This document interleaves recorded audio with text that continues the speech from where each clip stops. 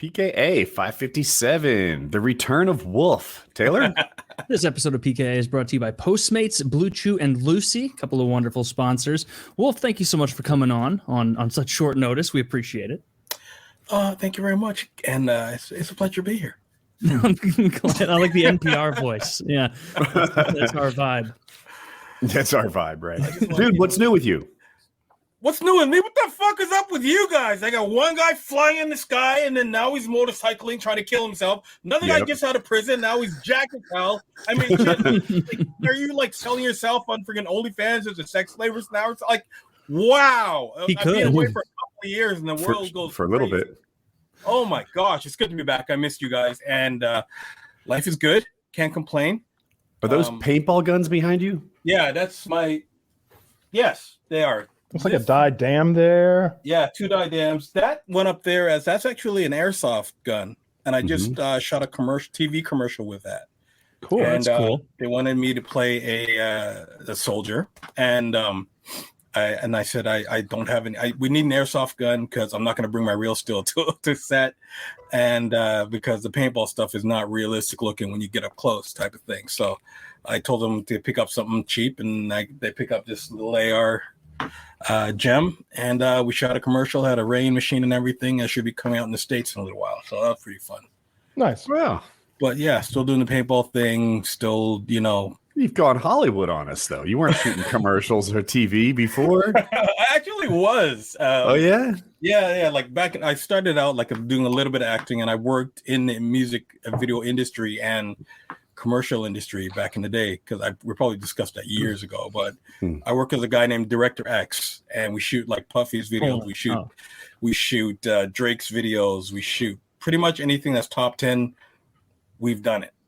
And I stepped back to do my professional paintballing stuff, but we just got nominated for a VMA for Pop Star by Drake, starring Justin Bieber, and a couple other videos there. So we got Karen Evans. She's an amazing director also, and she's been doing TV shows and stuff. So well, we didn't know you were cool. You should have mentioned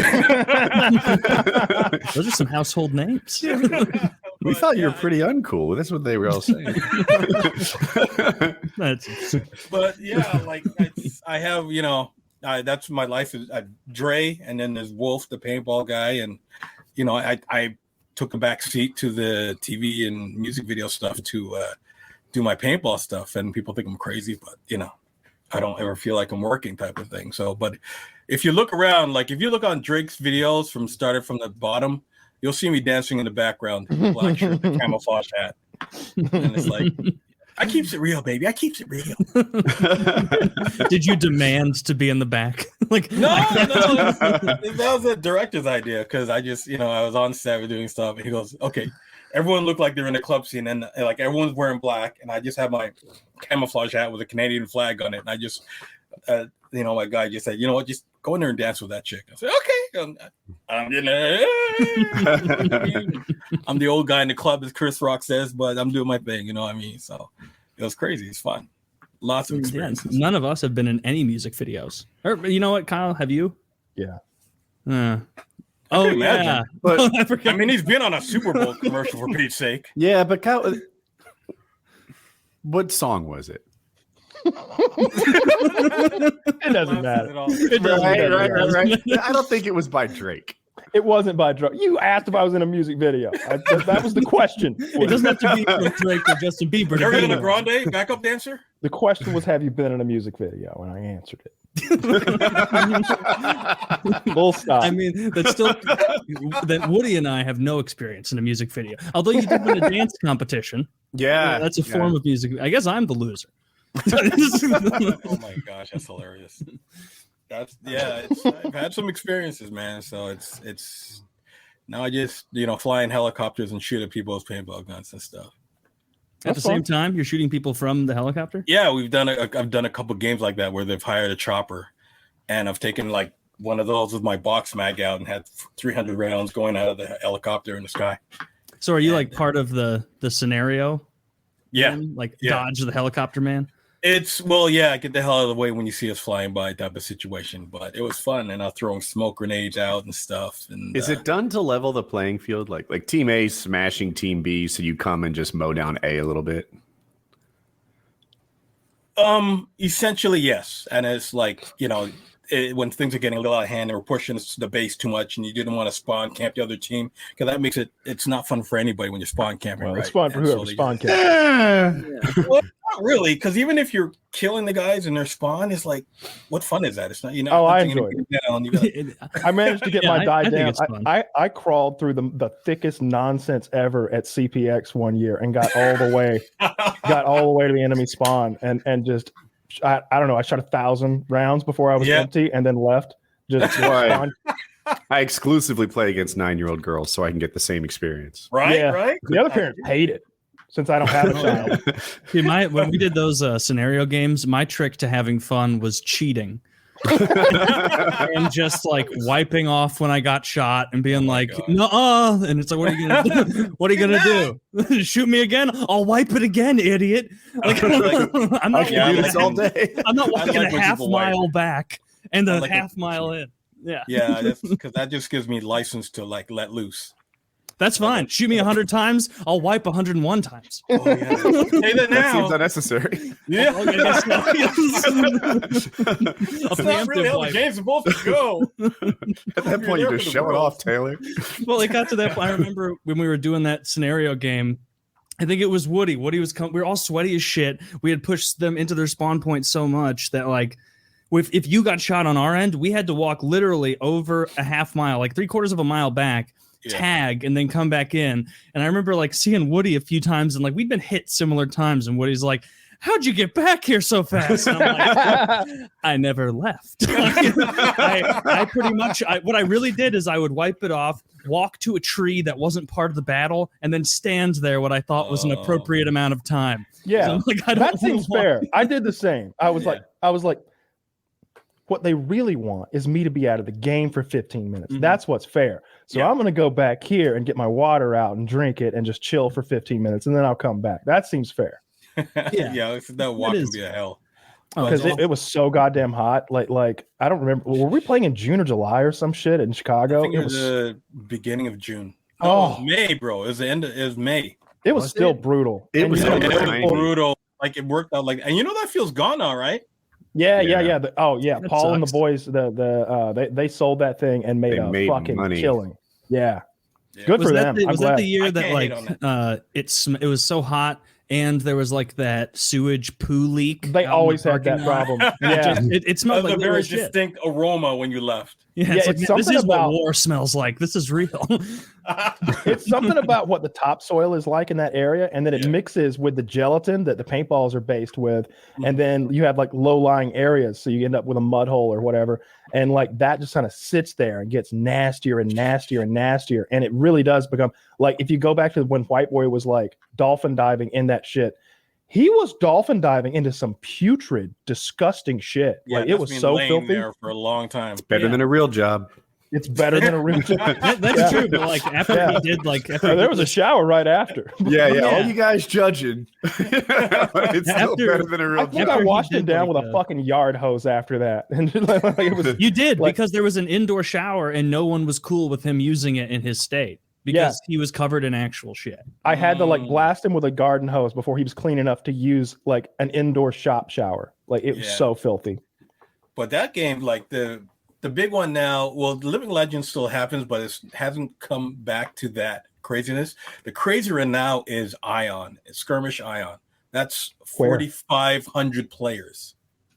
Where does it take place? That's cool. I think it's Pennsylvania, I think. Oh, shit. That's too far. Invasion of Normandy. Invasion of Normandy. That's awesome. That's the biggest one in the world. At the, what was it called? Legends? What was the one that I went Living to? Legends, yeah. Living Legends, yeah. At Living Legends, 12, 16 talented paintballers could make a difference. They could like push back the crowd to some extent, because most of the people are just drones like me. You know, if I was in Star Wars, I'd be dressed in white. I'm just one of those guys. But then there's a couple heroes who are good at this game. 16 Jedis. Yeah, 16 Jedis come in and make a difference. That's perfect. Yeah. When there's 4,500 people, what does it take to have any impact on winning or losing? That's pure organizational skills, and there's the tanks there are insane. Like they got, if you look on my YouTube channel, they got a tank there called the Mine Heron, and it's got like external cameras all around it. So when you're inside the cabin, you got a 360-degree view, and it's got night vision on it. It's got it shoots out smoke grenades. It's got 4 different ports for gunners, and you've got like 6 tanks going around, stuff like that. You've got tank commanders.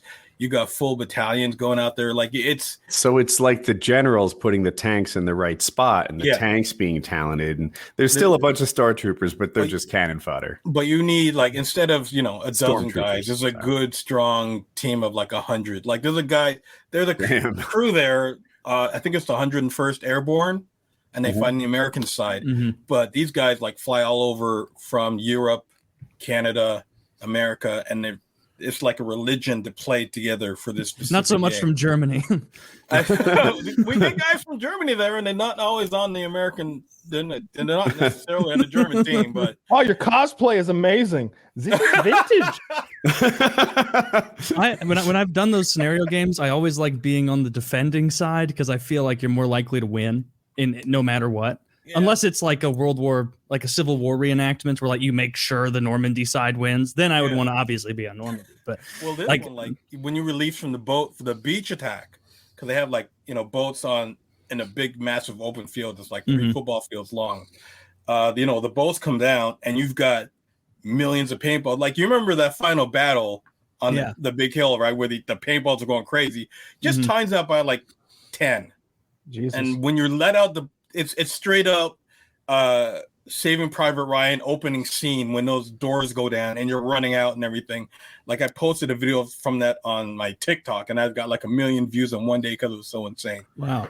But the intensity was like it will set you back for a second because you didn't think there could be that many people playing paintball at the same time. Well, I remember the top. So what it was you had to like grab a flag at the top of that hill. Yep. And both sides are just laying fire towards the flag, assuming that they're going to hit the other guy. But like, if you pop up, you're going to get hit arguably more times in the back from your own team than you are in the front. And so it was like, I remember there was like a brief little line of like 4 Titans who were just taking turns getting absolutely pummeled. And like, if you weren't there, you might not know, like Wolf is like in the character, doing like screaming at you like you're in a real war, which is a good thing because it's inspiring. It's getting you in the middle of it. You don't want a commander who's like, after this we have we're catering White Castle for every, like, no, you want someone who's like, this is for everything, for your families back home, John. It's like I'm getting amped up. This is great. Well, the thing is, what, like even though I'm very fortunate to play this game like every weekend and fly all over the world and stuff, but when you're there, like I treat every game like it's the last game you're going to play because some of these people, they work overtime for a long time just to play this one event, right? So I want every chance they get to be like insane and intense, and I want them going home with stories. So I lose my voice after every event because that's how intense it is. And I play with, you get paid to do your side of the event? Are you like staff? I was thinking, like if I were to hold an event, I'd want to make sure you were there, and I don't get like into specifics. I want you to have fun, but I also want you to make everyone else have fun, which is what you do. Yeah. Well, I'm a bit of a draw, and at the same time, I'm also good for promoting these events, and I like making trailers and stuff like that. So, it's to get me out to a field. You cover a certain amount, and I do what I can for you to bring those numbers up every year. You know what I mean? And if you're making money, I'm going to make a little bit of money, and just everyone's going to have a better time with it. You know what I mean? And it's like, it's a win to get you there for everyone involved. Well, yeah. And that's what my goal is. Like, I feel like crap if they're, flying me out there and I'm not, the numbers are decreasing and stuff. But you know what I mean? And it's like, it was a trip because a year ago, they flew me out to Mexico to play. You want to play paintball like a man Holy jeez. No, I don't want that at all. I really don't care about the insurance. You know what I mean? Like, like it's funny because normally my thing is when I go to a game, I'm like, okay, guys, there's no drinking on the field, and make sure you hydrate. And I don't want you falling from the heat. And I go there and I do my regular Wolf paintball speech and make sure you hydrate and, don't be drinking. And they start laughing at me and everything. And I go, why are you laughing? Like, there's no barrel covers in the staging area. Like, everyone's just walking guns out. We're going out to the field. First of all, the field was not a field. It was just like some patch of Sicario land that some drug dealers let them use, which I didn't know about till after because I would have peed my pants. But wow, there's like, one guy goes, don't go there. That's a tarantula nest, so don't go there. Snakes over there, and that's a cliff, and you'll die if you go there. So it's like, and they're we're walking out to play, and they got their mask up, and they're drinking cervezas, and I'm like, oh my gosh, this is insane. But it was so cool though. It's like freeing. The other team is the least of your worries. I know, man. That is legit, like, watch your six type of stuff. But it felt good, though. You know what I mean? So, do you always use like the realistic looking guns when you do these scenarios, always. Or do you always? That's good. That's because I remember I remember seeing you wearing an amount of clothes that I would describe as smothering. in that heat and being like, that guy's so committed. He had like Evian bottles like a bandolier or something. I go out full Milsim tactical every single time. I find it's like a challenge to myself to try and push myself as much as I can. And there's a lot of guys out there even sometimes wear more stuff than I do. But I just see it like, I'm not comparing myself to like real soldiers or anything like that. But I'm thinking if those guys can go out in the bush and in Afghanistan and do it for 6 months straight, I can handle it for 2 days. You know what I mean? Like, man, F up and I go out there and like I've played in like Los Angeles and it was like 114 outside and people are dropping like flies and stuff like that. And I was like, I just kept going. And it's like, I get home, I do hot yoga to assimilate myself and stuff like that. And it's like, did the dog come and eat your potato? Sorry. He ate your whole potato. But yeah, man, I wear the full gear, the full camouflage, the full, I got alcohol packs, I got radio sets, the whole deal. Like, I look like a Call of Duty character every game, and do all of those guns behind you shoot those like winged balls that go more accurately? Oh, the first strike rounds. Yeah, those are the new. Well, they're not new. I don't know. Not new anymore. No, they're not. If you're watching this or watching, essentially they're called first strike rounds, and they're paintballs, and they have fins on them, and they go about double the distance of a regular paintball. So we call them, sniper rounds, first strike rounds. My die dams will shoot those. Most magazine-fed paintball guns will shoot those things. So they're a game changer because I've done videos where I'm shooting with my box mag and I'm going, can't reach you guys.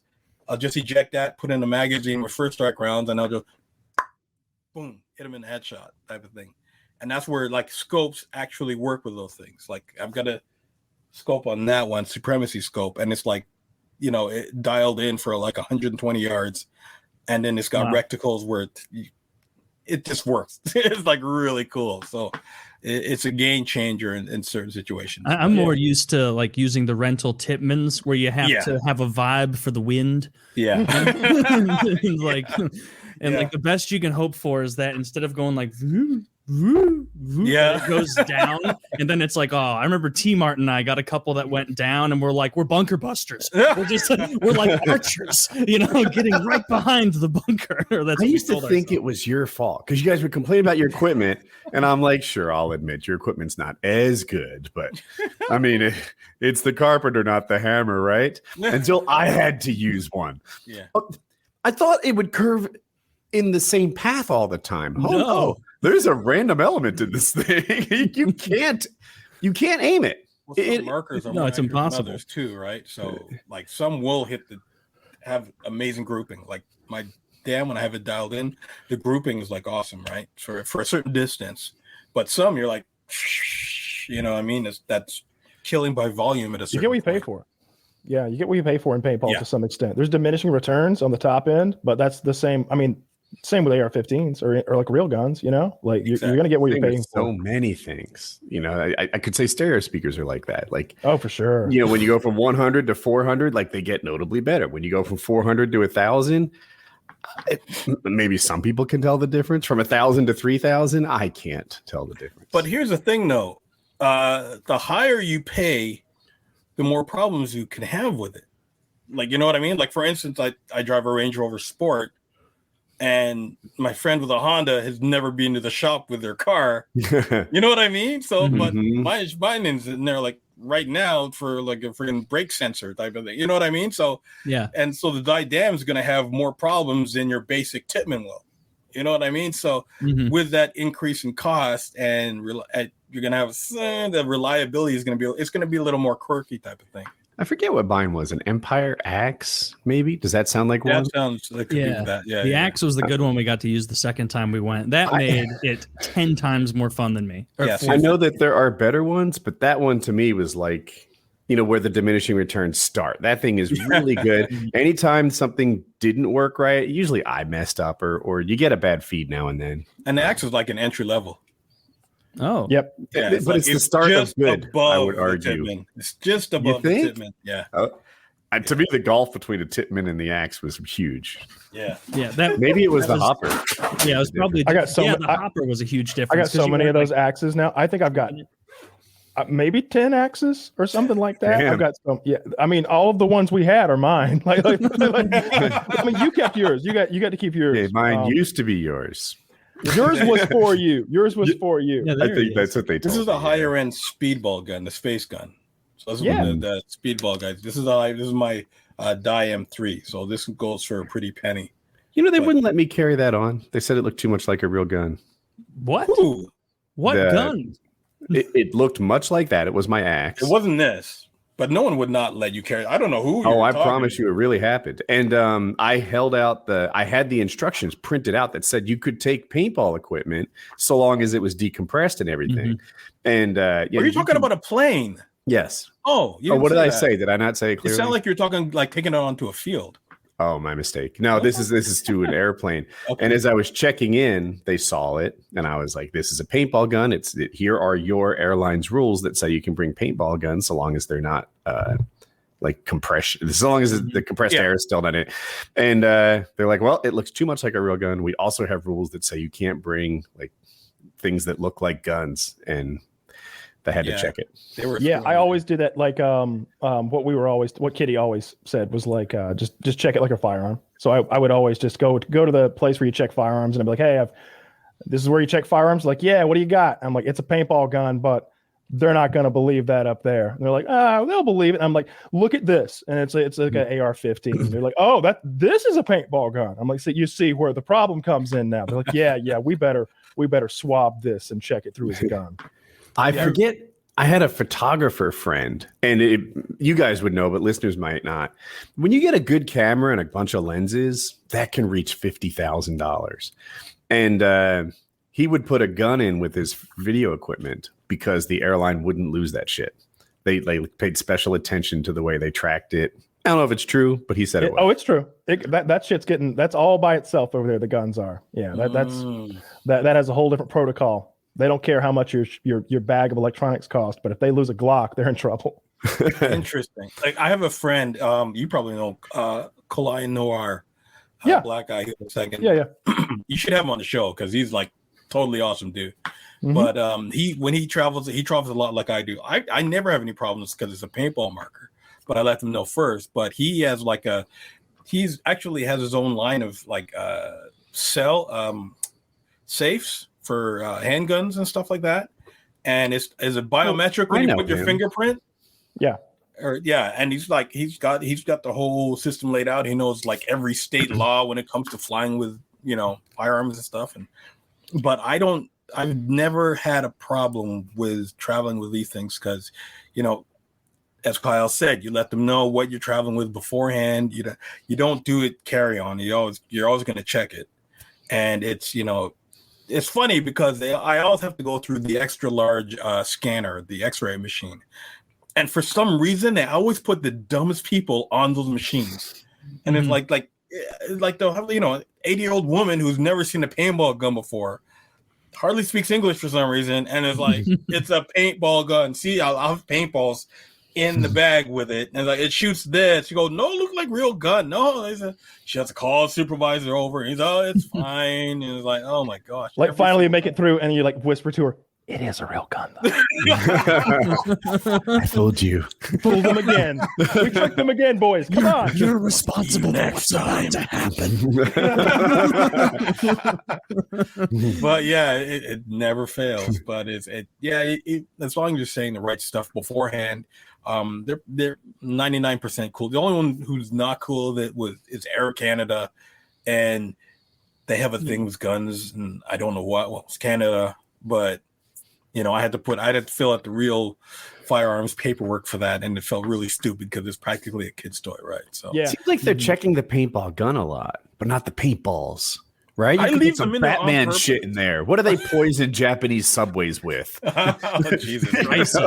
Right. Telling you. Maybe I feel like there's some nerve gas they use. Yeah, it was nerve gas. I can't remember the name of it, but that's For what? The it's- paintballs? No. Yeah. The stuff they poisoned that Japanese subway with. Oh, yeah. Okay. Yeah, right. So legit paintball gun, illegitimate paintballs. That's the trick. Well, I have pepper Interesting. balls too. I was about to say the pepper balls. Yeah. You Bring guys, those to a tournament. You're gonna win. Yeah, they won't like me too much. You hit someone, they're out all day. Didn't you get hit on purpose with that one? Oh no, you got hit with pepper spray. Pepper spray. Yeah, I've been Yeah. pepper sprayed. Yeah. So Yeah. the It's not so pepper bad. balls. It's not so Make- bad. but pain doesn't have a good memory. Maybe you're right though. I don't know. I've never been pepper sprayed, but something Like about the, pain is absolutely awful to endure. And then even 1 hour later, it's like, yeah, I toughed through it. It's okay.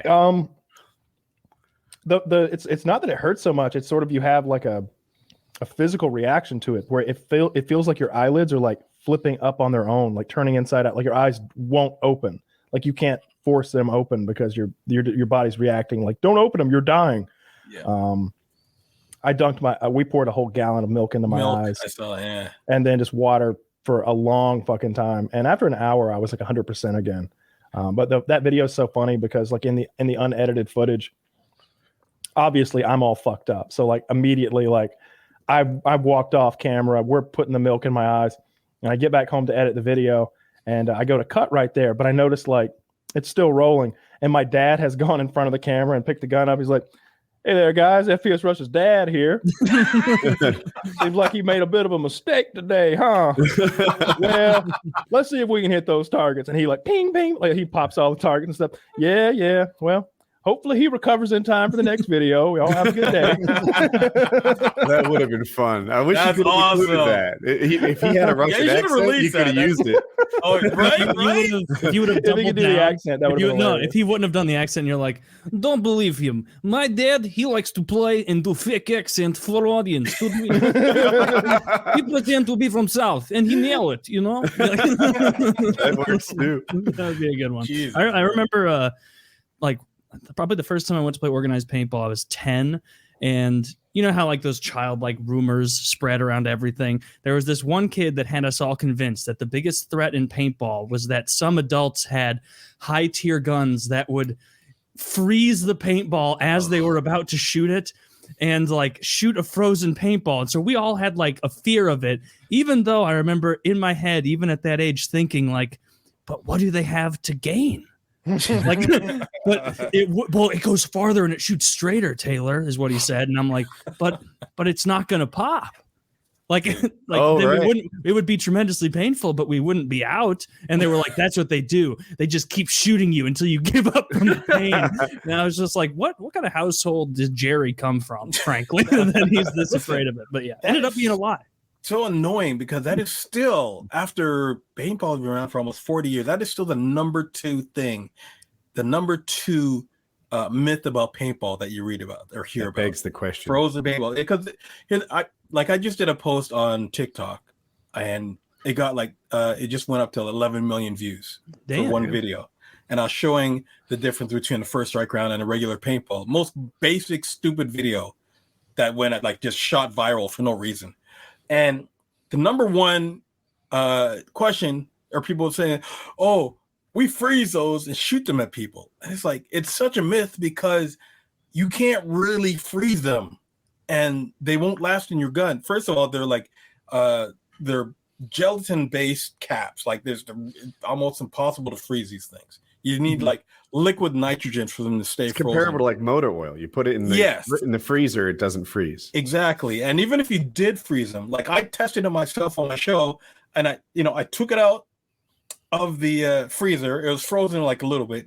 Put it in my gun. By the time I got outside, the gel that encapsulates it like was destroyed after being frozen. Oh. So when it shot, it was just like mush. When it thawed out, if people don't know, the inside of a paintball is like an oily paint, and the outside of a paintball, how do you describe that? Like membrane. It's what you use for gel bath things. When you remember those things that you put them in the bathroom? Yeah. And like a bath gel, right? Or like it's almost like a circular Ziploc bag, like if it were wet, like and that part goes away. It has an odd consistency because, like, when they break, like it can be kind of like eggshell, and it'll actually cut you sometimes. Like if sometimes they go through like the holes in my mask and like splatter on my neck and face, and like you get these little cuts, but like at the same time it's sort of bouncy when you squeeze it. It's a weird consistency. Like they'll bounce if you drop them. Can you squeeze it a little bit? It's off camera. Yeah, I don't. That's where it breaks. It's gonna explode over my laptop. You can squeeze it a little bit, but yeah, if you hold a paintball, you can deform it a touch. It's a little. No, they're pretty solid, bro. Like you can't really. Yeah, if you squeeze it enough to deform it, it's gonna pop. Maybe I'm wrong. Well, so Wolf would know. What is you said that's the second most common myth or misconception? What's that it hurts really bad. Oh, that it hurt. No, that part's true. You lying son of a monkey. No, it hurts a lot. It is awful. My thing, hold on. It's like getting hit with an elastic band.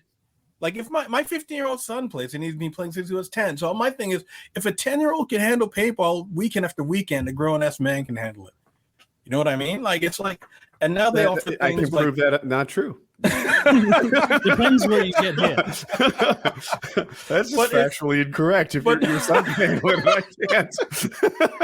It depends where you get hit. It depends it depends how fast it's going, right? Yes. Up like I've been shot like up close and personal on bare skin. That stings a little. And it depends how many times you get hit. Like I've never been hit once where it was like a big deal, but something about like the cumulative effect of being lit the fuck up. Like if you get shot like 10, 12 times, like.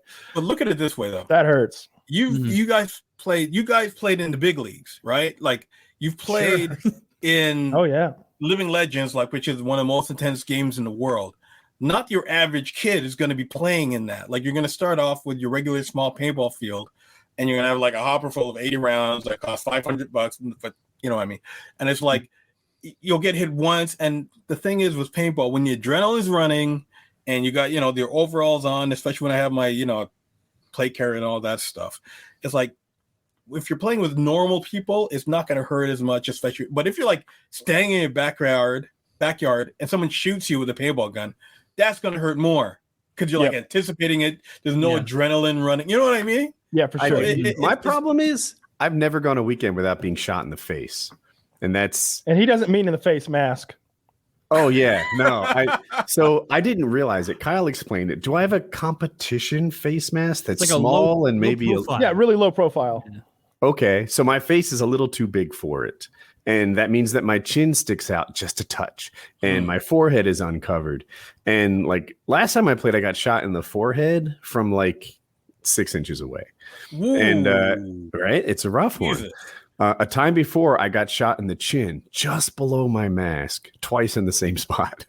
Who are you playing with? Like they don't believe in mercying people and stuff? No, it was his teammates. The teammate like barrel sweeps him and shoots him in the fucking face right next to him. Oh, yeah, okay. Exactly. He was holding. So what happened was I was like running into a door. Like I did like a brave thing, shot my things, and then I was retreating back to cover. And maybe he didn't know I was on his team, or maybe he was just careless, but he shot me in the face from a foot away. Yeah, we were in it was in Chicago at what is it place? Nitro or something? Anyway, not in Chicago.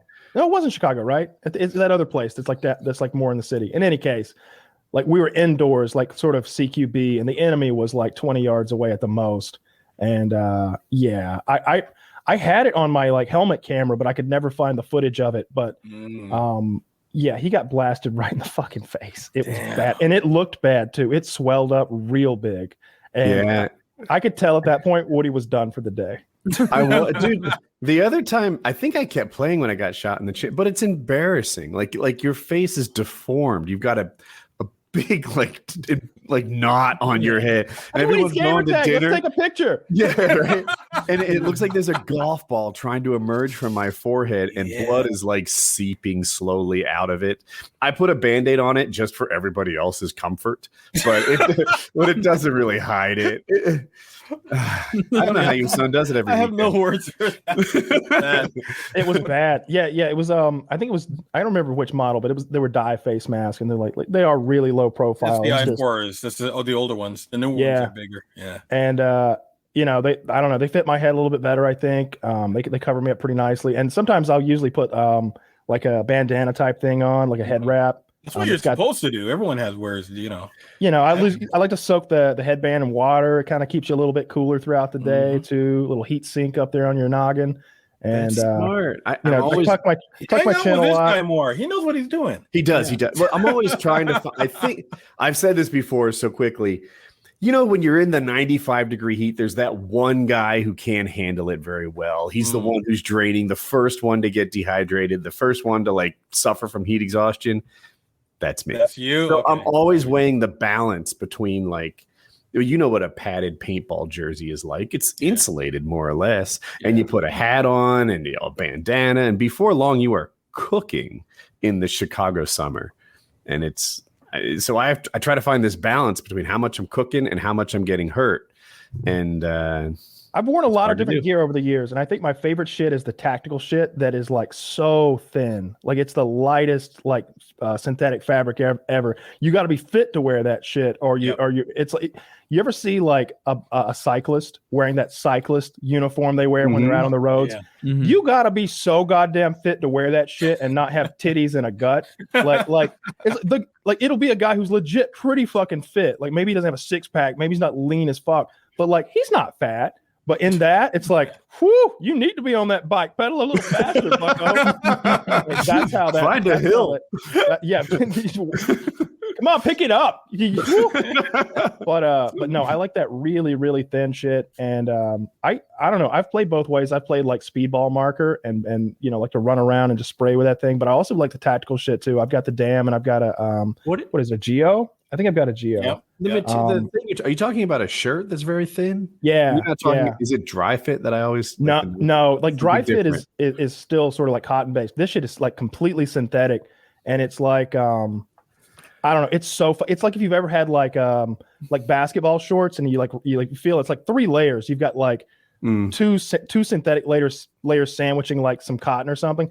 It would be like if you had a shirt made out of just one of those synthetic layers. Like, I mean, it is paper thin. Like it's almost like you feel naked out there. The wind's just penetrating it perfectly. You feel a good wind too. Cools you down. Yeah, it cools you down really well. Yeah. But no, I mean, you're out there all day running around, trucking around. What's not an insignificant amount of weight if you've got like a full pack of pods and your paintball gun and your tank and your mask and everything. You're carrying around an extra 20 pounds or something like that. And then you're trucking it all day. I would work out before an event. Like I would start like 6 weeks prior, like doing cardio and like, running hills and stuff. Cause like, I remember the first event I did at CPX was just like an FPSRussia fan event. And like several hundred kids showed up to play with me and plunked down like $150 or something like that. And it was like, I gotta be out there every round. I feel like I'm letting everybody down if like FPSRussia's not out there to play. Like they're there for me. They don't care about playing paintball. They're here to play paintball with me. So like I can't take a round off. So I played every round of paintball for 2 straight days. And on day 2, I could barely walk. Yeah. I could barely fucking walk. Dude, you got to try this. I just did a workout. I posted it on my Instagram, and it's like someone showed me this. You put your I have a treadmill. You put the treadmill on the full incline. You carry 2 30-pound weights, and you just walk for half an hour. And I go, oh, wow, that sounds like a piece of cake. No, it doesn't. I was so I carried my forearms. I had my forearms. I had my full kit on. I had 30 pounds in my backpack on at the same time because I thought it was going to be a breeze. And by the time I was done, I was drenched in sweat. Don't be a sissy. Your son does it every weekend. Dude, the speed was on like 1.5. You know what I mean? And it's like I was just a slow walk for half an hour incline. I couldn't lift anything I couldn't work out after that. It was I do a lot of farmers carries. Obviously I'm not walking for 30 minutes. I do like 3 or 4 sets to failure. You know, I'll pick up like a 90-pound dumbbell in each hand and just walk until I can't hold it anymore. I'll just drop them on the floor, just walking like laps in the gym. But there's a fireman who comes in sometimes while I'm working out, and he puts on his full fireman gear. Like the O2 tank, the full heavy coat and pant, like everything he would be wearing if he was like walking into a fire. And he gets on the Stairmaster and he goes. Yeah. And like once he's done with that, he goes over and starts doing dips and fucking chin-ups with the full gear. And like he can't do a ton. Yeah, full gear. Like I don't know how much it weighs. I don't know how much that O2 tank weighs. I'm sure it's carbon fiber and like as light as tech can make it, but it looks heavy. And when he comes out of it, he's fucking drenched. He's one of those guys that brings the full gallon jug of water with him to the gym.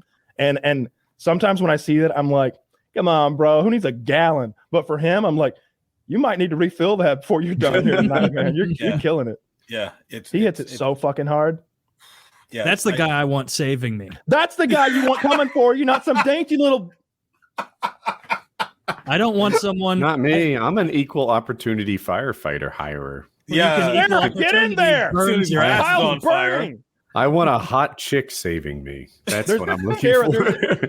Kyle's in there. He's 6'2", 194. He's down and out. You're gonna have to kick the door in and get him out. Shit. Where's DeAndre? He was at the gym last night hitting it hard. I mean, if you I want DeAndre coming for me because I've seen what he can do. DeAndre can throw me over his shoulder and get me out of there, no problem. He could throw me on his shoulder and do that fucking Stairmaster if he wanted to. That's a big boy. By the time the woman got through the door to save you, you'd probably only weigh 60, 70 pounds. Yeah, there'd be very little. There'd be very little of me left. But you know what? To be fair though, like I had a girlfriend in high school. Her name was Dawn, and she was one of the first women to make it on ETF, which is pretty much Toronto SWAT. And like when she got, you know, I saw her a couple of years after high school, and she was stacked. You know what I mean? Like she was like looked like a bodybuilder. You know what I mean? So that this is always the counter argument. Big titties. No, what about Ronda Rousey? Would you let Ronda Rousey save you? It's like the answer's no. No. What, is she going to wrestle that door to the ground? No. She's pretty strong though, and she's a judo person. She can carry people. True. She can flip people. I don't know if she can carry people for long distances. I saw that picture of her nude last night, and they like hyper zoom in on her vagina, and you know she's got like that weird moose knuckle thing going on. Older picture, right? Yeah. The comment was like, even her pussy has cauliflower ear. That's rough. Google that guy. It's celeb NSFW. That's the subreddit you want to go to. It's good stuff. She's really hot. They weren't supposed to release that picture, by the way. It's kind of shitty they did, because it was you know she's covering her. They're like she's covering her tits up, but it's a full body shot. They're supposed to crop it at her like waist. In any case, I don't know, man. There's no way Ronda Rousey can truck up some stairs in fire gear and save a grown ass man as effectively as Taylor can. Yeah. Like right now. There's just no way. No way. Like I was disagreeing with you until you got to the end. Like I believe she could get up there and do it. And then you added as effectively as Taylor. And it's like, well, no, not as good as Taylor. Not as good as a guy untrained, some dude. Yeah, right. Some dude who can fucking bench over 300 pounds and like outweighs more than the person he's saving, right? That's what you want. You don't want someone who is pushing what they can do to their limits. She's doing it. She's at like 8 or 9 out of 10 with her like everything she's got to save me. Taylor's still at like a 6 out of 10, right? You want to be able to get in there and save the person and then deal with any adversity that might come up. We're talking about this magical scenario where, okay, you go up the stairs, third door on the left, kick the door in, he's on the floor, pick him up, then get him out. What if a fucking beam falls? What if there's a kid too? What if it's me and my son? Well, leave the son first of all and take me. but if you have to save my hypothetical bastard son, then I think Taylor can get me and a toddler out. He could, you know, I'll get you out of there. Get me out of there. That's I'll prioritize you. Prioritize I know you me better than your fake son. Yeah, no. Yeah. The son just represents years of child support payments. Leave him. Yeah. alone. I'm like easily carrying Kyle. Like, oh no. Theoretically, I'm of the mind that I'm an equal opportunity employer. But I was watching footage from Afghanistan, and I saw these this platoon of soldiers holding back guys from the airport, and it's a pure on shoving match, right? And it's like you got thousands of Afghanis trying to get into the airport, and you see these soldiers just pushing them back. Like when you don't have to rely on a gun, and it's pure energy and power. You know what I'm saying? And it's like, can a woman hold the line with you like that? Because you just need one weak link in that line to let the few guys come in and then come up behind you, right? And it's like, can a woman do that per se? And look, we always break it down like this. It's not a woman thing. It's not that I have an issue with a woman. I don't want some Nancy boy coming up there for me either. I don't want some little fucking 135-pound dude who just barely made the fucking cut coming up there either. I want somebody bigger than me coming from me. Right? Like where do you find these people, Kyle? You don't want Steve Rogers Kyle, have America. you met you? What the I've met me. Look, I'll tell you what, DeAndre's bigger than me. DeAndre's probably like 6'3", 230, and like he may not be lean as fuck, but that dude, he'll drag me right out of the building. Kyle wants fucking like Juji Mufu to backflip in there. He would be a hell of a Juji, thank you for coming, but why did you bring the dumbbells? What do you did farmers walks in here? Yeah, well, up on my back. He's like, he's doing split squats on the way out. Split squats on the way. He's doing weighted lunges with the flames at his back. Weighted lunges with me on his back, saving my life. Like, look, I get as he drinks protein. I mean, look, Stipe's a firefighter, right? Stipe Miocic, former heavyweight champion of the world in the UFC. That's the motherfucker you want coming for. You want. Look, if you want to like do something so that like women get more directing jobs in Hollywood, fucking go for it. I'm not going to watch the shitty movies, but I'm glad that they're getting the jobs. If you want to like make sure that enough women are in like the front office of like professional sports teams, if you want to make them referees at the NFL games, absolutely great. Everybody needs to be represented. Fucking rainbow of colors and shit. But if I'm burning alive on the third floor, please send me somebody who can handle it. And I don't mean some little bitch boy is what I'm saying. Like more liberal than me on this issue. I just want it all to be a meritocracy. That whether it be the guy that needs to meritocracy, and you guys know, it's not about equality anymore, Woody. It's about for the audience. It's all merit based, right? So if you want to direct a movie, then you need to be the best at directing movies. If you want to be a fireman, you need to be good at that. There's a big controversy right now with PBS. Because are you familiar with Ken? You're familiar with Ken Burns? PBS. Yeah. So Ken Burns gets a ton of funding from PBS to make those documentaries.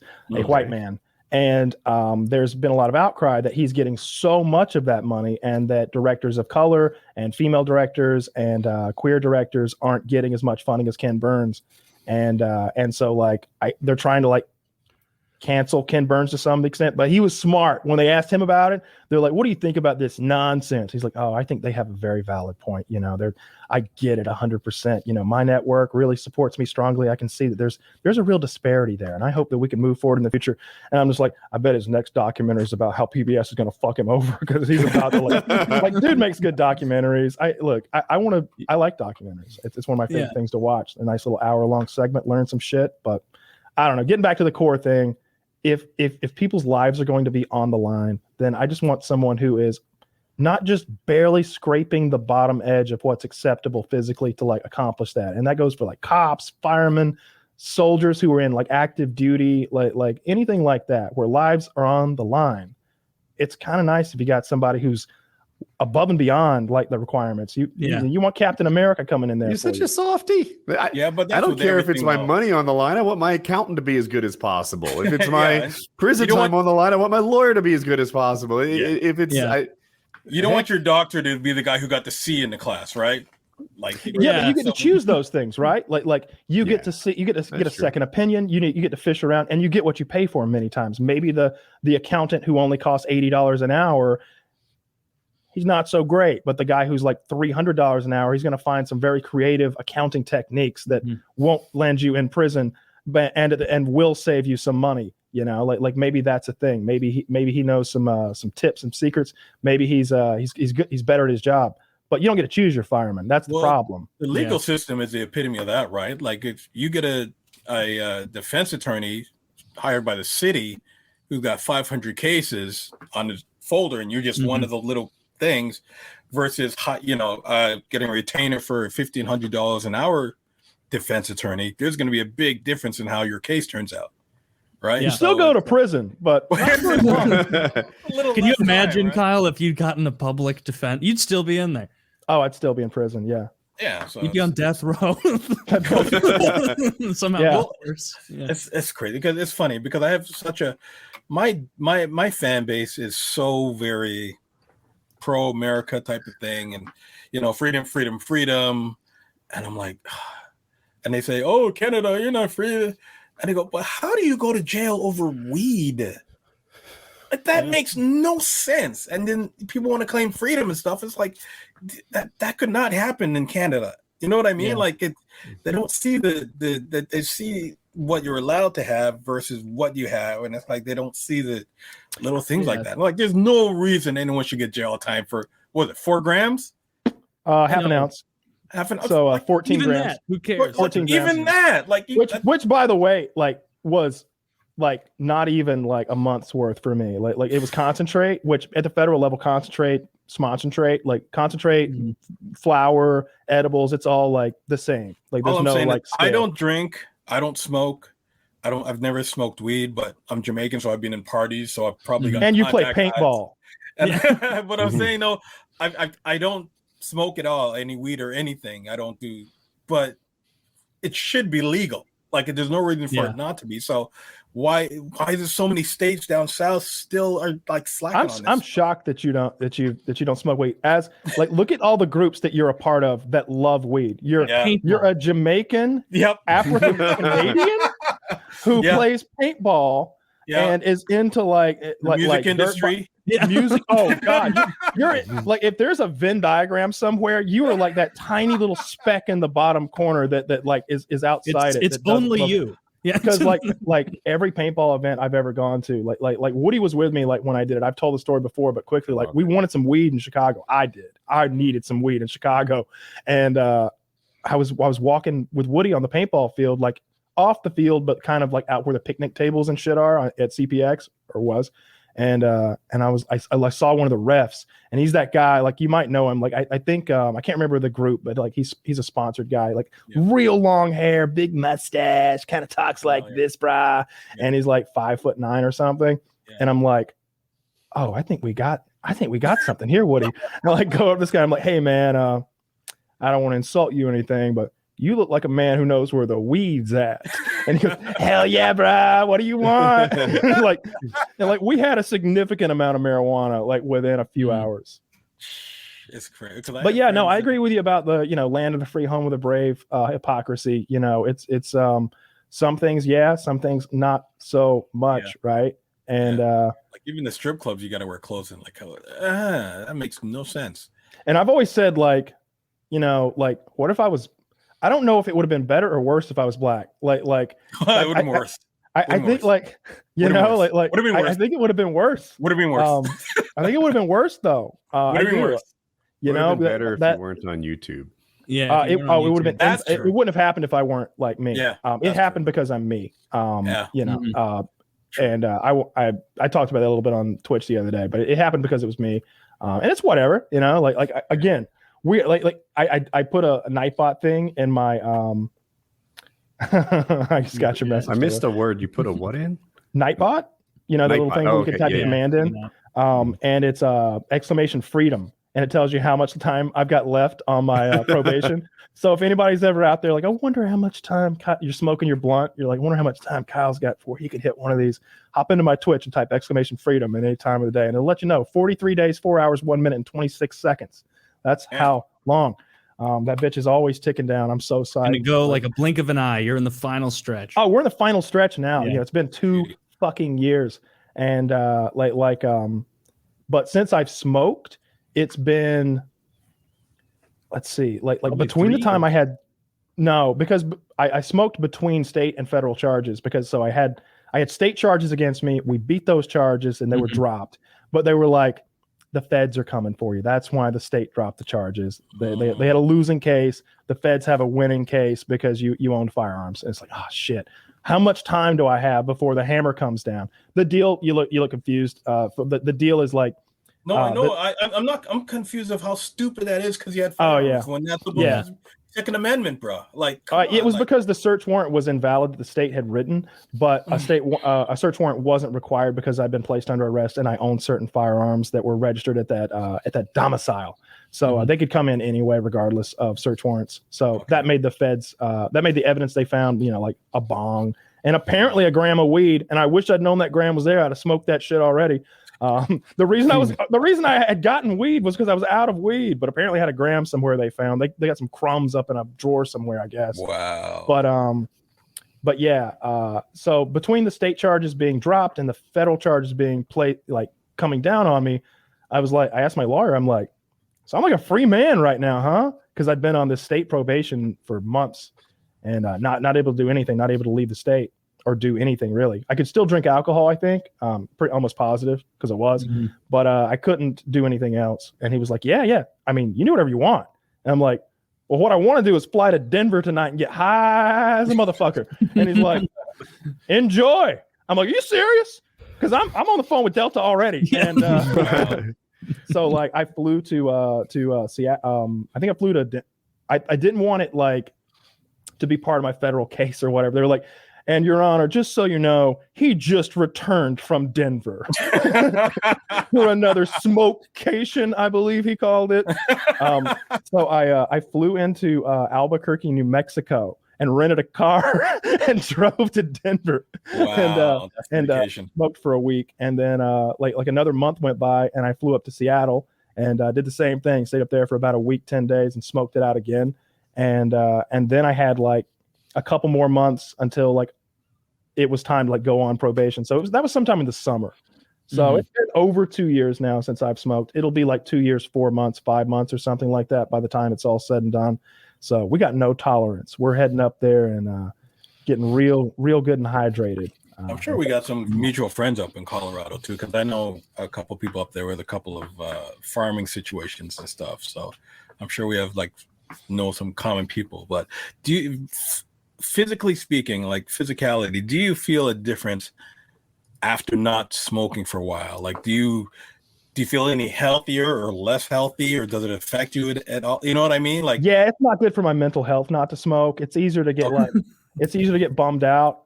It's easier to get stressed out. Like I've got anxiety, and so like I kind of need marijuana in my life to keep an even keel. So it's easy for me to get bummed out, a little depressed, which is a very common thing. That's why you have medicinal stuff, right? So sure. I'm going to get a medical card. That's one of my first moves. I'm moving out of the state. You shouldn't have to, man. Like, come on. Yeah, I'm moving out of the state this fall. I'm going to go on my little smokecation with my boys. Stay out there for 2 weeks, maybe a whole month, if somebody wants to stay out there with me a little longer.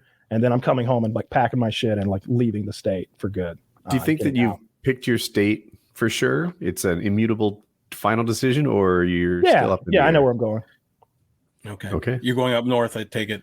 Yeah, going to Colorado. I'm going to move out to Colorado. It's a little chilly out there. You can handle that? I love it. I love the cold.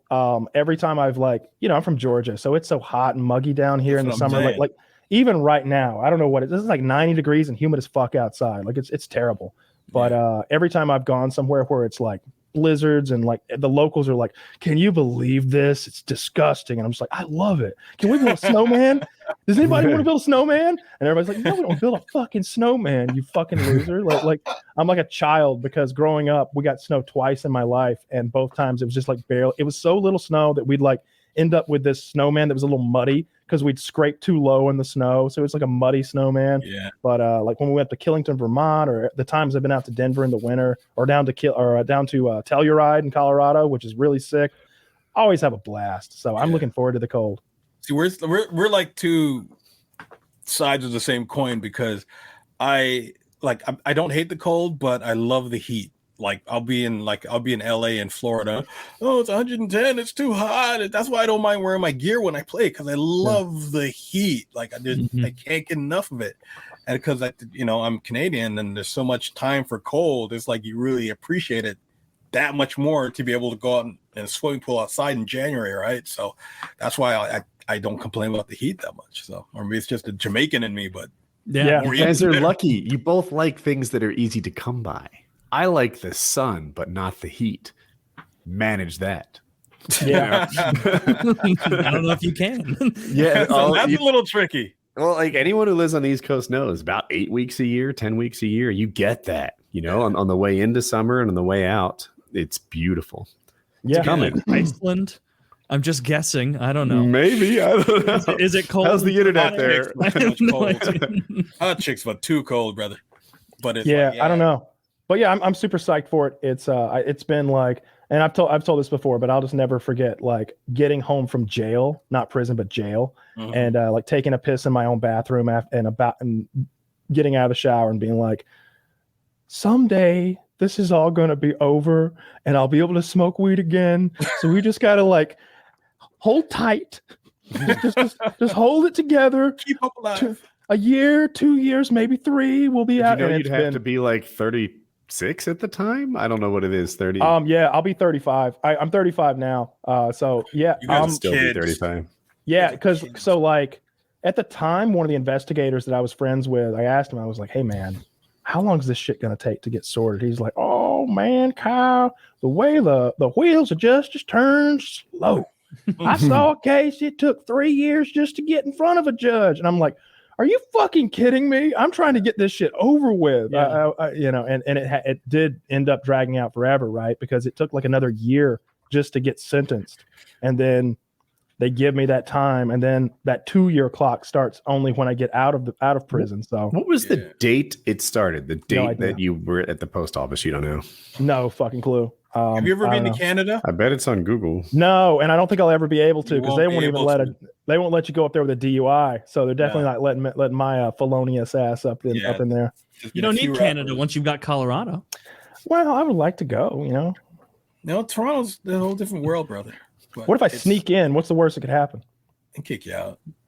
I've been kicked out of places before. I've been kicked out of worse places than Canada. I'll tell you that right now. Ask you to leave, No. Yeah, All right. I Well, have to I ask guess you very nicely, though. then fucking stay then, I guess. He said no. Well, we were trying to run him down, but his car is way faster than our horses, and there was the The movie. worst Canadian accent ever. Like, come it's on. fucking horrible. Like, you don't hear me talking like that. Jesus. I looked it up. It all started August of 2017. Memory lane. Feels like so long ago. Prairie Lane. Yeah, that was a That's That a is a slow burn. What was the year? grueling 2017. Let me double Fuck check. me. Yeah, I'm right. August 2017. 4 Almost- fucking years. In Yeah. 4 years, I'll have only smoked weed like a handful of times. Oh, it's so awful. Oh, That's crazy. you gotta keep And in this will mind, be the first I time that you really smoked. like weed. Like this Nothing would be wrong like if they with took that, paintball away from you, like something that you'd like to do like all the Oh. time. Like Oh, right my now, you're probably thinking like, man, if there was like a pickup paintball game outside in the neighborhood, I would go. I mean, if, they were like, if you I'd heard somebody smoke some out, kids. if you heard somebody outside go, "Yo, Wolf, bring it," and you look and they've all got their masks on and they got their fucking Tipman, you'd be like, "You little motherfucker." That's how I am about weed. Like I could just smell somewhere and I'm like, "Oh, I bet they like me to join in on that." I know I do. Oh, I'm looking forward to it, man. It's gonna be good. That's crazy. It'll probably be even better. Like, Oh, it's gonna mentally be- for you because like Appreciate it this will more. be the first time that you'll be smoking where you're also in like phenomenal physical shape. What's that movie with Dave Chappelle and he got a hold of the experimental weed and he was in like heaven smoking it after? Is that half baked? That's Half baked. baked. Yeah. And they just have that whole scene with them smoking it different ways and stuff. And like, yeah, I just picture that. I told my Twitch movie chat rocks. that since they had been so cool, I was gonna like not even start out slow when we get out there. We're gonna start with the distillate. We're gonna start with the that 95% pure shit. We're gonna do a dab of that right away Christ. and hop on Twitch, hop on Twitch live, just baked out of her mind. And I also told them that I would take an enormous edible for the first PKA that we do while we're out there. So there's gonna be a PKA. This is the sort of stuff that you guys get to make happen over on Twitch / FPS Kyle. Apparently, I'm going to be taking a gargantuan edible for the first PKA that we do while we're out there. This is how Only Use Me Blade got his start. Yeah, Yeah. yeah. Not gonna go down that rabbit hole. I'm gonna have to be a little more careful when I say things like that, because I would like just things got out of hand very, very quickly over on Twitch, in a good way, I suppose. But now I have to do some things, so we're not going to do things like that anymore. I think my next sub goal is going to be to stream Rust for a week, and There you go. which is so much less healthy than smoking weed in enormous amounts. But I'm going to do it. Like when I'm playing Rust, it's like I have enough time to like get my workout in, shower every day, and and play Rust, and that's literally it. Which I guess will be good for streaming. But I'm not. Are you guys still gaming? Like, Woody, you still play it all, or? I go in spurts, so I'm not gaming right now. I'm kind of into like outdoor. I'm into paramotors, motorcycles, and fitness. It's kind of been my thing lately. Yeah, I started up on Twitch last week, and that's been going really well. So I've been playing a bunch of different stuff to just kind of see what people want to see. I think they mostly just want to chat with me, so everything else is kind of like secondary. So I've been playing a good bit of like cash game poker and like streaming my poker games. Okay. Yeah, I play with a few you're friends. allowed to do that on Twitch. Well, I play. Yeah. I play with some friends, so it's like there's no rake. So it's not technically like online illegal poker. It's like it's a How private do you game. manage the secrecy aspect? Like I put my camera over my whole cards, so they I kind of have fun with that, because like the people I'm playing with are watching my stream. There's no way I can like there's no delay. If I delay, then I can't chat with the chat like in real time. It becomes an issue. So but I can kind of have fun with it and play it against the players that may or may not be watching my stream. I'll be like, all right, chat, we got a big hand here. Let's see if hopefully he raises this. And I've got nothing. I'm just hoping that I get to see another card for free because I'm drawing it a straight or a flush. So Nice. I've been suggesting that move. Every poker person says that doesn't work. Well, see, that's a different kind of move, because like it's not that I'm saying it and they don't know that I know that they're listening necessarily. Okay. You know what I mean? So like then they're dumb. But not all of them are watching the stream. Only a couple of them are, and I never know which ones of them are watching the stream. But and I'm talking to the chat, kind of off to the side. So it's a whole thing trying to. But if you're just in the game and you're like, I've got it, better not call. That's not going to impact their decision making at all. The best thing you do is shut the fuck up, because then the person starts second guessing themselves. Which poker game do you play? Like, what do you recommend? Texas Hold'em. I play Texas Hold'em. No, I mean the program. Like, Poker Now.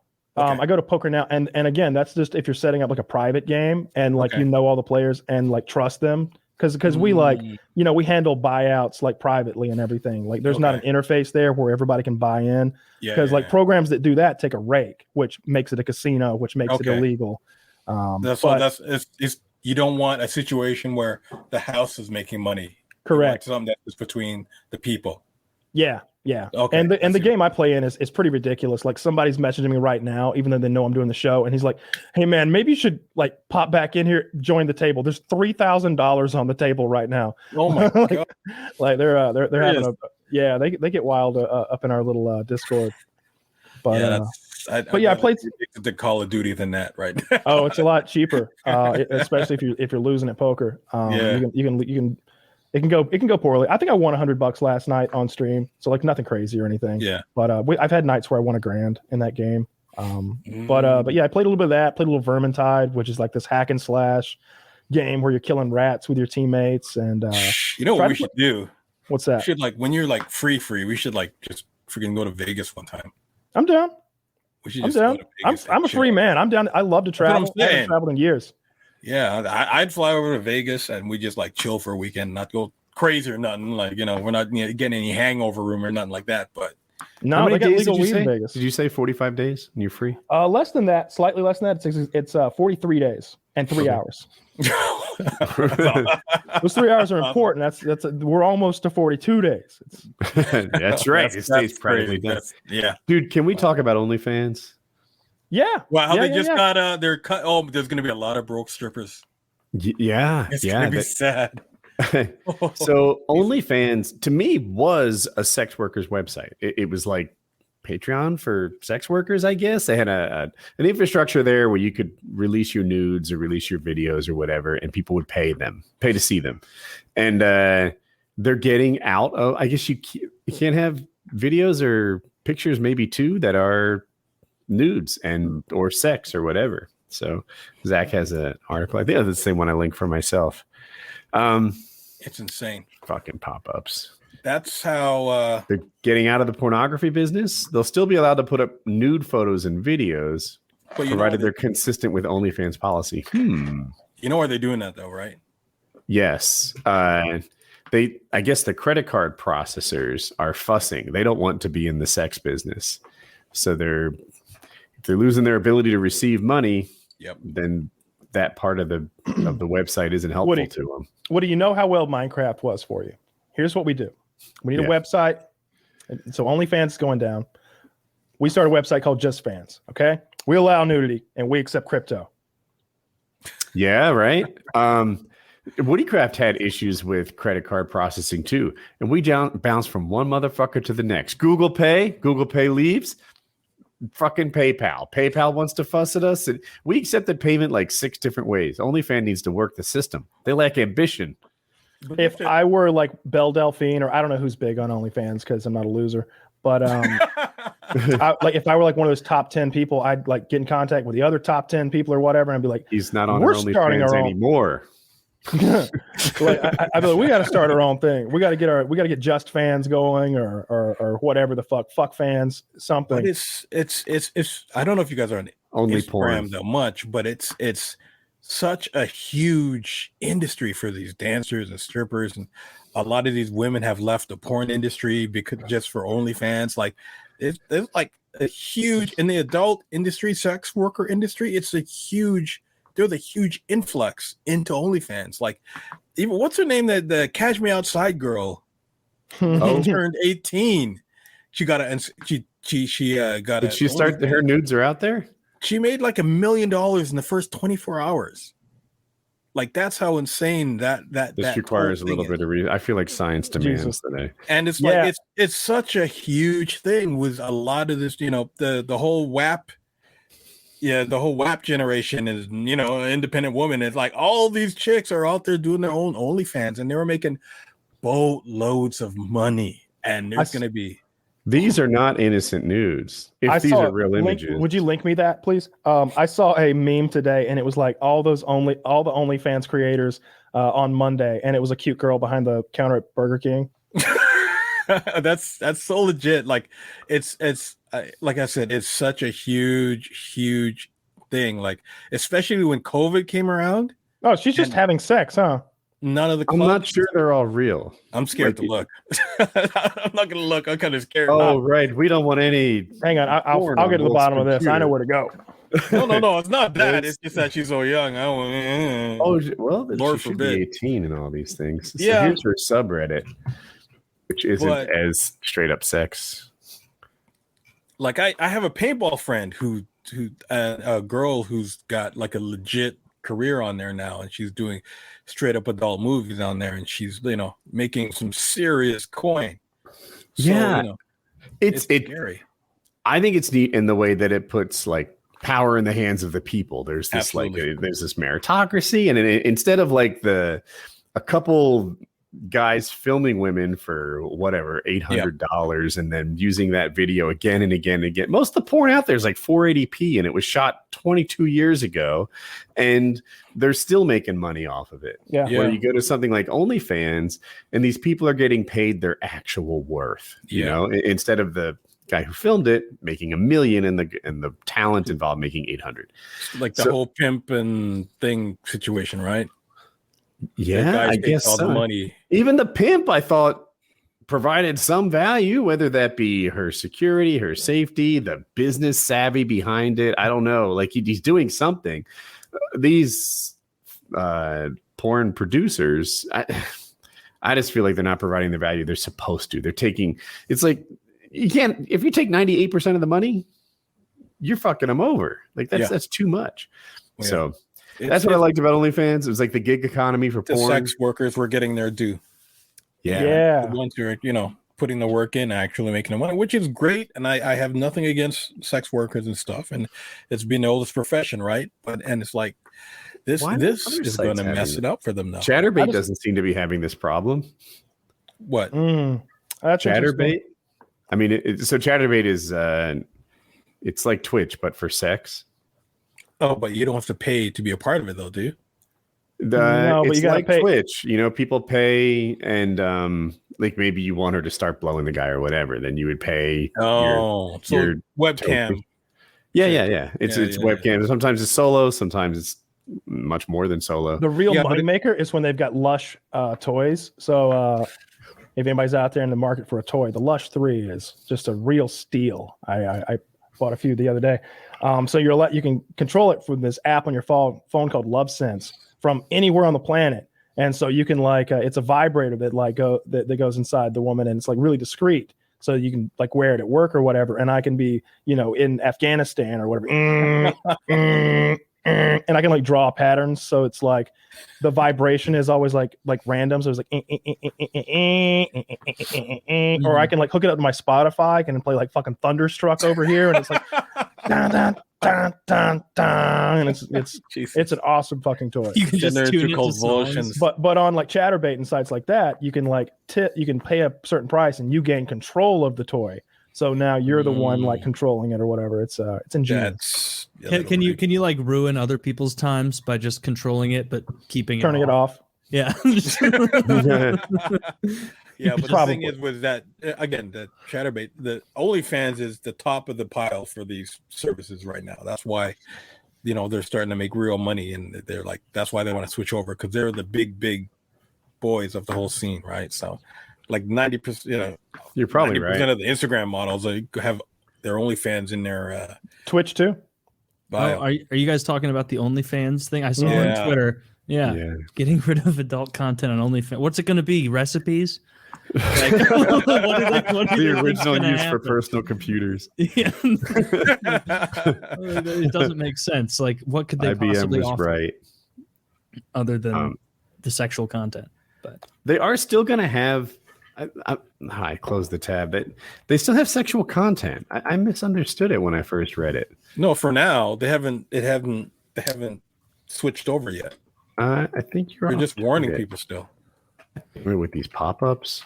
Now I literally can't go to the article. But yeah, I'm pretty sure that you're still going to be able to have nudes. But then what are they getting rid of? Oh, here it is. Starting in October, the company will prohibit creators from posting material with sexually explicit conduct on its website, which many sex workers use to sell fans explicit content. They will still be allowed to put up nude photos and videos, provided they're consistent with the OnlyFans policy. Oh, so what does it need to be? Artistic nudes? Are we talking about sex acts are now prohibited? Maybe. Yeah, you can't like have sex with another individual, but you can like masturbate or maybe not even masturbate. Maybe you can just be naked. Like penetration type. But isn't that inherently sexual? Well, only in the way they're doing it. Only if you're some sort of disgusting man, and it's about art, Taylor. That's why she's shoving the whipped cream in her asshole. It's a commentary on capitalism, idiot. That's why she's doing anal whippets right now. It's art. Okay. How's that for a review? I mean, she's dressed up as the Stay Puft Marshmallow Man. It's a bit. This is a comedy show. Okay. If you're getting off, you're the sick one. It's gonna be straight up furries on there telling you. Don't get me started on the furries. That's the one thing I have no patience for. No patience for the furries. I don't care if you're into feet or if you're into like fucking like jerking off with fistfuls of earthworms, but like if you're if you're dressing up as a blue fucking fox and like opening the like rear hatch or whatever, so that that's so silly to me. I feel personally attacked by this line of accusation. Yeah, I've seen your costume. One word: dry cleaner. Okay, you've got to do something about the smell. I'm not sure that's one word. One word, Woody. Take your suit to the dry.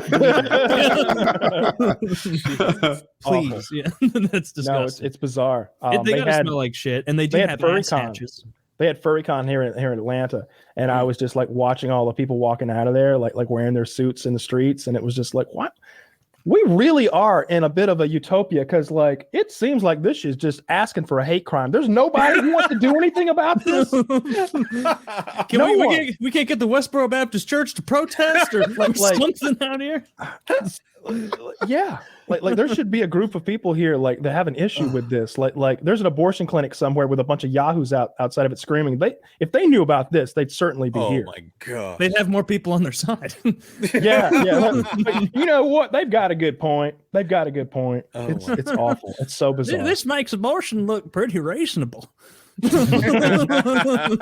what we need. Just push the envelope so far too absurd that people people are okay with the reasonable. A few more abortions, they'd be a lot fewer of these fucks. This is gross. Man, my opinion has never so quickly flipped. That's what you do. Send buses to abortion clinics, ship them off to weird con. I can't believe they had a whole furry con. Oh, and it was more than one. Man, can you imagine being the poor guy who's just like serving hot dogs at a kiosk? Security there or something. Yeah, and you're being having security. like they're taking the hot dogs and putting them in dog bowls for their sub wolf. Oh, and you know that's happening. Like a lot of people in like spandex with their asses out are being walked around the dirty floor. Well, you know what? That's different. Well, that's I've been to a couple of questionable.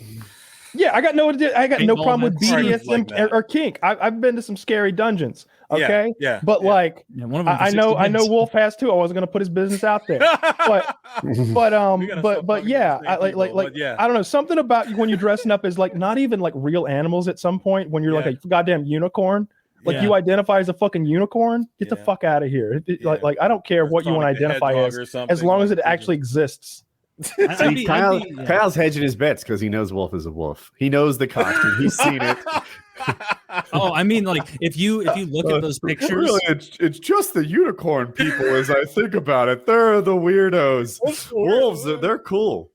I mean, it's not a new point at all or a new observation, but like everybody who's into that seems to be like if they aren't just one who's into it for the kink and they're like they identify as something, it's always something cool.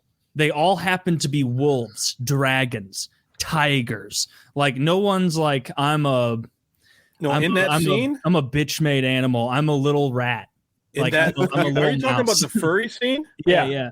No, it's a whole bunch. I think it's like a whole bunch of weird plush stuff. It's not even like cool wolves or fox. It's like weird. None of it's cool. Yeah. No, but I'm saying it's like they're like I don't know how to put this. Like they're like sissy animals. They're like look like anime sissy animals. They're not like they're not like bear outfits. They have like big eyes, big they look like anime characters. Like it's really like. Are you sure they're not? I feel like they're maybe not. I don't know. Taylor's got my mind racing. Like, I could be the only meerkat at the party. What are you? I'm the only gopher here.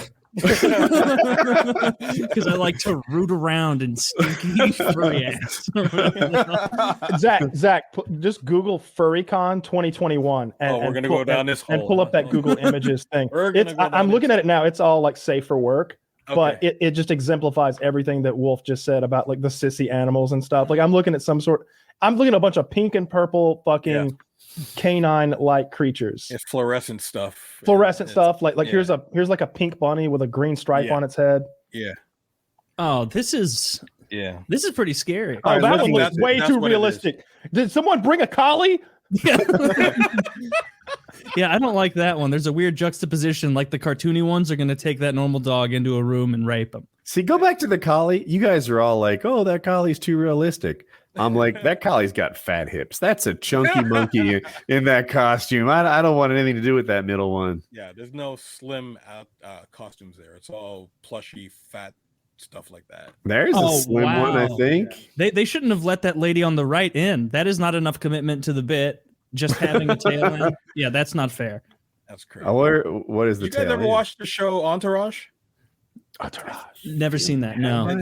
Do they have furries in it? It's about like Mark Wahlberg's crew in Hollywood, and it's like him and his boys hang out in Hollywood. Anyways, there's an episode where one of them tricks their friend into a date with this really hot chick, and it turns out she's into furries, and she made him wear a costume every time he came over to get a quickie.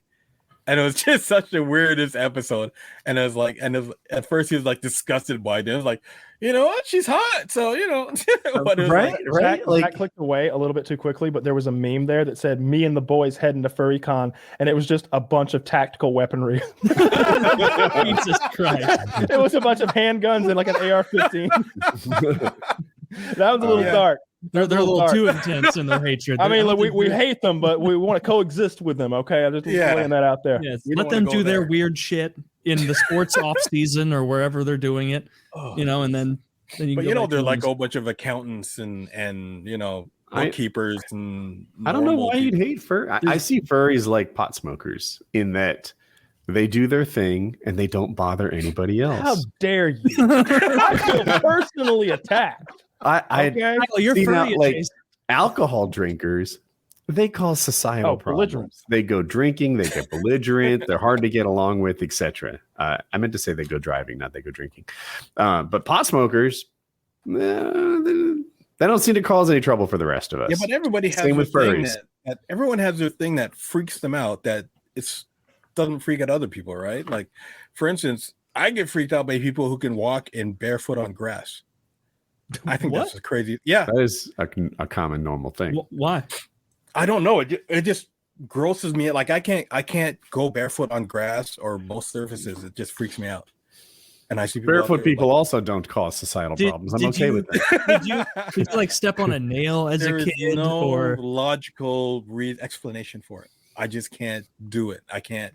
Like even to go to the beach, I wear like surf shoes. Oh man, that like walking in the sand and walking on the beach. Those are you know how many stuff is in that sand and jellyfish on syringes. Yeah, certain beaches. Yeah, totally. But the ones, like one Kyle's hanging out at, he's just tossing them to the wind when he's done. Yeah, like everybody. Someone asked how I dispose of my syringe. I dare somebody to tell me not to throw my L-carnitine syringe. Someone asked in my Twitch chat, they're like, "What do you do with your empty syringes?" I'm like, "I just throw them in the fucking trash. Like you cap them and everything, right?" I'm like, I mean, sometimes I'm in a hurry. Like what do you? They're just in there. They're just in there. I put them in my neighbor's sandbox like everyone else. They hate it. They hate it, but they're too weak to stop me. They don't have any steroids, so what are they going to do about it? Hopefully not call my probation officer because then they just won't even know. Yeah, fuck those guys. I'm sure there must be Twitchers who wear furry costumes. I bet that must be. We were trying to get one, not furry costume, but just who is the guy? A lot of them who wear the ears and stuff, but I'm sure who wears what? He just dresses up as a girl, a hot chick. Finnster. Finster's coming on. Oh wait, he said yes. Awesome. Oh yeah. He's a big fan of the show. He prefers right? We covered this. Yeah. He's a cross-dressing man. Finster dresses up as the hair lip. No. This is will you pull up Finnster for us for a sec, Zach? But you know who I'm talking about when I say that, right? I don't actually, but it sounds hilarious. It's got like a serious hair lip thing. Did he tell them he have a hard time talking? And he dresses as a woman, and I don't know its proper pronoun, but holy shit, that's my kink. This guy's hot. You're about to see. Yeah, so, that's a good picture. Do the one with the hat on, row 3. Oh, that's trans? No, that's just a guy in girls' clothes. Likes dressing up. So he's trans. No.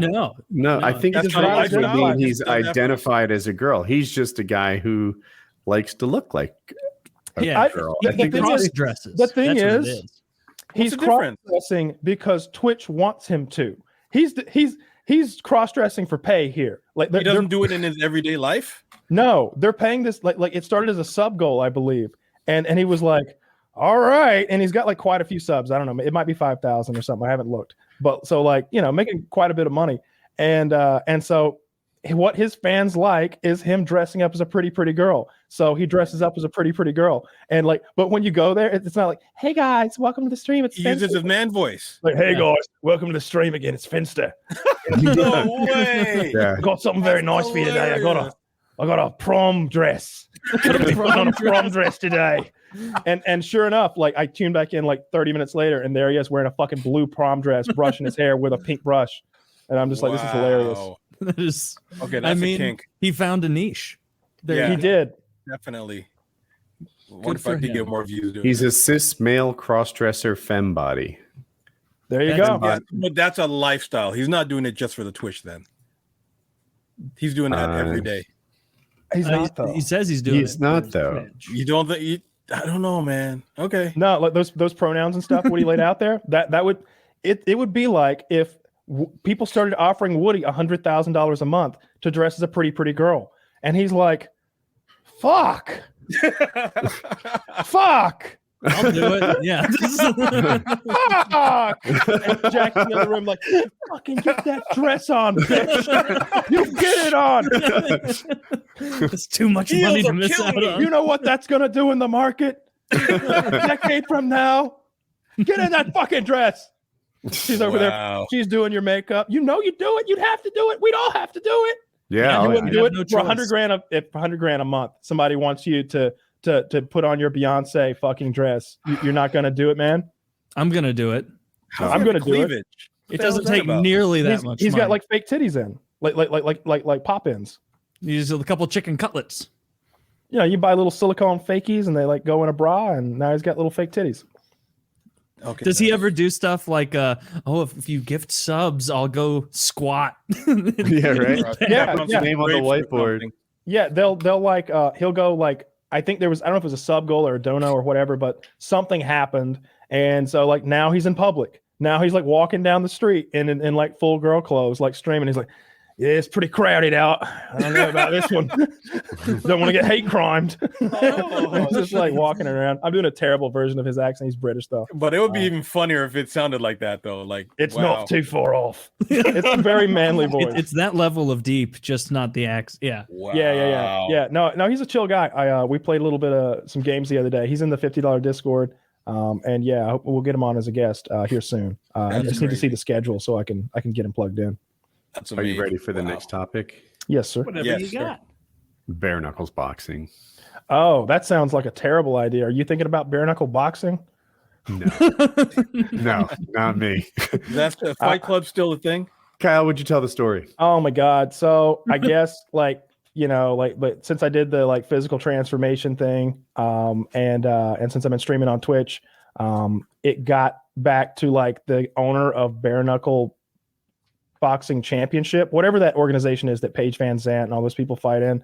And they basically offered me this deal where they would make a docu-series about me becoming a bare knuckle boxer, and I would train with professionals that they provided for like some period of time. I don't know how long. If we don't have a time machine to go back when I'm 25 and then spend 5 years or 18 or so or 12 when you learn a skill like bare knuckle boxing, maybe. But basically, I would be the main event, I guess, at a major pay-per-view for bare knuckle boxing, fighting Diego the Nightmare Sanchez, former winner of the Ultimate Fighter, former contender at 170 fucking pounds in the goddamn UFC.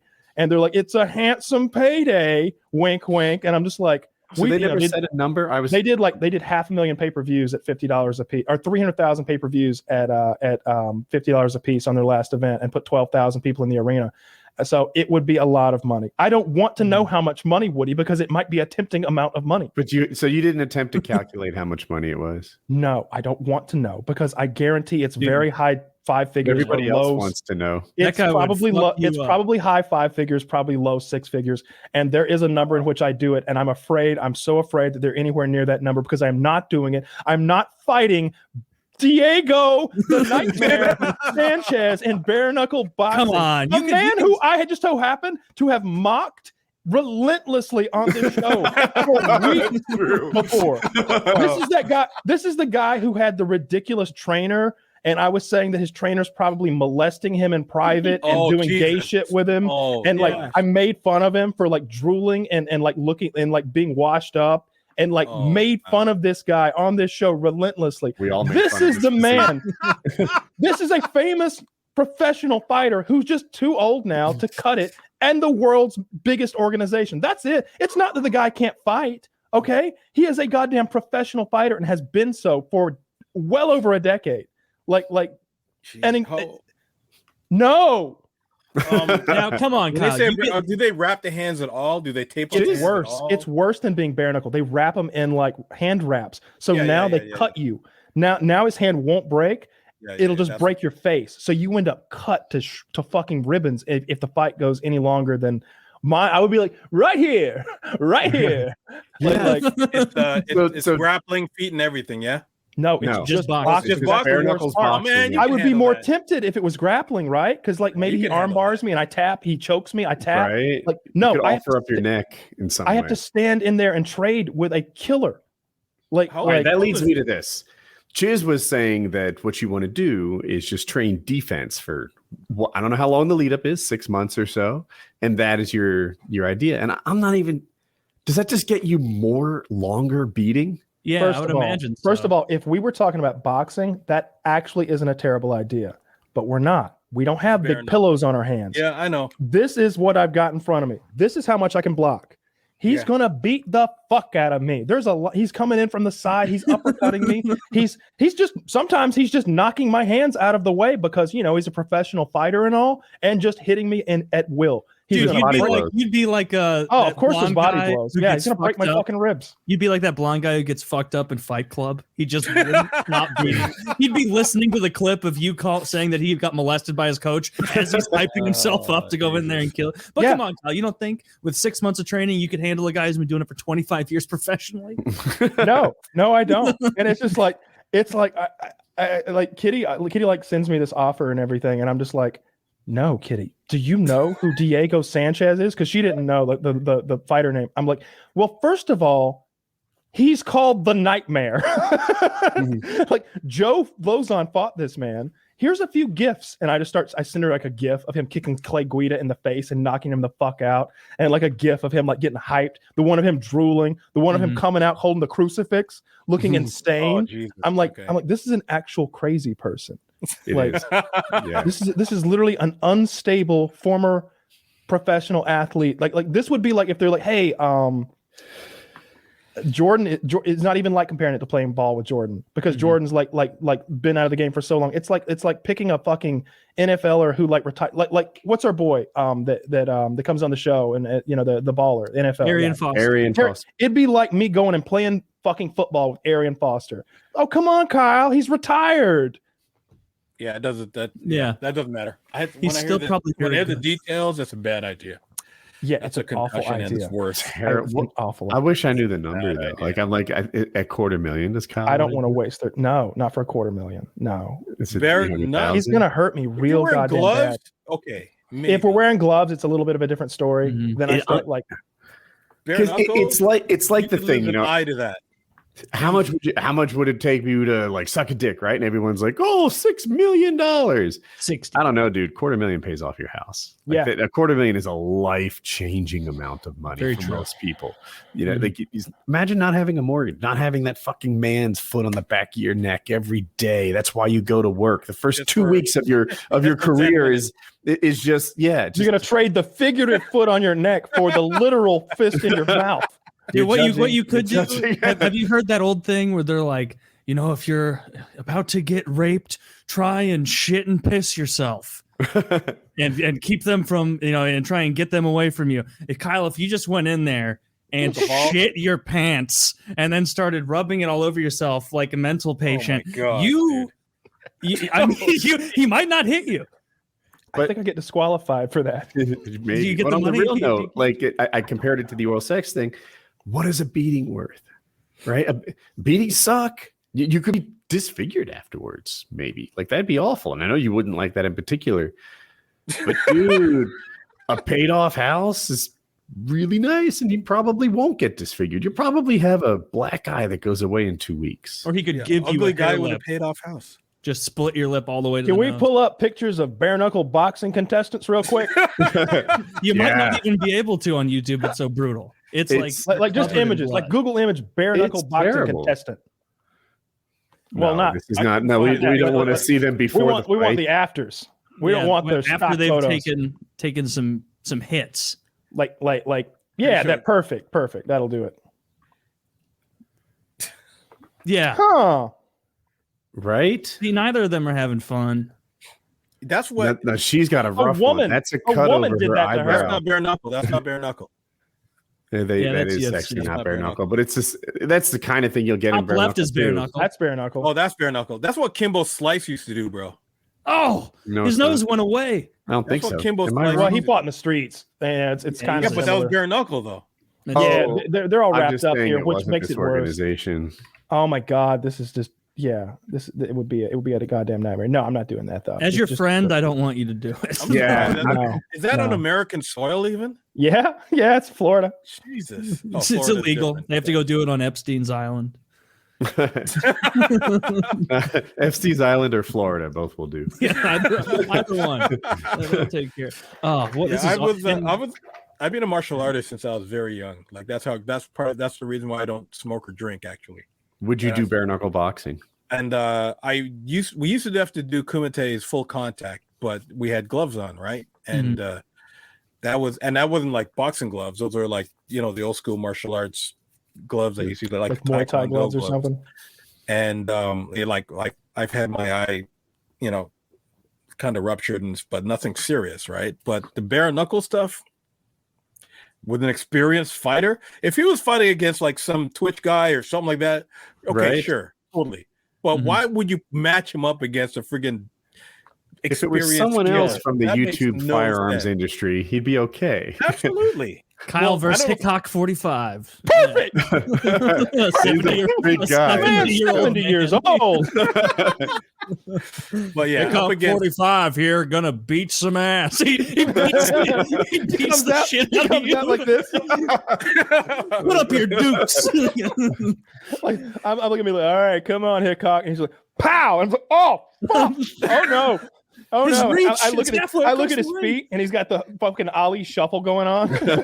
Hold on. Kyle, turn your side. Let me see the nose. No, side so we can. That's gonna break. That's gone. Oh, it's Yeah. been broken before. It's awful. Okay, I was gonna say. Yeah. I've got a fighter's nose. Like this thing is not. You know what I mean? But Oh yeah, this is broken. that's the this first has thing been gone. broken before. Like Ronda it got broken Rousey has a here nose and like like yours too. deformed in. Like Yeah. I had to they had to have surgery where they like pulled this bone back out. Yeah, it's been broken before. It would immediately break again. That was like a $4,000 plastic surgery thing that I had to get. Like Yeah. it's not a good day. Plus, as soon as that nose breaks, the eyes are gonna start watering. You can't see. Then you're done for the rest of the fight. Like it's a mess. How Yeah, embarrassing would it be if like you just started crying? Ask Daniel Cormier. But it's But- before the fight. You're just- and here comes FPSRussia, and you're just. I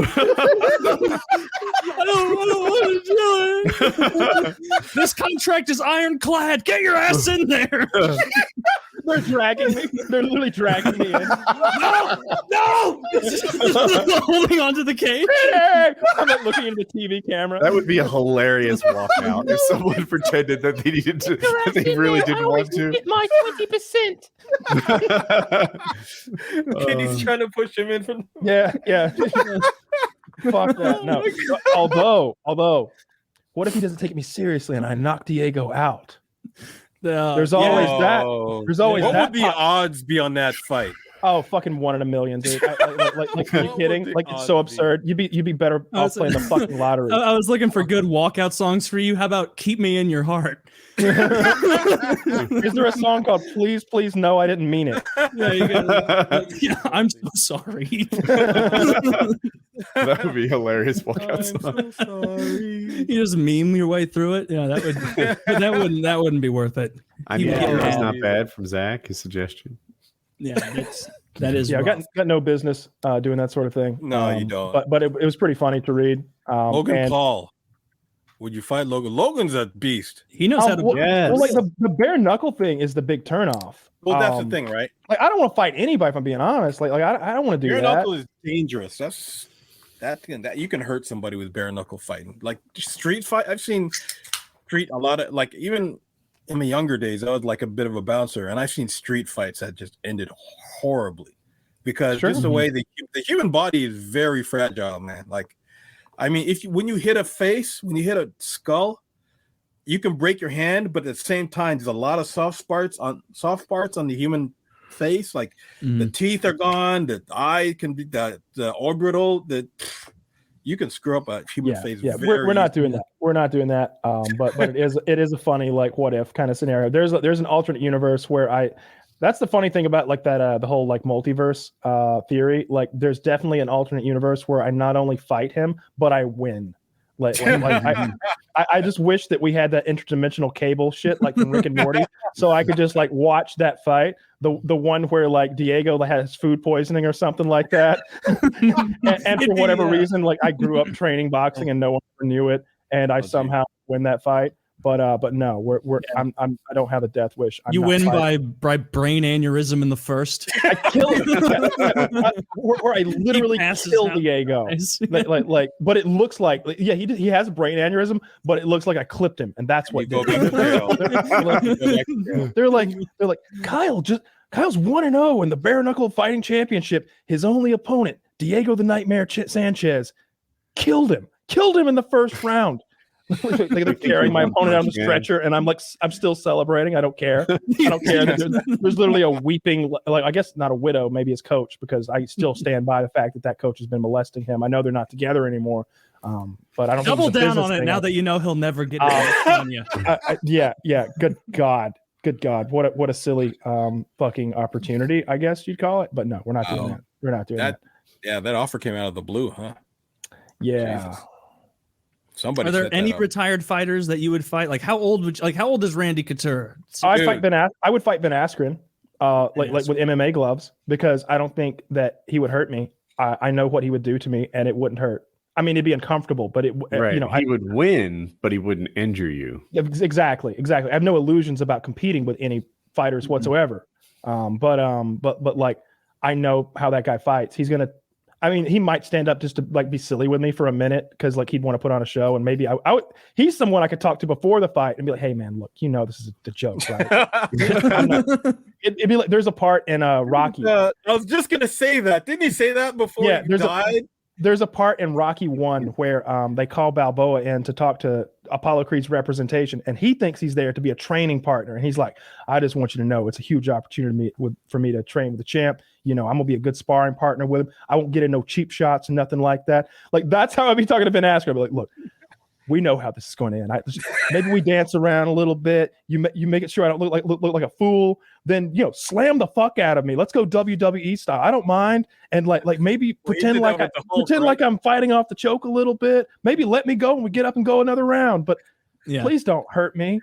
Please don't hurt me, sir. I'm a big fan of yours. It feels like this is how it should go in just like fairness and justice. Yeah. I try my hardest, and you, professional fighter, make sure no one gets hurt and still wins. That's how children wrestle with adults, right? Yeah. They're doing their best, and you're just making sure no one gets hurt in this situation. That's how it should go, but it doesn't. They hurt you. You said, Randy Couture. I actually played paintball with him in Vegas. Oh, cool. And I interviewed him on my show. And just for the heck, we were talking, and he put me in a little mini headlock. We were playing around the camera, and he just like this was his fist to me. And I'm not a small guy. Like, I can handle myself. And you could just feel the power in this guy's fist as he just like put it to me like this. And I was like, I was playing tough, but in my mind, I was like, holy Jesus, if this guy wanted to hurt me. So your camera froze. All he did is hold his hand next to your neck. It was hard to see. Bro, he put his arm around me like a choke, and then he put his fist in my neck like this. And I was like, I just felt just for a second, and I just felt the power that man exuded. Like, he's my age, and he's in his 50s. He's one of the greats. He's one of the greats. Champ at 205 and at heavyweight, I think. He was a double champ. Well, then he's a bad pick. Who's another really old? I'm trying to think of old. Is Ken Shamrock old? Ronda Rousey. You think that would be a good exhibition match? I'll fight Ronda Rousey, bitch. No talent hack with your moose knuckle cunt. Like bring it. Like she'd break my arm. She'd literally break my arm. Like she might. Your arm's probably hard to break. You could curl her over. That's hilarious. She's an Olympic medalist in judo. I don't know. I would fight her though, obviously. but the idea of fighting Diego is just a non-starter. It's just silly business. Oh. Jesus, I'm dying. Living UFC star. Oldest living you. Find one who's not alive anymore. I'll fight him too. I'll show up at the graveyard and do some hate crimes on his grave plot. I don't know if you can see the Instagram post I just put in there, but you can see what I was talking about real quick. It's like, oh my gosh. It's John Williams. He's 70 years old. Oh, well, this guy's not a professional MMA fighter. What a horrible list. I think there might not be a 70-year-old alive I can't beat up. I don't know if I'm talking out of my ass with that, but it just seems like, come on, 70? 70?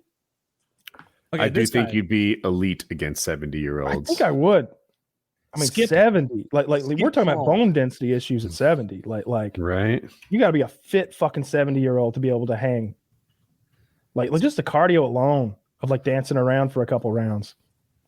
I don't want to fight anybody though. I don't want to fight any fucking body. But yeah, have you ever been in a ring, just like the boxing or whatever? It's when you do it, like when you watch it on TV, you think, what, 3 minutes around? Yeah, it lasts forever in the ring. Like I believe it.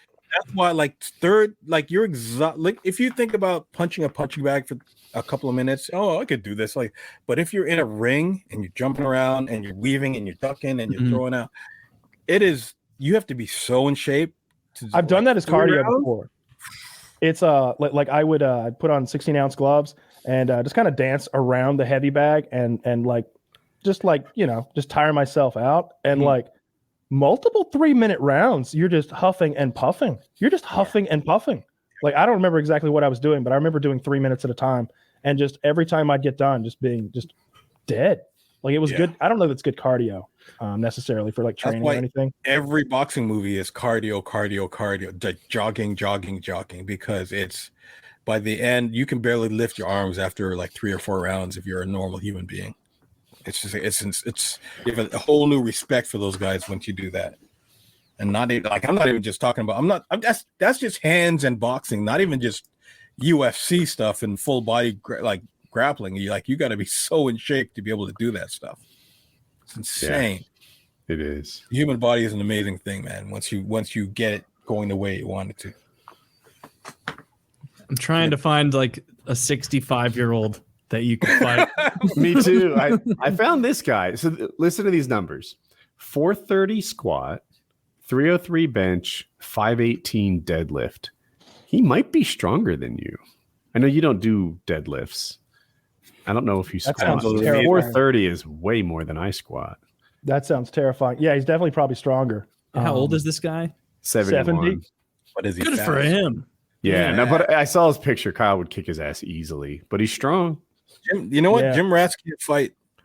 That's one thing I learned being in the club scene. Gym guys cannot fight. I've seen so many dudes who are buff and huge and massive fall to someone who is not. It's a different skill set. Yeah, because the guys in the gym are focused on lifting. The guys in the other gym are focused on fighting. Yeah, I mean, they're focused on girls.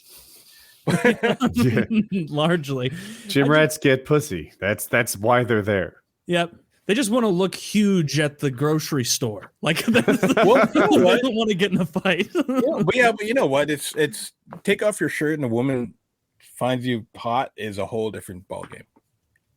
It's a whole different. I used to be overweight back in the day, and it's like since I lost the weight, it's a whole different ball game when it comes to women and stuff like that. And just walking in a mall and them giving you the eye and stuff. It's a whole different. How heavy did you get when you were at your heaviest? 260. Okay. And right now I'm 185. Very nice. How tall are you? 5'10". Yeah, 260, 5'10". That's. Were you doing the the MMA stuff at the time, or were you no physical stuff then?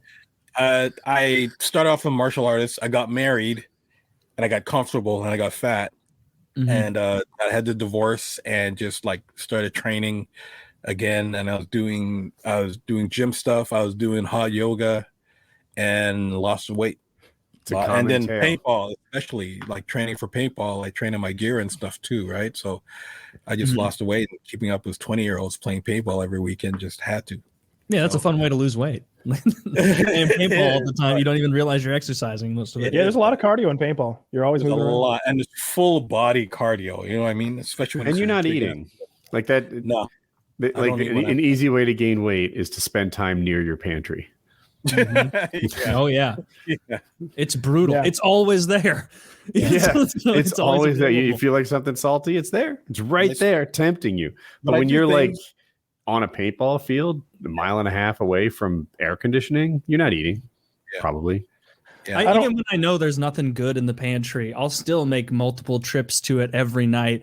And like almost like when you get like hungry late at night, I'm getting frustrated and I'm like, who the fuck stocks this bullshit? There's more popcorn. Your standards get lower and lower. Like, you know what? A spoonful of relish looks pretty good. I'll just stand near the fridge and eat slices of cheese. I've done that once or twice. I'm not gonna lie. Oh yeah, that was part of like part of my thing was like at one point Derek was like, hey, you know, if you ever get tempted, you know, to go into the kitchen and hit this or that, you know, there are some, you know, you can do this for appetite suppression. I'm like, tempted into what? Like I'm gonna get into the oatmeal? Yeah. like or I'm gonna have an extra big like thing of oatmeal one night with some like powdered peanut butter that's 30 extra calories put in it. Like there's nothing in my house, Derek. Oatmeal is literally the least healthy thing I own. Water, man. I just drink a lot of water. When you have a family in your house, like I'm not that tempted by Oreos, but we have boxes and boxes of that here, but I don't eat them. I like Oreos a lot. I love Oreos. I like fucking sugary cereal. I like ice cream. I like those cone. What are those ice cream cones that have the peanuts on top? You know, like all that shit. Like you know, it's like a little ice cream cone that can like peel the top off. Drumsticks. Yeah, those things are so fucking good. Oh yeah, those are. Oh, good. I know they're little. I don't know if they're peanuts on top. They might be, but I know exactly what you're talking about. It's got like the magic shell turtle around. None of those are my weakness. I somehow I'll look at ice cream, for example, and feel like the cost benefit's not there. But then you get something like trail mix where it's like, well, I mean, maybe a little. But the cost is way higher than I register it as, or at least used to. Yeah. My new crack is the Werther's popcorn. Oh, never heard. I don't know about like caramel corn, huh? Candy. They have a popcorn out now, and I bet it's like, good. It's like caramel corn. Good. Yeah, it's about time Werther's came out with something new. What's it been? A century? Well, they just did something in 1918. I eat a lot of popcorn. I use that Orville Redenbacher popcorn. It's 100 calories a bag, and I'll like take like Pam, like nonstick spray that's buttered flavored, and go, and then like put some like flavored popcorn seasoning on there. Mm-hmm.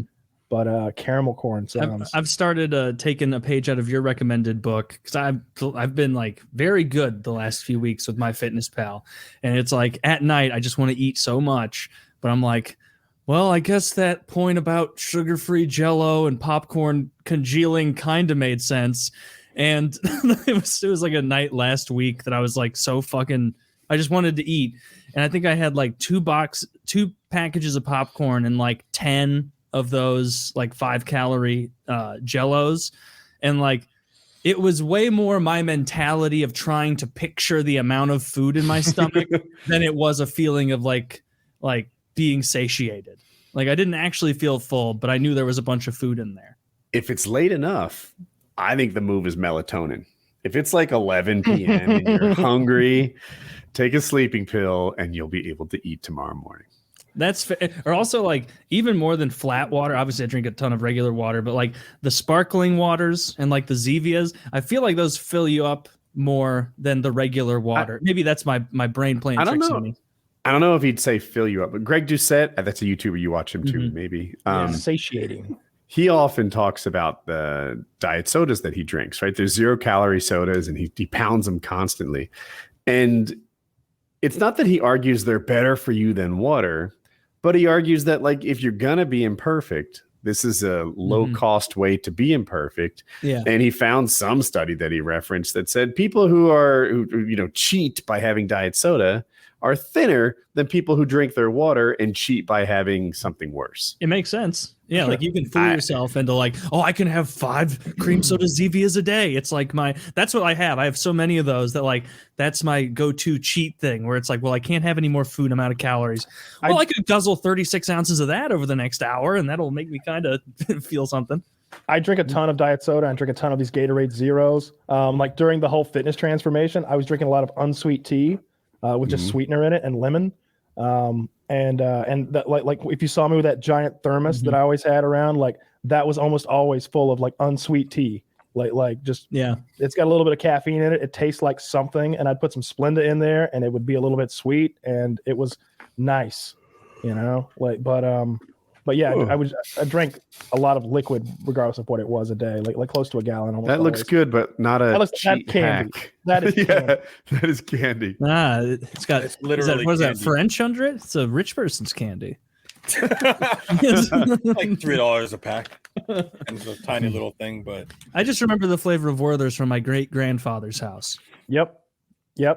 Every grandmother's got a bowl of those things right next to that stinky potpourri. Yeah, you don't want to eat the potpourri. No, it smells good. It tastes bad. It did. I learned that when I was a child. I took a nice bite of one of those fucking scented acorns or whatever the fuck's in there. If you smoke it, it does not get you high. Learn that as a child. Yikes. No, you get yelled at. You see, your breath is tremendous. That's another thing that helps with appetite suppression is this fucking douche nozzle that I'm always sucking on. Like the nicotine is an appetite suppressant for sure. Right, that's true. Yep. Yeah, but then you get, start gaining weight when you want to quit. Why would I want to quit? No, but look how cool I look. Look how cool I can't see you. Look how cool I look. Like a walking smoke grenade. Jesus. He's like a steamboat walking around. Look how sophisticated and intelligent this makes me appear. Pinky up. Yeah, you're hitting it. I mean, but you're at the level of bigness now. Nobody's gonna make any, jabs or jibes at your expense. There's always a bigger fish. Yeah. That's true. Yeah. But you just have to opt not to Diego the fight. Nightmare Sanchez. Diego the Nightmare Sanchez, for example. He's gonna do an Instagram post making fun of your douche nozzle. Yeah. But he doesn't really have a leg to stand on because he's embarrassed himself so much over the years. But yeah, there's some funny clips of Diego. Like I can't believe that not only is he offered bare knuckle boxing, not only is it against a trained killer, but it's against one specifically that I was mocking just a few months ago relentlessly. Yeah. That's a setup. And he probably It's a knows setup. that. Yeah, I'm sure someone I don't told know. him. I don't Tell know. him, you know what? I also mock Lizzo. Can we get her in bare knuckle Get boxing? Lizzo in there. I'll beat the brakes off that I'll fucking work the body. I'll be taking my time. Yeah. I'll come in there doing a kata. I'll transition that into the robot power down while she's out of breath. I'll make a fool of her. But don't put me in there against like a former contender for the belt. Yeah. Good God. Yeah, to put you against a pop star. A female pop star. Tag team. You a morbidly obese female pop star. Oprah. Also, I will fight Oprah. There's a long list of obese old women that I am more than willing to step into the ring with. Yeah, don't anybody say that. Barbara Walters, is she still alive? I'll take those odds. That's a yes. Betty White. Betty White. She doesn't Rosie even know O'Donnell. where she is. Rosie O'Donnell. I'd fuck Rosie up. Roseanne Barr. I get Hillary Clinton. Don't take her. She's mine. I don't even know if you're allowed to say things about her. I don't want the Clintons coming after me. But I'd No. I'd be Yeah, you might shoot yourself twice in the back of the head. Yeah. I mean, it's like that scene from The Godfather. If he should be shot by a policeman, if he should hang himself in his police cell, in his jail cell, if he should be struck by a bolt of lightning, like that's what happens when you fuck with the Clintons. I'm not getting into that. You know what's sad? Kids these days can't even handle those movies. Dude, I watched Godfather 1 and 2 like last. The kids could not handle the subtlety that is Godfather 2. No, I think they think it was boring. Yeah, absolutely. They need you know what I showed my kids the other day? Invasion of the Body Snatchers, 1973 one. Yeah. And they really liked it, but they thought the beginning it was too. Is that the one with Donald Sutherland? Yeah. Oh, I've seen that. That's a good one. Yeah. And that they thought they liked it, but they thought the beginning was too boring. And I said that's what I think about Star Wars. Not necessarily the beginning. I agree on the Star Wars. If you watch the original Star Wars, like in my head, these were like action movies. But if we rewatch them, there is a lot of slowness in those films. He spends so much time on the Yoda planet for no reason. action didn't happen until Yeah. Empire Strikes Back. Is that when it was? Real action didn't happen until it wasn't. Empire. Oh, I'm sorry. No, Is that the one on the snow planet where they fight the? Wait, the are you walkers? serious? Like I you don't know I don't remember. Jesus, Murphy. Yes. Well, the one where they were tying the robots up was dope. That's what I'm saying. That was cool. I now, are those robots called AT-ATs or AT-ATs? The small ones are the small ones are. There's some. I'm saying because there's some. Confusion about what you say. Yeah. AT-ATs. Yeah, clearly AT-AT, not AT-AT. Who would say that? I always thought they were AT-ATs. Of the fan base. A lot of people say it. But yeah, Empire Strikes Back was the one in the snow. Yes, it was the second one. No, I can't get into them. I think they're pretty fucking lame. Rogue One is very good. The Mandalorian is incredible. It's not that I'm opposed to the universe or I got some like kind of thing with George Lucas. I just think that first trilogy and the second trilogy just really stink.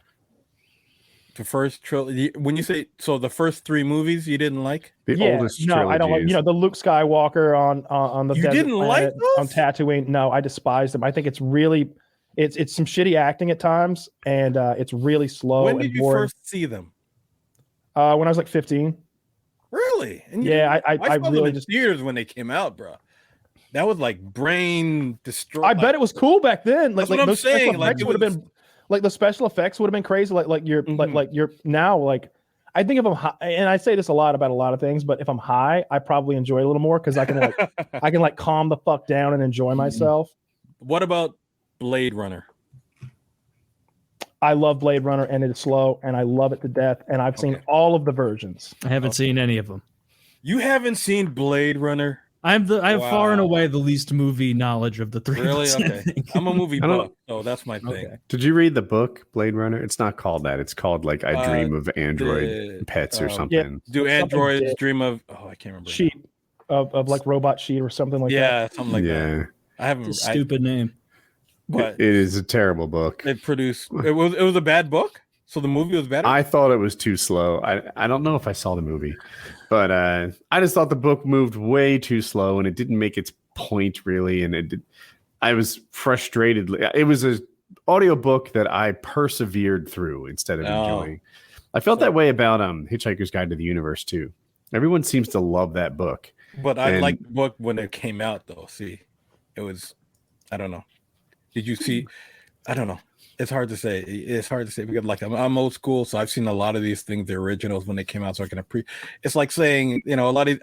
I started gaming when ColecoVision was cool, and Duke Nukem. I started playing multiplayer when it was me and my friend playing Duke Nukem on two big ass PCs, right? So I appreciate the stuff we have now more than the kids who grew up with it, right? So I got to see the whole rendering come through from 2D, right? So. Are there any really so good? Are there any really popular movies, since we're kind of on that topic, Wolf, that like you hate, everybody else loves, and you're like, I can't get into it? What was the thing that took place in the South? With the Mammy and the no, older than that. When you had the spoiled rich chick and she had the men coming after her, and then the war came and she had to grow up. Gone with the Wind. That's way back. Yeah, I agree. That's boring. That's way before our time. People in the fucking 20s had some real patience. Yeah. Gone with the Wind. I didn't like something. I don't know. That's a very good question. I'd have to look through because I like I'm one of those guys who like the B horror movie stuff, like Evil Dead when it first came out. I love Evil Dead. I love Evil Dead horror movies. I've seen more of those than any other genre. Okay, I love zombie movie. I'll watch anything zombie related. I love them. Like that's. You ever watch Red Letter Media on YouTube? Yeah. I watch every video they make. I love Best really the Worst. Good. We're gonna like on this Colorado trip. We're gonna watch a lot of that stuff. We plan like a whole bunch of shit. Like I know Taylor had never seen Mars Attacks. That old really? The movie with Nicholson and Pierce Brosnan and all those guys. That was good. But I like cheesy ass movies, and I really like those like so bad it's good type movies that are where you can just kind of like laugh at the filmmaking. Yeah, it's like come on, there's the boom. I can see the mic. like even in my videos, you don't see the mic. Like, come on. Well, the original zombie movies, like The one that happened in the mall. Dawn of the Dead, too. Dawn of the Dead, the original. Not the new one was great, but the original one. Oh yeah, that's Dawn of the Dead. I'm thinking of the Romero one that was before that. Yeah, like Night of the Living Dead. That's what I was thinking. The black and white one. Dead, and the one after that, Dawn of the Dead, which took place in the mall, and you got like the SWAT guys in the 70s. Yeah, killing zombies in the really cool special apartment, practical, like actual like fake blood splatter. Yeah, when he uses the actual squids and stuff back in the day and stuff, and like. No, I did that a lot. I love that stuff. Good movies. Love that stuff. But a lot of kids today, you know, they can't handle it. But it's scary because one of the social media things that like totally invested in right now is TikTok. And TikTok started out as just a bunch of chicks dancing to stupid songs and stuff. But now it's like I watch it more than TV. Really? I get more information there than like it depends who you follow, I guess. But I get you have like tactical guys on there. There's a whole bunch of like Colin Noir is on there. There's a whole bunch of tactical Achilles tacticals on there with shooting training. There's a whole bunch of you'll see stuff from Afghanistan that you won't see on the news on there. But I have my paintball stuff on there. But there's the funniest stuff on there. They'll have Black History stuff on there. The people arguing about political issues and not like dumb arguing like Facebook, like fake videos and stuff, but people like actually arguing real facts and talking about the Tulsa, Oklahoma when they killed like 5,000 black people in the Black Wall Street stuff, and they'll talk about the migration of slaves and why you have black poor people in this. Like, it's insane the stuff that you see on there now, and it's like you can spend hours just scrolling and stuff. But the bad part was music videos. Oh my, it's so beyond that. It's a lot of funny shit too. It's a lot of really funny stuff. I watched a duck attacking a woman today on TikTok. It was hilarious. My favorite TikTok account. My favorite TikToker is it's this guy with 2 Chihuahuas, and he rides a motorcycle, and he's got one attached to his chest, and the other on the back, and they've got the helmets and stuff, and like he'll pop his visor down, and he'll reach down, poop, pop his visor down too, and the dog's like every dog I've ever had would be like freaking the fuck out, but his dogs are just like, yeah, we're cool. But there's so much, like there's guys who break down anime movies and guys who break down Marvel stuff, and there's this regular comedy, and it's like the crazy thing is American Airlines is going to start offering TikTok streaming on the plane now. What? Like, think about how huge that is. You got multi-million dollar movies and TikTok. Not even YouTube cracked that service. You can't, you know what I mean? Like, how crazy. I'm a Delta man myself. I got way too many air miles. That's the cool. Like, when I went to get this flight for Colorado, I haven't flown obviously in like 4 years or whatever it's been. Yeah. And I was like, hey, how many Delta miles do I have? I have like almost 300,000 or something crazy like that. Like, I can fly for free for a very long time. And they can't get rid of those. No, they save them. So I'm like some sort of like platinum. I don't know. I got the fucking Delta fucking credit card and the Sky Miles shit. Like, I've got so many miles. I'm gonna do some traveling this year. Good. Yeah, I travel for games like every other weekend, and so I got like a lot of stuff built up too. But yeah, I might go play some fucking paintball too. I haven't done that in a while. I played a little airsoft like not long after I got in trouble. How'd you like it? It's okay, man. It's not the same, obviously, but it's a good time. Yeah, I've played airsoft. I just don't get the same. Like, you don't have the same sound and the same feel from airsoft. Like, you have the battery guns and you know what I mean. And you don't get the explosion when you hit somebody, right? So I can appreciate airsoft. I don't get the same thrill from it. Like, in high school, we switched from paintball. Me and my friends who would play, we switched from paintball to airsoft because it was like so fucking expensive to go there as a high school kid and play paintball. Whereas Angie had to get the air and the compressed air and everything. And so like you could go out there and play paintball, and like 45 minutes later, someone would be like, well, I'm out and I don't have a backup tank. And it's like, well, you can use mine. I get, okay, well, now I'm out. Whereas if you just did we just had like bullshit, like battery charge operated or spring activated, and you can get 1,000 BBs for $6 with airsoft, at least the cheap kind we were using. So it worked out for us. But yeah, there's no satisfaction of like that wet thud when you hit someone and there's a physical mark on them showing what you did. It's more of just like and sometimes you're so far away, it's like I think I hit him. And even if I did hit him, there's a good chance he doesn't even know it because it hit a fold in his shirt and it didn't go through. So, but they're pretty powerful from what I felt. Like if you get hit in the right spot, you'll feel it like a paintball sometimes. Yeah, but if you have good guns, I'm sure. But again, it's I didn't get the same explode. Like when I play my videos on my channel, and it's that awesome feeling when you see that paint explode on somebody's helmet. You know what I mean? So it's like a very different feeling. But I can't knock it. I get like I see some big airsoft games out there, and they're so into the military stuff, and they're so exact with it. It's like it's pretty darn cool. And they can play in spots where we can't. Like they get let on certain military bases because it's not as messy and stuff, and they get to play in, like I've seen guys play in malls in the UK and stuff like that. That's cool. And all they have to do is clean up stuff after they're done. And we can't do that in paintball because it gets nasty. But I can appreciate it. But it's just not my thing, though. I can't hack it. It's not. I don't get the same thrill from it. That would be a blast playing airsoft or paintball in a mall. Yeah. Like it would be like a layer of realism where like you can see the Auntie-Anne's and the fucking, Skechers store while you're shooting someone. That would be awesome. Well, they had a zombie crawl experience in the UK for airsoft. What they did was they hired like a couple hundred people to play zombies, and they turn off like most of the lighting in the mall, and they treat you like a soldier, and they give you an airsoft gun or a pistol or whatever, and you got to survive in the mall, and you got to run through the mall and have zombies chase you and stuff.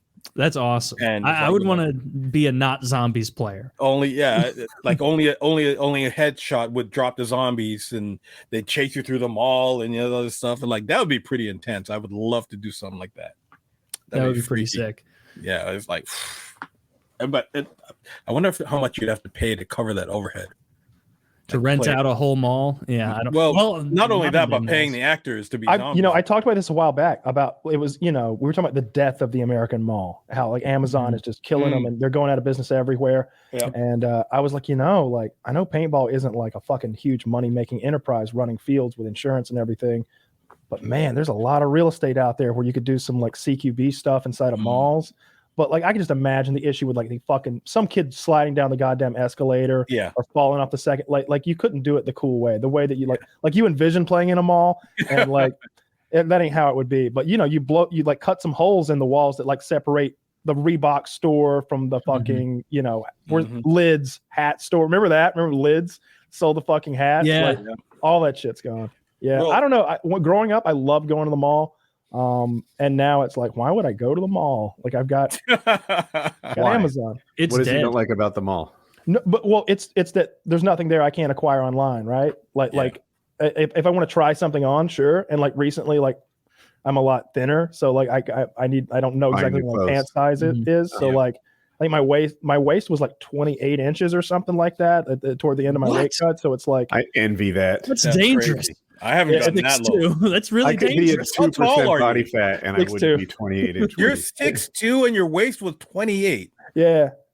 I'm wearing. He didn't drink water for 3 days. Not exactly.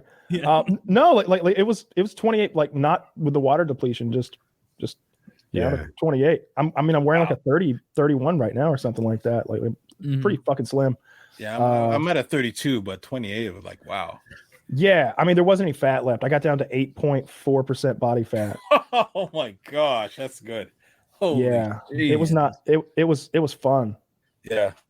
Malls still would be useful for going to try on clothes. And it's not that like I wouldn't go to the mall. Just the last time I went to one was probably 9 months ago, and I was driving home from at this point probably over a year ago, and I just like got a random hankering for some Sarku Japan in the food court, and I'm like, I'm gonna pull off and get some Sarku Japan. And I went in, and the entire food court was gone. There were maybe the only stores there that were like in use was like JCPenney, Nordstrom, and well, I think that was it. Actually, maybe Belk. Yeah, 9 months ago was during COVID though. It was like a year ago or so. So okay, I guess that was during COVID too. Maybe it was longer. I don't remember. I just remember there was nothing fucking there. I can still remember the smell of the mall. Like like the food court had that smell that was just delicious. It smelled like Chick-fil-A, Chinese food, and Sbarro pizza. And like the three of the, it's like when Cartman was farting on the burgers, and it made this perfect storm of deliciousness. Like, and right next to it was the arcade, and the arcade had this plasticky smell that was heavenly too. And I just remember like that was the most fun I could have on a weekend. Is when my grandma would take us and we'd go watch a movie at the mall because there's a theater attached, and then we'd go get some Sbarro pizza or some Chinese food, and then I'd play a roll of quarters in the arcade. Awesome. I'm trying to figure out why malls failed, and you said, "Well, there's nothing there I can't get online." But what you described about liking the mall isn't online. They don't. Every bit of it is smell. They don't sell that experience with your grandmother. They don't like. Well, but like going to the mall used to be a destination. Now it's not. Now it's like a less efficient way to get jeans. No, like the way it is now, right, is that I want to watch a movie.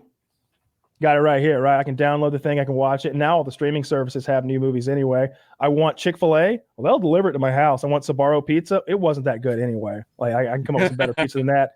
And I want some Chinese food, they'll deliver that right to my house. An arcade, I'm sitting in front of $5,000 worth of arcade machinery right fucking now. I can play every game in the world better arcade machine. It's the best arcade machine in the world right here. And I don't have to put quarters in it too. Yeah, if I want, I go get a joystick. I can fucking do aircraft games. Like the only thing I don't have is a chair that like does all that nonsense. Neither does the mall. But the only thing, there's certain movies that you can only see in theaters because it won't. Like I just went to the theater for the first time in like a year, and I saw the trailer for Top Gun 2. Oh, and I saw it when you see it on your computer. Oh wow, that's cool. But when I saw that trailer in the theater, holy shit! That just blew. It was 10 times better just having that.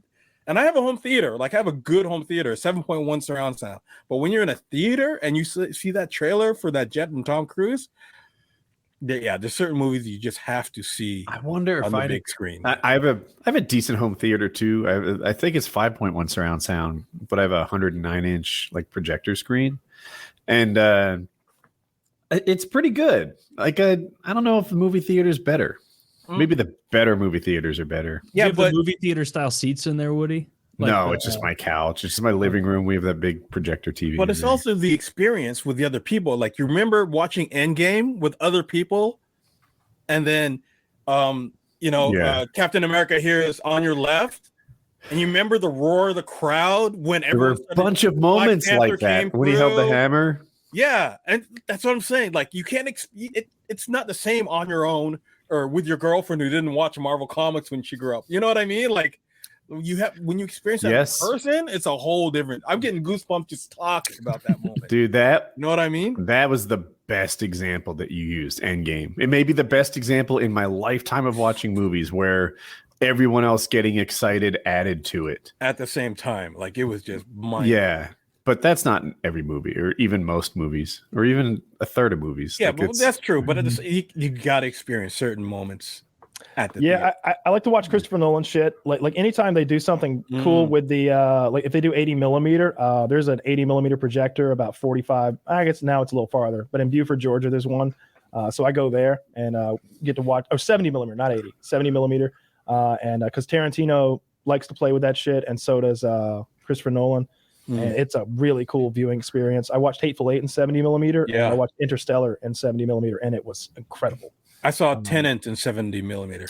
Yeah, I still haven't watched Tenant yet. I think I'm gonna. There's like all the cool movies that came out in the last 3 years. I haven't watched like the ones that I think are like the ones that I think are like visually cool. Like because I want to be high when I watch them. No, but yeah, Tenant is so confusing. I don't want to be high when you watch it. Yeah, I've heard that. It's a mind fuck. It's. I've heard that. If you thought, what was the other one he did with Leonardo? Oh yeah, the one where you go into the dreams. Inception. Yeah, Inception. Yeah, it's even more complicated than that. Inception is more complicated than most people know.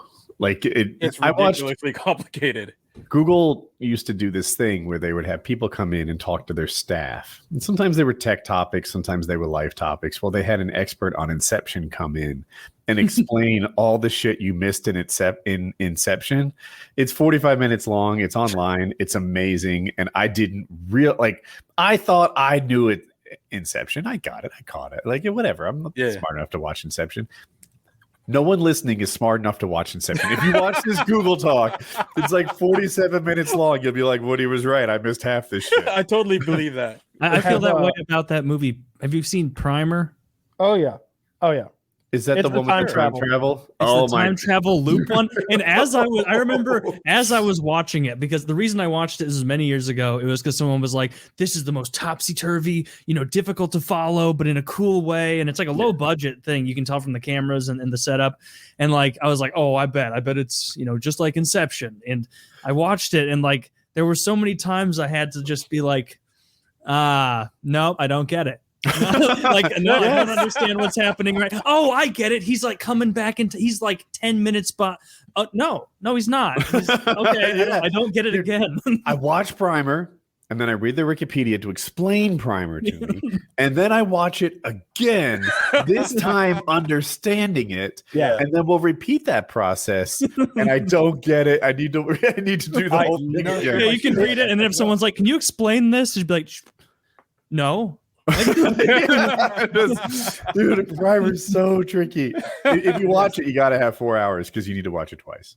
Yeah, there's a YouTube video like the one for Inception, and it breaks Primer down. And I'll usually watch Primer.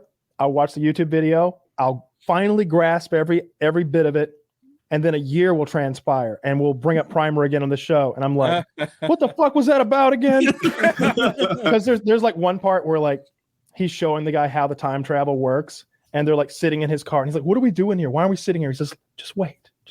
And you look, and it's them. It's a duplicate of them, like walking into where the time machine is. And like, that's us earlier today. They're going to hop in the time machine. And he's like, well, what if we go in there right now? Are they still in there? It will be for like 15 more minutes. But then it's just like, I'm probably wrong about that part. Like, I don't even know if they were still going to be in there when they got in there. Like, it's so fucking mind-breaking the way. It's not like Back to the Future where it's like, when this shit hits 88 miles an hour, you're gonna see some serious shit. Like, no, we don't just go back in time with a DeLorean. It's like this weird, complex version of time travel. That's how Tenant screws your head up too, bro. When a time travel movie lays out the rules of time travel for us, right? Yeah. They were different in Endgame than they were in Back to the Future, and they're different in Primer, and there's another one I can't recall, but they'll lay it out like, this is how time travel works in this movie, and then they stick to it. I love it. They do it really well. It's cool. That's funny that they even discussed that in Endgame. So Back to the Future was full of shit, huh? Yeah. Yeah. That was funny. And but yeah, Tenant will screw up your head too, trust me, because they're going backward and forward at the same time. And you have to Does it screw up your head in a good way, or in the way like Witcher does, where it's just shitty storytelling? I don't know. I like the storytelling in Tenant. I don't know about you. Didn't wait. Witcher is the one with the Henry Cavill. Henry Cavill. You didn't like Witcher? I did like it, but I felt like I needed a little hand holding. It changes, it jumps into the future and the past without telling you. And it takes a little while to even figure out that these are the same characters. They're just future and past versions of those characters, if I recall. Yeah, the problem was that as a Witcher, Henry Cavill doesn't age. And then and also they don't do a good job of like aging the Queen at all either. So like if they had aged people appropriately, like in modern movies, when they do something like that, you're like, oh, I see. That guy's got a cell phone now. Like we were in the 80s a minute ago, and now there's like that guy's got a Tesla. But future is kind of blue tinted and past is kind of sepia tinted. Yeah. There's no orange tint. So like it was a little. I was lost as well on like the first episode, and I don't remember at what point I figured it out, but like pretty quickly I was like, oh shit. Now I get it. They're fucking going back and they're doing flashbacks. I didn't even realize. But yeah, I agree. They could have done a slightly better job considering that one of your characters doesn't age. Yeah. It's how they messed up Five Bloods. I don't know if you saw Five Bloods. Yeah, I have. Okay. Did you find that weird how the old guys, the Vietnam vets were old throughout the whole thing, except for It Chadwick? was super weird. And That I was think that's really messed up, wasn't it? That's Spike Lee, right? Yeah. And I was like, what? It That was doesn't make super any weird. sense to me. Like, I guess he was doing an artsy Are the thing, Bloods referring to the gang? No. no. Like They the opposite of a were Crip? 5 guys who were in a Vietnam platoon together, and they went back to Vietnam to dig up some stuff. And they kept the old actors. They kept the old actors in the old footage and the new footage. Oh, Yeah. they didn't have the budget to de-age them. I think it was an artistic choice. Yeah, he did it on purpose. Okay. And It has the guy from who was Black Panther, the actor who passed away. Chadwick Boseman was in it, and he was their commander from the past. Mm-hmm. But he was young. But they were old in the past. Like it was just really stupid. It wasn't a very good movie either. Like I was kind of bummed out the way that whole thing ended. Yeah. like whenever I'm watching a movie like that where we're just trying to get the treasure or whatever, and it doesn't. I always want them to get the goddamn treasure. I want them to get the treasure. So if they end up I don't like burning the Hollywood money, endings though. I don't like Hollywood endings. I like weird alternate endings. I suppose so. Have you seen the new Suicide Squad that just came out recently? That was great. That's great. It's on. It's on either HBO or Disney. It's probably the first one was horrible. It's on HBO already. Yeah, it's on HBO, or at least it was. That's where I watched it. Okay, I saw it in theaters. Yeah, it's excellent. I think they did both at the same time. It's really fucking good. They kept some of the actors. Obviously, they kept what's her name that plays Harley Quinn. Yeah, and but they've got Flag. I had completely forgotten him, and the lady who runs the whole thing. But John Cena is in there. He's hilarious. He was funny. There was a comedy almost. Yeah, and Idris Elba. One of my favorite actors. He's in there. He's doing a great job. He's kind of taking over the Will Smith character. It's a different character, but it's still in the same role. He was good though. He did not look like he was in shape. He was in a lot of armor. Who are we talking about? Idris Elba, the black guy from the black guy that wanted to be James Bond. Oh, yeah, I know him. He looks out of shape right now. James Bond. I'd be okay with him as James Bond. He's the guy that has. As long as he's not a woman, James Bond. Is he the guy that knows the effect he has on women from The Office? Yeah. I'm aware of the effect I have on women. Yeah, but he's not in shape now, huh? I didn't know him from The Office. He didn't look from everything else he does. Oh, he's great in The Office. He's kind of a. He's an asshole. Michael Scott's job for a little bit. Oh, okay. Actually, no. He's the VP of regional sales. Okay. Yeah, he's my hero. It doesn't matter. I want to be him. He's doing really good right now. It's a good looking man. I feel like we're not doing our job right if we don't talk about your music experience. So,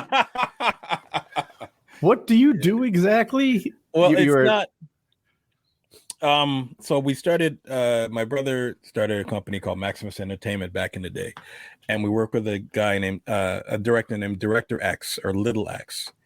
Director X worked under a guy named Hype Williams. So Hype Williams back in the 90s made the biggest music videos that you've ever seen in your life. So he did all the Busta Rhymes videos for like $1 million. He did all of Diddy's videos. He did Missy Elliott's videos, and she's got the big black inflated suit on, and then you stand in the rain. And then X came up under him, and we were part of X's crew. So we did the, casting, direct. He did the directing. We did everything behind the scenes. Is X a musician or a producer? Director. He's the director. He's a straight director. Okay. So if you Google Director X, you'll see all the stuff he did. And, he's done Usher's videos, Diddy's videos, anything that was top 10 in the 90s, he did them. And you were on X's staff? Yeah, pretty much. Okay. Yeah. So I behind the scenes stuff and everything. And what'd you do? Very cool. Everything from casting to production assistants to sound. Like it was just wearing many hats depending on the budget of the videos. Just get shit done. And so I've done everything from helping to hire bikini models to helping hold booms to sweeping up sets to watching editing type of thing. And it just, and then we also started producing parties for artists. So whenever Jay-Z had a concert in Toronto or New York, we'd host the after party, the crazy stuff. Or when Diddy did one of his legendary videos, we would host that party in a certain club, and we take care of everything. So I got I'd hang out with Alicia Keys for 3 days in my car, type of thing. And name one big music star who's cool to everyone regardless of status. Hard question, apparently. Yeah. No, there's the several. answer is not Drake. Trying to think no, Drake's pretty nice, actually. Yeah. I can tell you who's evil. Okay. That was the next question anyway. You skipped ahead. Is he evil? It's very big female artist. Lizzo. Blonde chick. Oh, the blonde chick with the huge ass. No, bigger than that. Oh, Britney. No, she's crazy, but I haven't met Britney. Christina Aguilera. Lady bigger than Gaga? her. No, Bigger than her. Is this a white girl or a think black really top Blonde. 40. Is she white girl? Yeah, Fuck, I don't know top Taylor 40 Swift. people. girl? Oh, Taylor Swift is not cool. Oh, really? oh you're Evil breaking person. Woody's heart. Evil person. Oh, Why is she no. shitty? I hope this is a My legend. whole family Don't get likes sued. her. I'm devastated. You can't look at her in the eye. Taylor. You can't look at her in the eye if she passes by. She can't, like, people will get fired if they talk to her directly. Just That is stinks. bizarre. Now that you say it, I know that she Not came from cool a at privileged house and Not never. cool at all. She was never on the bottom. You can't look at her? That's Not directly. crazy. Yeah. Not directly, you Well- fucking peon. won't take You treat her pictures like of the people, sun. You won't kind of sign like- autographs, nothing. Nada. Huh. That stinks. Nine little girls, pictures, all that stuff. Oh, fuck those little girls. Yeah, I can kind of get on board. Like if I don't know. Like I'll tell you if Busta Rhymes is extremely nice. Nicest Okay. dude Good. you ever meet. I like him. Anyone from Tribe Called Quest is really nice. did he die? I'm mixing him up with Five Biz from Marquee. Trump. Biz Marquee died. Biz Marquee. I've never actually got to meet Biz Marquee. I've met some movie guys. I just posted me and Tyrese on my Facebook page. Usher hung out with a lot of times. But yeah, Taylor Swift is not cool at all. Let me ask you this about Taylor Swift. Whenever I meet someone who knows me from YouTube, I try to be the best version of me because my fear is that they're going to be like, I met Woody. He's actually an asshole. And, I know the true Woody. You think you don't know him because you just know him from online. The real Woody behind the scenes is like this. So it's like, I don't want that to ever happen. I don't want that to. Plus, I don't know. If they actually like me, then I don't want to be a dick. but That would suck for them. That would be a bad experience, and that would make me suck. So is it possible though that she did that she just was a dick that one afternoon and now you have a false impression of her? No, this is from her staff and past staff with no grudges to bear. This is just, and it's like, because I'm like you, in the paintball world, I'm kind of popular. And, I have my little clothing line and I sign posters when I go to game and I sign merch and I take pictures with lots of people. And even I have haters. I have Wolf hater groups. He just plays for the camera and he only shows up when there's money involved and he only does this. And I talked to him once and he was an a-hole. I go, I wasn't even in that part of the country.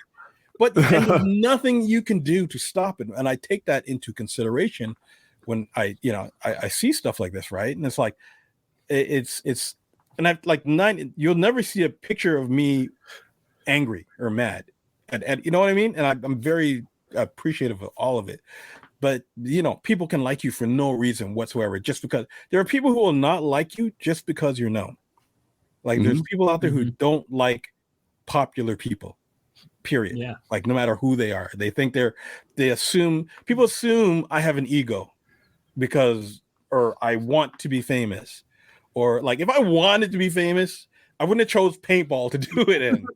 You know what I mean? I wouldn't. I know famous people. I would have stayed in that world. You know what I mean? Mm-hmm. One thing that can happen is everyone says Wolf's a nice guy. Everyone who meets Wolf knows that he's a nice guy. Wolf is a nice guy. And then one guy says, I have the inside scoop. The truth is he's a stinky poo-poo head. Yeah. And then, they're like, oh, really? You know the inside scoop? And they believe that instead of the mountains of evidence they've seen that you're a nice guy. A negative rumor will spread across the world faster than you can wake up in the morning. And there's nothing you can do about it. If someone wants to believe something bad about you, you could do all you can to prove otherwise, and there's nothing you can do. And so you can't spend your time trying to fight that, because that's their narrative. But on the question, you couldn't come up with a guy who's just really nice. No, I did. I told you Buster Rhymes was really nice. I'm sorry, you're right. There's a lot of guys who are very appreciative of what they have. You know who Mark Wahlberg is one of the nicest guys you'll ever meet. Andre 3000 is one of the most humble guys you'll ever meet. I didn't expect Mark Wahlberg. Yeah, I met him on the set of Four Brothers, and he was totally cool. Brothers. Very cool dude. Cool. And you're like, some people will hate you just for being famous. I made assumptions about him because so many girls considered him their dream guy, right? What was he into? Was it Backstreet Boys? When he was doing his underwear modeling days? The underwear modeling days, and then he was in a boy band. Help me. Was it Backstreet Boys? No, his brother was in the boy band. Mark Wahlberg was not in a boy band. He was on his own. He was Marky Mark and the Funky Bunch. Well, there was the Funky Bunch. Yeah, but that wasn't a group. It was just Marky Mark. But he was never in the group? No, it's his brother. His older brother was in. All right. Well, this says and he also hate crime Mark that Asian Wahlberg. man at that time. Yeah, but okay. So I was going to go there too. But he was on New Kids on the Block. Zach says he wasn't in New Kids on the Block. That's his brother, Donnie Wahlberg. His older brother. I'm sorry, Zach wrote it in a way that can. Donnie Wahlberg is the younger brother. Zach set me up for failure. Donnie is the older brother. Oh, and Mark came up. I didn't know that. Yeah, you learn something useless every day. But yeah, anyway, because he was an underwear model, because he was in music, I was like, all these girls are throwing themselves at him. Yeah. I bet he considers people a little disposable. Like I just projected this upon him. But people think that about me.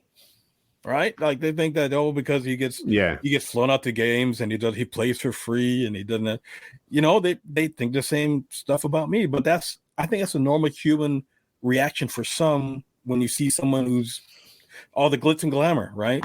You don't see the human, you just see what's you see proposed in front of you. But it's, I put it this way, like I've gotten to meet Brad Pitt a couple of times, and he, if you live your entire life with people always taking your picture and you can't go anywhere, I mean, as a regular person, that sounds like a dream almost, right? But if you can't even, like Drake can't leave his house and go for a walk type of thing in Toronto without getting, and that could like get you upset after. That would drive you crazy after a while. Totally. Like you can't go to you have to buy out a whole restaurant to go and eat, or, be in a bathroom and like Eminem said, he'll be in the bathroom and help with his daughter and making sure she's okay, and fans will try to come in and get autographs. You know what I mean? Like there's certain things where it seems like you're being a douchebag, but you just want to live. Like you appreciate your fans, but at the same time, there's a lot of people who don't know boundaries, right? And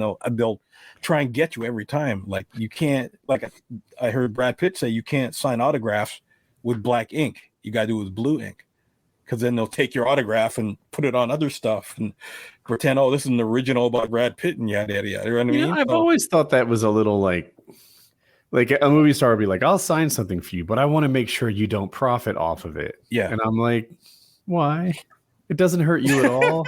But people can take it. Like, for instance, there's guys out there who will, and I know Drake personally, and there's guys out there who would take pictures with him, and they'll go out and get business deals and say, hey, this is my friend Drake. He's in this business too. He's in this deal too. So you can invest with me. It's safe. And I hear you. I don't know. Like Wolf, if you told me my signature was $15,000, I'd give you 3. I don't care. You need 4, I can do it. Yeah. But yeah, again, it's hard for us to think of ourselves that high up, because when it's millions of dollars at stake and reputations and jobs and coming. I'm gonna take Brad Pitt's fucking signature and put it on a Hitler.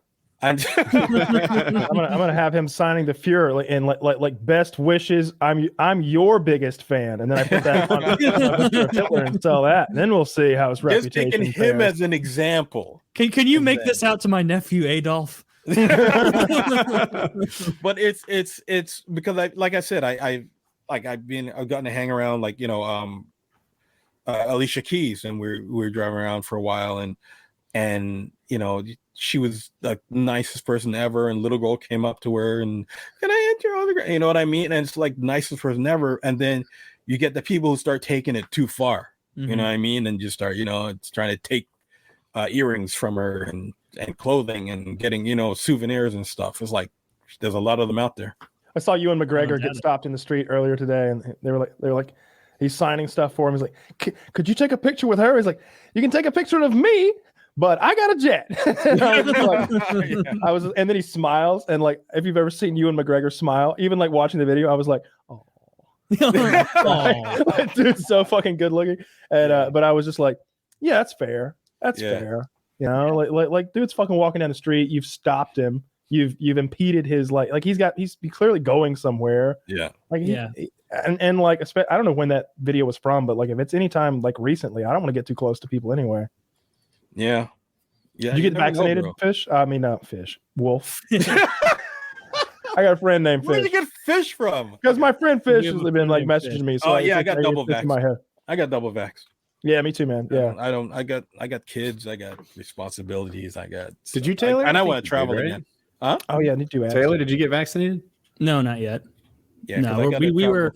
Are you one of the conspiracy theorists, or what's the thought process? No, I don't think it's out to hurt anybody or anything. It's just there's no long-term fertility studies yet. My wife and I want to have kids, and so we just want to make sure that there's nothing. I mean, it did get rushed, and so it doesn't have the normal breadth of time that you have to analyze. And so that was our main thing: is we want to. I'm hoping it ruins a longer fertility. Period to see fertility. So I'll go get another shot.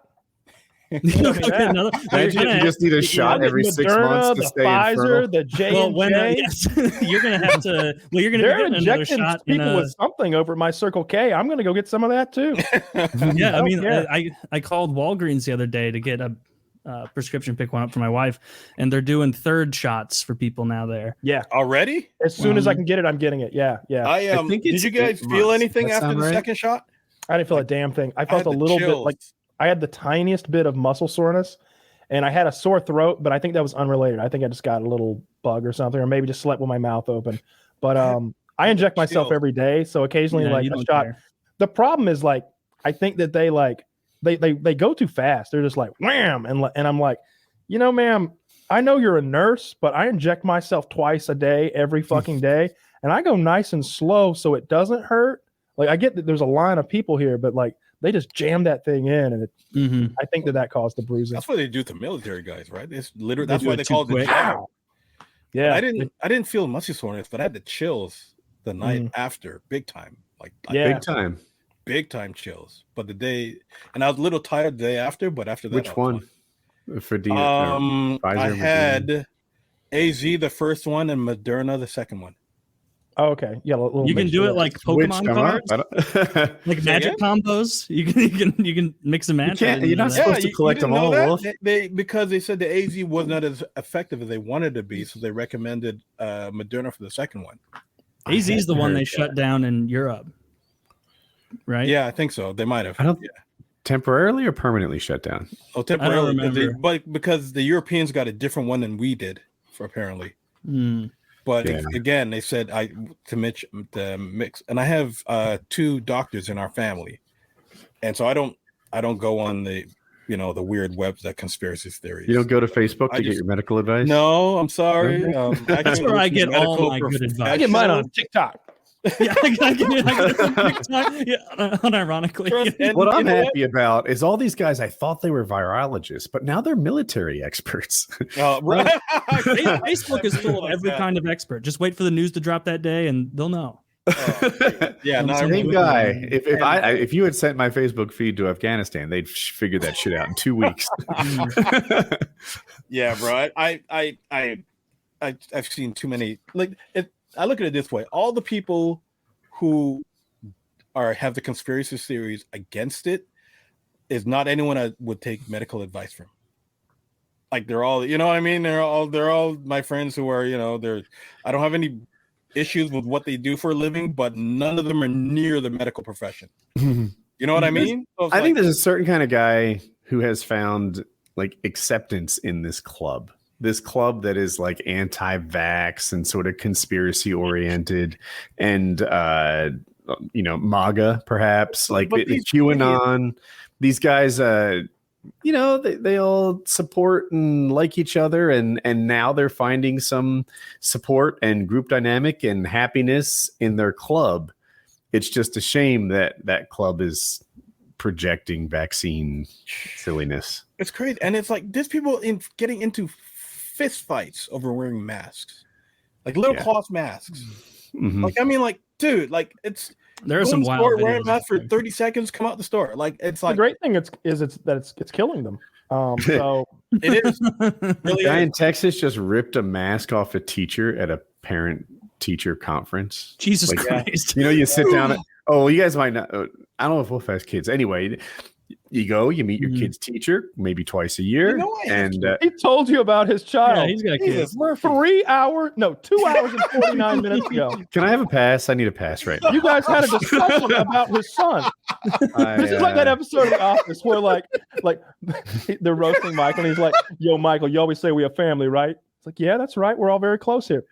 See this gentleman back here? What's his name?" And there's a black guy in the back. He's like, Roy? Roy left here years ago, dog. I specifically asked for a pass. I'm right here. I drove him home last week. We sat in traffic for an hour. And Michael's like, I'm sorry. I don't know. Michael. His name is also Michael. So as you're saying, Woody. It's a wonder I can find my car in the driveway. Is it hot in here? I think it's hot in here. Anyway, parent-teacher conference, dude ripped the mask off the teacher. I thought it was next level, like insanity. That's super shitty. Like there should be a punishment for that, a serious one. Taylor, that's assault too. Like you can't just grab somebody and do shit like that. Like I agree. Spitting on somebody is assault. If that shit Boogie did is aggravated assault, then pulling somebody's mask off is aggravated assault. Can you imagine like tearing somebody's shirt off in public and they didn't want you to take their shirt off? Listen, like that, that would be assault. So that's pretty cool. Not my shirt. Kyle. Oh no! Oh no! You're taking off my shirt at the yoga studio with all the women. Enough for me and the kids, and filters for. Okay, you're the different kind of Facebook person. I see. Yeah, I'm one of those. Yeah, he's on the other side of the Facebook continuum. But I'm the one with all the toilet paper. We can jump back to whatever, but we've got a few advertisements. This episode of PKA is brought to you by a company we know and love, Postmates. You know what's great about eating your favorite thing? Eating it. You know what's not great? Going and getting it. And the only fast things that do deliver are not what you're craving. That's where Postmates steps in, the app that adds a delivery option to your favorite restaurants. Imagine anything you want to eat delivered. You don't have to drive, park, or even talk on the phone to order. Just download the app and order. 24 hours a day, 365 days a year. Postmates will bring you what you want within the hour. You can even see where your food is and track the driver. Forgot the eggs and milk? No problem. Craving a tasty burger? Check. Looking for the perfect bottle of red wine or a summer beer? Order up. Postmates is your new long-term Munchies booty call. For a limited time, Postmates is giving you $100 of free delivery credit for your first 7 days. To start your free deliveries, download the app today and use code PKA. That's code PKA for $100 of free delivery credit for your first 7 days. Save the hassle. Get the food you love fast at Postmates with code PKA. Postmates, wonderful service. $100 in free delivery. Take advantage of it while you can. $100 free dollars. It's good. Good deal. This episode is also brought to you by Blue Chew. It's summer, camping season. Let's talk about pitching tents. Guys, confidence can take you far in life. It can also help in the bedroom, especially when it comes time to step up to the plate. That's where Blue Chew comes in. Blue Chew is a unique online service that delivers the same active ingredients as Viagra and Cialis, but in chewable tablets and at a fraction of the cost. You can take them anytime, day or night, so you can plan ahead or be ready whenever an opportunity arises. The process is simple. Sign up at BlueChew.com, consult with one of their licensed medical providers, and once you're approved, you'll receive your prescription within days. The best part is it's all done online, so no doctor visits, No awkward conversation, and no waiting in line at the pharmacy. Blue Chew's tablets are made in the USA and prepared and shipped direct to your door in a discreet package. So if you could benefit from extra confidence when it's time to perform, Blue Chew can help. And we've got a special deal for our listeners. Try Blue Chew free when you use our promo code PKA at checkout. Just pay the $5 in shipping. That's bluechew.com, promo code PKA to receive your first month free just for $5 in shipping. Visit bluechew.com for more details and important safety information. And thank you so much, Blue Chew, for sponsoring the podcast. My favorite blue tablet, chewable tablet. Thank you so much. Yeah, it's great for your dick and it's great for fun. So there you go. I love it. For your blood Wolf. pressure. Yeah, we're going to get some great audio from Wolf wearing that.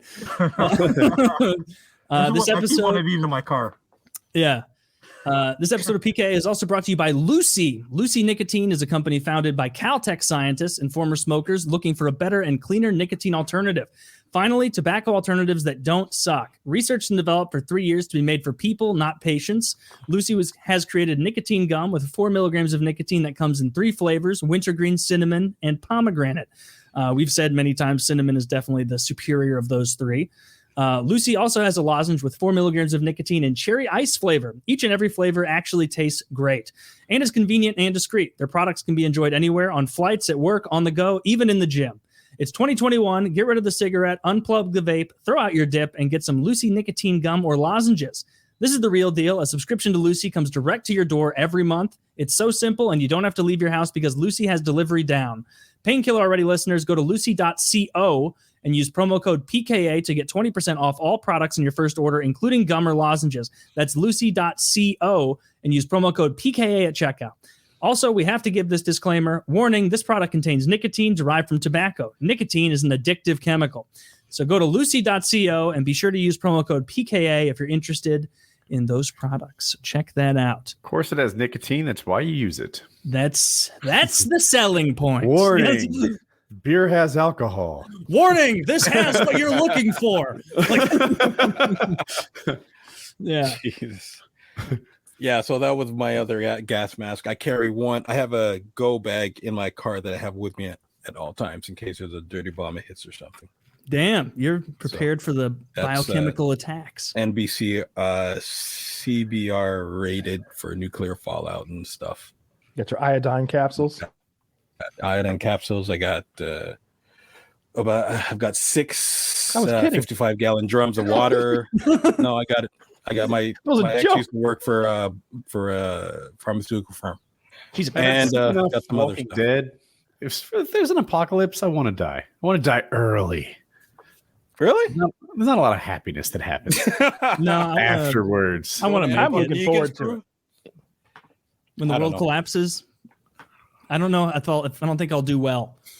Everyone imagines they'll do well, but some gang of guys like Wolf has been preparing, and they're gonna be rolling down the street as you're like counting the number of cans of ravioli you have. I feel like I just need to find that group, and they'll be like, "Are you FPSRussia?" Kill him and go to his house. I know he has guns. You have a lot of guns. I'm very popular amongst right-wing militia groups. All right, I think I'll do A-okay. That could save you in the end. Yeah. I'd be like, "Can I hang with you guys? Hang with us. Can we make him like Colonel Kyle or something? It has a ring to it. Like, I think I'll be okay." Dude, I got it all. I've been doing that. I've been doing that stuff since the 90s blackout that hit East Coast. Wow, you're ready. So before, like, what kind of like you have MREs? You may have just said a minute ago, but I didn't hear. Yeah, I've got a few. A lot of MREs I don't trust because they don't last long term. I just keep rotating certain food sources. I got obsessed with this YouTube channel that like reviews MREs. Yeah, and he makes them seem like delicious. He's like, "Oh, we've got a 1986 Czech Republic fucking like MRE. This is the MRE that they gave to the pilots. And they'll crack it open, and it's like all sorts of disgusting shit, you know." And he's just like, "That's got a nice smoky flavor." And I'm sitting there like, "Does it now?" I'm hungry watching this. It's like sitting and watching someone like a Food Network or something. Next thing I know, I'm on not even Amazon. I'm on eBay buying like European MREs from like the early 90s. None of them are good. No. They're all awful. Yeah. Just disgusting. I did end up with I still got a case of American like current issue MREs. Yeah, but, the overpriced stuff. Yeah, I think they're like $12 a pop or something like that. Yeah. They're not cheap, but they're actually not too bad. I think maybe like there's some sort of like cheesy chili macaroni or something like that. Yeah, you can get like vegan stuff now and everything, man. Yeah, they got like vegetarian pasta, and some of those are like anything that's like noodles and like tomato sauce. Yeah, they have that figured out. Basics, yeah. But if you try to do like an MRE hamburger or an MRE hot dog or anything, that's no good. The thing is, though, you gotta think of it if you're at a point that you're starving so badly, you're not gonna care. No, about the thing, right? Like, no, you wouldn't care. And from what I've learned from experience, you don't want to get stuff that tastes good in your storage because people are just gonna start eating it when they don't need to. You know what I mean? Like, I mean, it works for a diet. You know, you just want to store some dry oatmeal. Yeah, because it's like the That pantry's I running can low. remember. The kids are just gonna go downstairs and get the food that they like in the emergency supply. in the early days of the coronavirus, you know, like somebody was making the point about like what happens if like the gasoline gets shut down. Like, what if the guys who like run the oil fucking systems like are all too sick to work or whatever? And I did go get like, I don't know, less than 10 pounds, but more than 5 pounds of rice and dried beans. Yep. But it's people don't understand how weak or how independent the system is.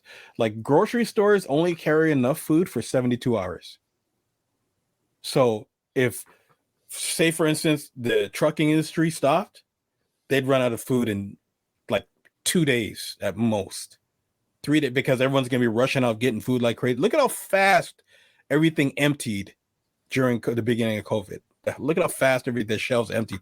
If that happened like on a long-term basis, oh my gosh, it would be insane.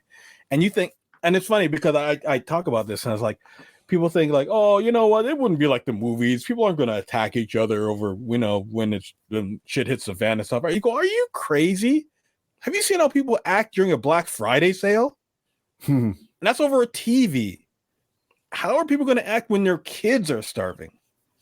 Like, and we're so far away from that third world mentality. We're so first world that we can't even envision what it'd be like. Like, we don't, like, humans in North America don't look out for each other. Like, we just want people to like wear a mask, and we got people fighting over that. Yeah. You know what I mean? Like, think about it. I feel like you're onto something. The mask thing to me, I'm sorry if I could. Yeah. It's like the downside of wearing a mask is you wore a mask when you didn't need one. Yes. The upside is you've saved lives. And to me, it's just a no fucking brainer. Like these conspiracy theories who were like, oh, this and that about the virus, it's not even that dangerous, etc. And I'd read that and I'd be like, you know, like it does seem like a healthy young man like myself would be okay. I get that. But like, what is at stake here? Me putting on a mask, like I don't know about y'all, but I've got a super comfy mask. I got one of the ones that's like a neckerchief, like it's like a stretchy like pantyhose type thing that like comes up. First of all, everybody looks better in a mask. Second of all, like I feel like it's almost like wearing sunglasses around other people. You like don't have to deal with them. I can kind of like it. I can kind of go to my own little place. So when I walk into like a pharmacy or something, now I was in the pharmacy a couple days ago, like 15 people in there waiting in line. And I got my fucking mask. I'm like a bank robber. I even said that when I got up there. I'm like, you know, if I'd walked in here 2 years ago with this, you'd have called the cops. Because I got like the full like thing up covering half this much of my face. Yep. And then I got my like sunglasses on. Yeah. I don't mind it a bit. I don't mind it a bit. Got into watching Formula One, and they all have these like stylized European cut masks. They look great. I was like, that's what I want. So that's what I have. But yeah, as Kyle was saying, how little does it take? How little does it take to look out for other people? Like, and these guys are, and then look at all these friggin' cases building up in Florida now of all these governors, and Tucker Carlson is now, oh, man, now you got to get the MAG vaccine. Like, it took people to die for people to change their ways. Like, I swear, sometimes humanity just asks for it.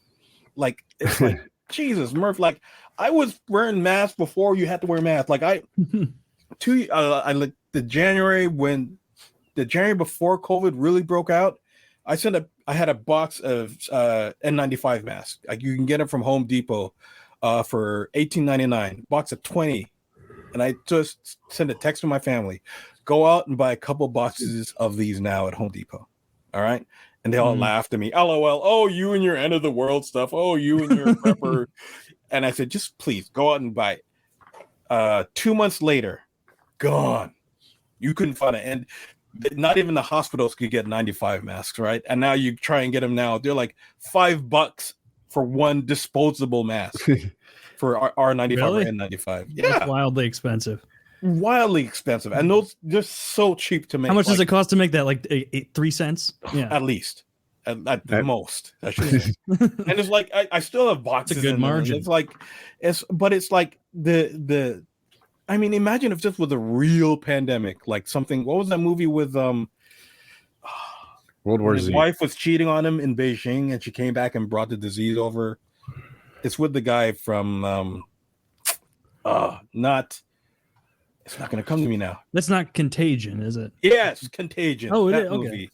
Have you seen that movie?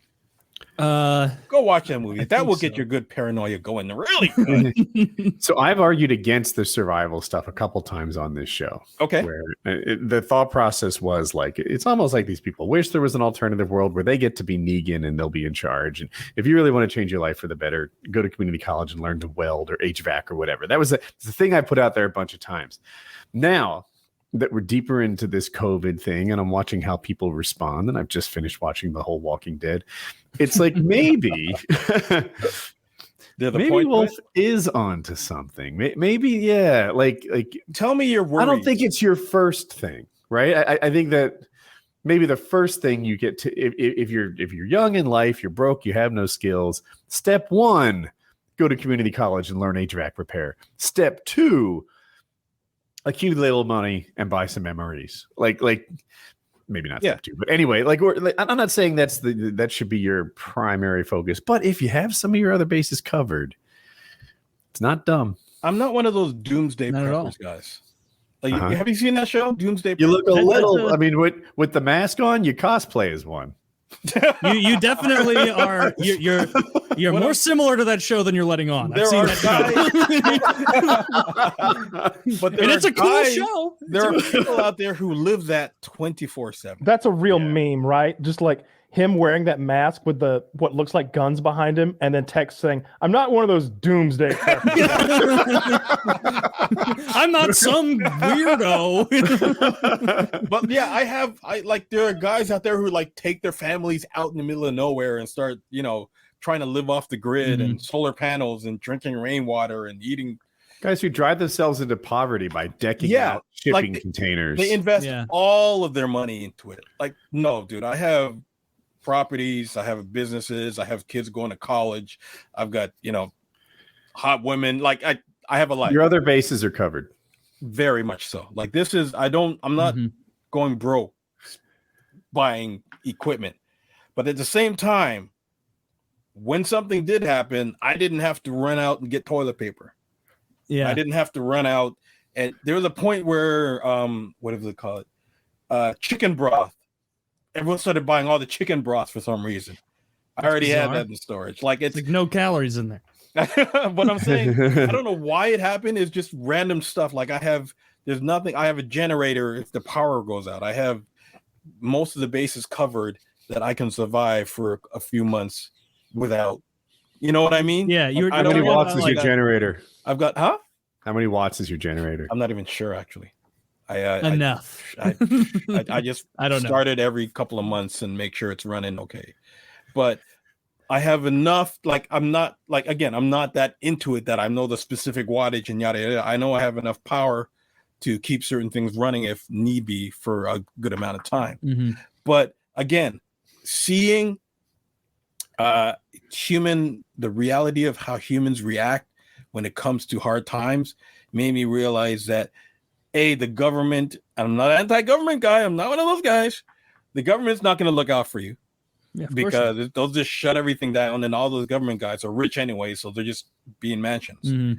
And, it's how many movies have you seen where the government just shuts down and people go crazy? It's like, that's a human condition thing. It's not like, people are not going to be singing Kumbaya and around campfires as the zombies are coming. They're going to be like trying to take each other's food. Yeah. And Well, that's what every zombie movie is about. Every zombie movie has the like undertone of like, it's not the zombies that are the number one thing to deal with. It's the other people who are going to be trying to steal your generator and take your food and pilfer your toilet paper. And it's you were talking about true doomsday preppers. Like the way you said it is 1,000,000% true, because there is no middle class prepper on the planet based on that show. It is someone who has $30,000 to their name and built something that's not, I wouldn't spend a weekend there on a bet. Or there are guys who are multi-millionaires and took like a little piece of their fortune. One guy built an actual castle. He's like, I want to be able to survive, and I also love the Middle Ages. So I built a castle, and he has his like 9 children come there and do a contest. And of like a survival literally like handing them bows, like, what I've taught you.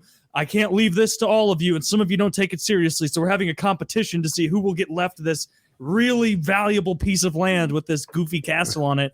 And it's like his kids competing in like archery, and some of them are like over getting talked to by the camera, like, this is fucking retarded, man. I don't even want it. And then some other ones are like, yeah, I want the fucking castle. I could sell this for like $4 million. You know how much land is on this? We have a lake, moving water. There's well water. We got everything. Yeah, I can sell this to some, land settlement company. But it's like that's I said, what it is.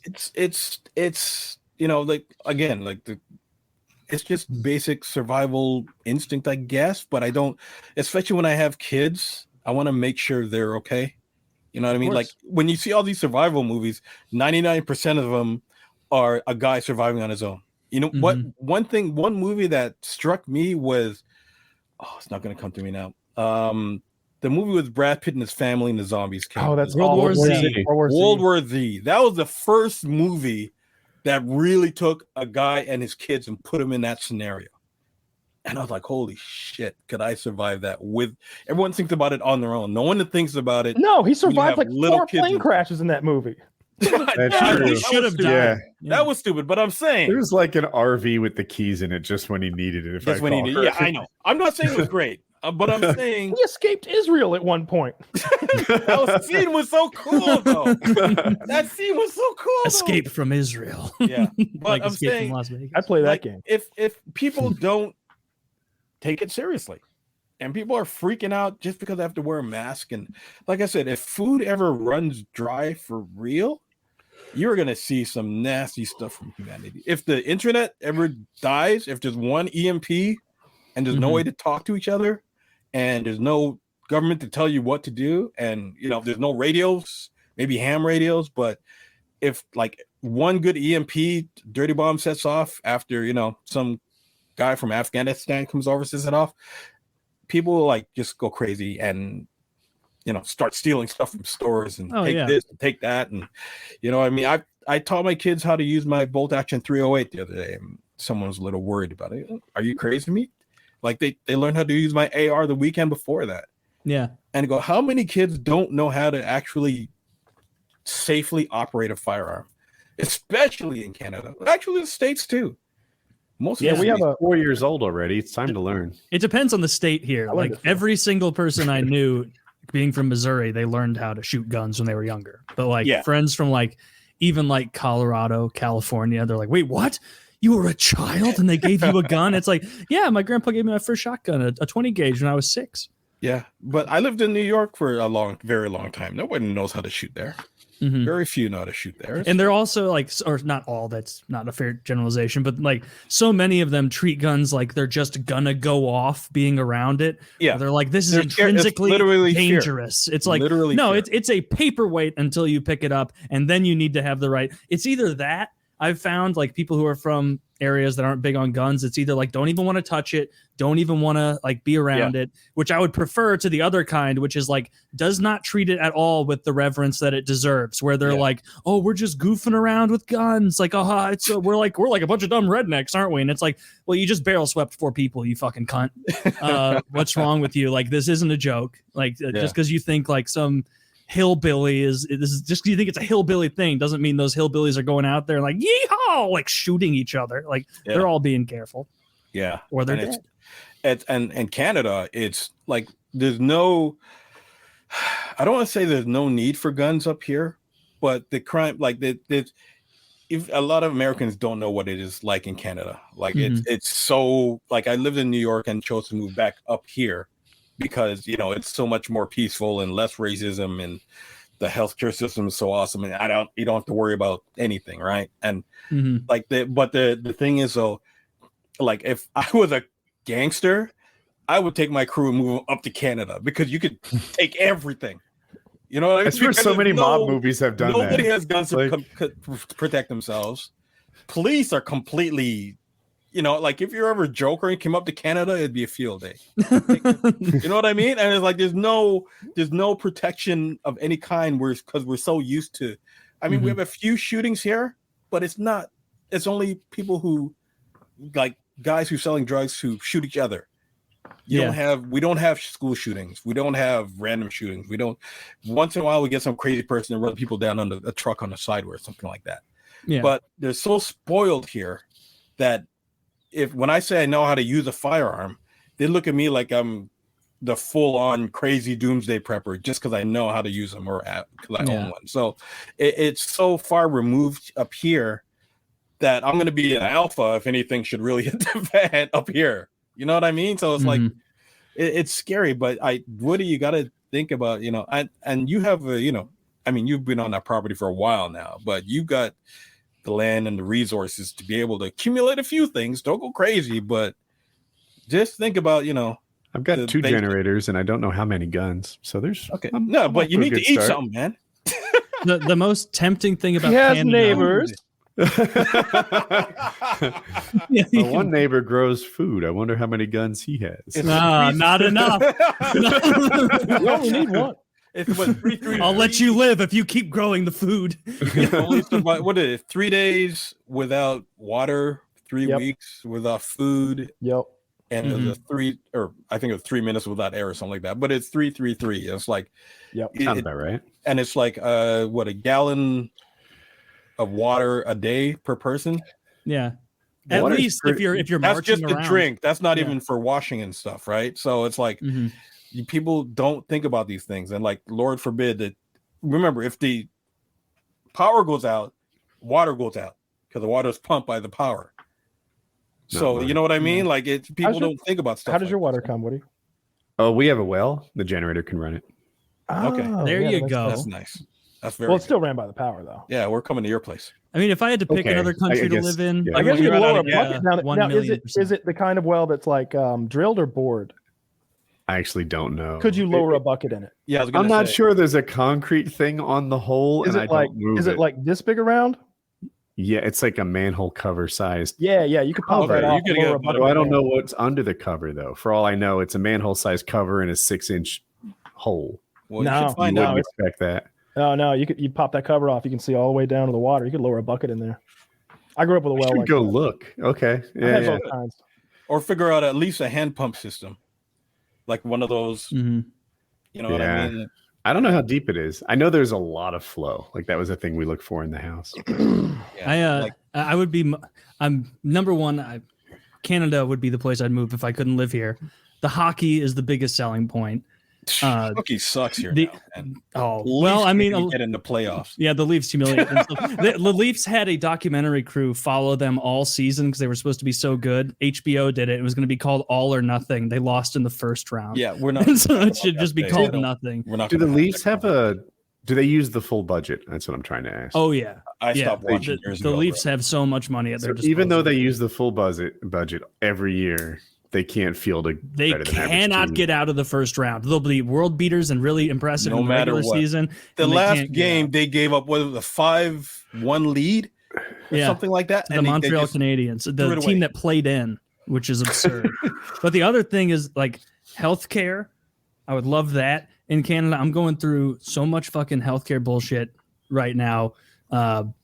This isn't a funny thing, but I've been obsessed about it. My wife has a tumor in her spinal cord, in the spinal cord we found, and it's causing bleeding, and she has so much fucking nerve pain. She can hardly function. She like walking is difficult. Everything's become, and it's getting like real mobility, really it's getting real so fast. And we're both like fucking terrified over it because spinal things are fucking scary. So we've been, I'm barely fucking holding it together, but like, so we're worried sick about it. And like, we're just trying to find like the best hospital and surgeons that can do this, because like we went through her health insurance and looked at like neurosurgeons, because you need like a really good neurosurgeon to do something like that, because you fuck up a spinal cord surgery. It's I didn't want to think about it, but we went to the first one and the guy was like clearly not paying that much attention when we were like telling him things. Like I was there in the office and with my wife and we're talking to him and he's like, oh, move your feet, move your leg, move this. Okay, like measuring her response to things, like asking about level of pain, and she's being like a trooper, like not saying it as bad as it is. And I have to be like the husband, like, no, it's fucking brutal. It's brutally painful. She can hardly move. Like Ben, she picked up our 12-pound dog the other day and was in excruciating pain for hours because of this nerve pain wrapping around. She's like, she started. Did it come on suddenly? We thought it was a pinched nerve for a few weeks, probably the better part of a month. We thought it was a pinched nerve, and then we went in and she got the MRI. And they were like, we think it's a bleed in the spinal column, or the spinal cord, not column. Cord is even worse. And then we went back. She had to get it with contrast. And they were like, it's a tumor that's probably causing a bleed. But they think it's a benign tumor is our knowledge right now. Thank goodness. Is it inside or outside the dura? I don't know my spine that well. I don't know. So basically, like, we got all the details we can right now, and we like go in to talk to this initial neurosurgeon. We're like, I'm not sold on this guy, but he's who it covers, I guess. And he's like saying things that are discouraging the whole time. Like, we're like, what's kind of the prognosis? Like, what do we need to do? What about? And he's like, well, you need this test and that test to rule out this. And with the spine, it's up in the air. You never really know, And we're like, This is a really fucking scary thing to hear. And we're both like torn up about it unbelievably. I'm barely sleeping. And the doctor was like, any other feelings you're feeling? And my wife's like, yeah, my hands have started to feel like tingly and numb and burning at certain times. And the doctor was like, oh, hands. Yeah, that's that it wouldn't have anything to do with your hands. And we're like, okay, even sitting there, I'm like, that doesn't sound right. Thank God I have a cousin who just happens to be friends with a neurosurgeon. Like literally, I was putting out feelers to every fucking person I knew. Like, can you please help me and my wife find like more information about this? Like we're desperate. And he was like, my neurosurgeon friend, I gave him all the information, and he said that guy saying that hands wouldn't play into it is alarming. And really speaks to his lack of knowledge surrounding this, because this guy does or is adjacent to other neurosurgeons who do it. How is there a neurosurgeon who doesn't know? Who doesn't make that connection? Yeah, like that's crazy. It's insane. And it was like, and so that basically took us, and we were like, okay, 0% chance I'm putting my wife in this asshole's hands. I'm not doing that. And it's one of those things where it's like, you think about money and saving and everything like that. And then like something real like this happens. And it's like, I don't give a fuck if I have to sell my house and it's every penny I've saved. We are going to whoever the best fucking person is in the country to do. We're going wherever they have the most experience with this. And so we've been on that road trying to like, and the insurance game and what's covered and what's not, and the authorizations needed, and it'll cover this, but not this. And, actually you can't even come here. We won't even take you. And there are some hospitals now where you can't go there unless you have an insurance, not even if you pay 100% out of pocket. You can say, I'll pay every dollar of this procedure, every dollar of the surgery, every single fucking penny. And they'll be like, no, you can't come here. And sometimes that's the best place. And so we're trying to work around that right now. And it's like, we got her in the next couple weeks, but that neurosurgeon friend of a family member is trying to pull some strings to get her in earlier somewhere, because unlike the original piece of shit doctor who was like 70 years old, clearly on the back nine of his fucking career, doesn't really care, doesn't pay attention. Another thing he did, my wife has an allergy to the contrast in CT scans. Mm-hmm. So it's not like I need a Benadryl. It's like could die if she gets that and it's not treated correctly. I've had to drive her to urgent care before because she got one, and it like we were at home and she started getting like I can't breathe. It was like a while afterward, and we explicitly told him that because he wanted another one of those tests. This original guy, and my wife's like, I'm allergic to the contrast, and he's like, oh, okay, well we'll put a note in there for that. The dude didn't put that it was important to expedite. The dude signed up and said that it should be done with contrast. And then my wife was calling trying to organize this. This is the end of last week before I moved on from this guy. And she was like, even if we go somewhere else, maybe we should get the test. I'll call and see if they can at least have somebody there watching me while I'm having it done, so that if I start to have a reaction, they're there immediately. And their response was, nah, we're not going to do that. What we'll do is she'll be in there alone. Someone will be kind of watching. And if she starts to freak out, we'll just send her to the ER.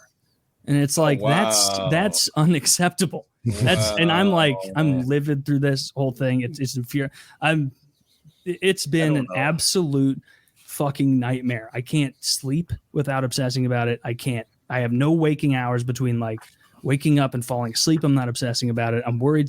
I've never been like worried sick before in the way that like, there are times I feel like I could fucking vomit. I'm so like on an edge of like crying.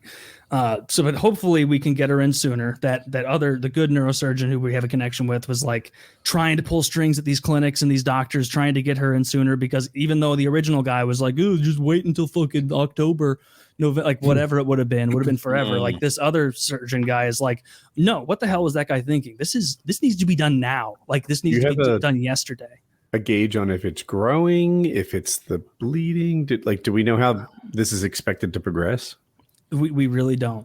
We really Partly don't. because your doctor sucks. Because that guy fucking they got to sucked. see the new one to get and so we need to get into this new person or team as soon as fucking possible. And so that's been like the last week and a half, almost 2 weeks of trying to do that. And it's like I'm not sleeping. I'm still eating, but I'm not getting nearly as much done as I should for my offline job and my work. Like it's hard to, man. Yeah, it's been fucking. Americans fight so hard against change because they're so scared of it, and it's like I've never received a hospital bill ever, and I have 2 kids, and it's like, knock on wood, but it's like, it's if you need to see a specialist up here, your doctor recommends one, and depending on the urgency, it might take a little while, or it will be immediate depending on the urgency, right? And it's like, and the thing about doctors up here that you have to be really good to be a doctor, because it's really hard to get into medical school. Like you can't. Yeah. Meanwhile, in America, Dominican or anything, this and could come back. cost like. Meanwhile, in like the U.S., this could cost the same as a house. Yeah. Easily, potentially. So I've seen people get $20,000 bills when they have children, right? So yeah, it's fucking brutal, man. It's I'm absurd. like, how can I get VinWiki to advocate on my behalf? Don't you just want that fucker to come in and negotiate? He'll get you to the doctor's office tomorrow somehow. Yeah, he might be able to help. Anyone who's offering. Or get House. Dr. House. But yeah, I'm sorry, man. I'm praying for you, brother, because that's rough, bro. I appreciate it. Thank you. Like I said, the only problem I have up here is that I can't get, weapons with suppressors on them, but I mean, like overall is like, I don't, when I lived in New York, I had a firearm legally because, in certain areas, someone might break into your house, right? But that doesn't happen up here. We don't have home invasions. We don't have the crime rate like that. Like I said, if there's a home invasion that happens, it's usually someone who knows someone personally who knows they have something in their house, like drugs or something, right? Yeah. So it's like there's never been a case. There's been very few cases of people having to break in and defend themselves, which I can do, but it's like, the peace of mind. It's if someone makes you a lot more in taxes, do I pay more in taxes? Yes, right. It's like, but at the same time, we don't. There's barely a homeless problem here. But if someone breaks in your house and beats you up, you can go to the hospital and they will take care of you. Yeah, there was a part in the story where I got a little lost. Is your cousin's friend the one you're trying to see, or is he arranging for you to see a different one. He's trying to arrange it. That guy specifically, the friend of my cousin, is not like neurosurgeons have a ton of different specialties, and his specialty is something different. It's not tumors in the spinal cord. And like looking around online, like trying to find like who the fuck does like good operations with this, who has a good track record. Like one bad sign, the hospital that her insurance covered, that word wasn't even on their website. Like the word of what she had, oh my god, isn't even on their website. And so we're like, there's a 0% chance. Did you forget it, or are we not saying it? No, it's some long medical word. I've had so much medical stuff in my head. I can't keep it straight. There's so many. This is how I learn anatomy: injuries, sickness. Hospitals should not be in business for profit. Exactly, it's fucked up. Like like even like when you guys pay for like insulin or EpiPens up down there is insane. Like no one, you're the only ones in the world who pay that much for that stuff. Yeah, and people will die if they don't get their quarter of the price here, and most of it's free here. Mm-hmm. And it's like then people are like, oh yeah, but we're free. I was like, dude, your freaking corporations are running all that shit. Yeah, you're like one medical thing away from potential bankruptcy at any point. It's scary. It's like, oh my gosh. And I feel not me. Let him die. I got a workaround. You're reading from Kyle's book. Fuck them all. Wrap. But I man, it's like I said, if it wasn't for the winters, like I don't know. I'd go over to LA or something like that. But it's like, mm-hmm. It's a scary thing, especially when it's a loved one, brother. I don't know. Absolutely. It is rough. It's been rough. Sorry, everyone, if I wasn't very good tonight. It's all good, man. It's not all in, good. I wasn't going to say funny anything. mood. I wasn't going to say anything. You've been kind of dog shit all night because you're unbelievably anxious. If you have any questions about Canada, let me know and I'll do it. Like I said, it's funny because I have a residency in the States still, and I have businesses in New York and stuff, and mm-hmm. and I see what my employees go through in the States and my tenants, because I have a couple of apartments there, and I see what my tenants go through when it comes to stuff, especially during COVID, how you guys were only getting like getting so few money. Mm-hmm. That's not even English.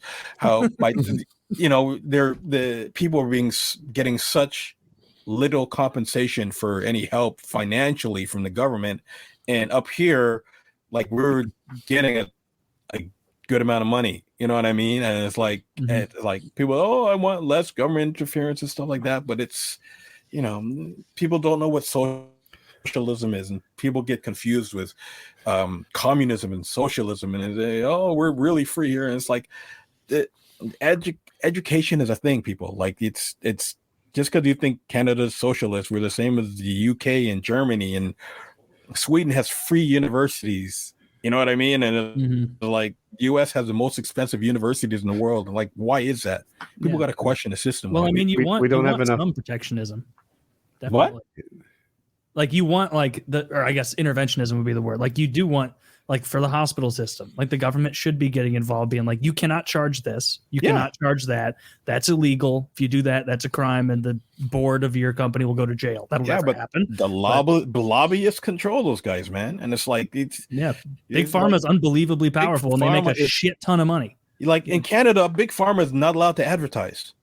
Like you see, if you're watching news in States and stuff, you see the drugs advertised, and side effects maybe this and this and this. You can't advertise drugs in Canada because you're not allowed, and you can't, like all the politicians. Well, I kind of like that we can advertise drugs because, I mean, everyone needs to know about Blue Chew and all the wonderful things. I mean, I changed my mind. Shipping, and they hook you right up.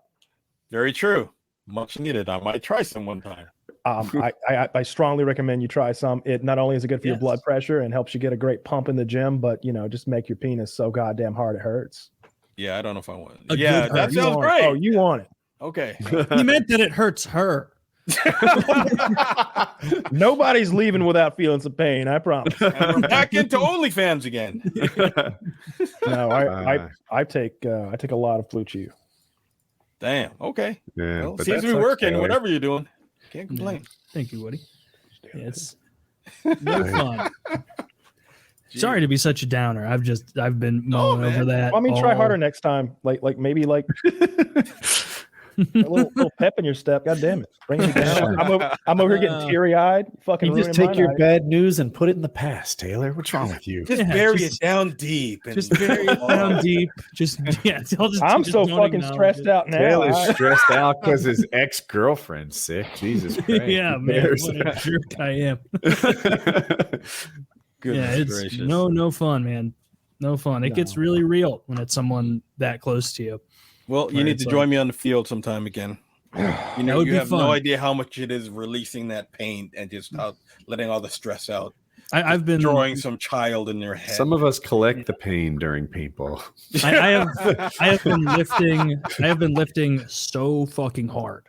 Have you? The past couple of weeks because like I need to do something. Like I lifting? can't just like lifting. Taylor, I lift we all lift actually right now. But like even more so, like I've been spending extra time in there because it's like I need something fucking positive to put attention on. I can't just be like I have like bad dreams about it. It's getting to the point like I wake up in the morning and there's like a split second where it's like, oh, that was a dream.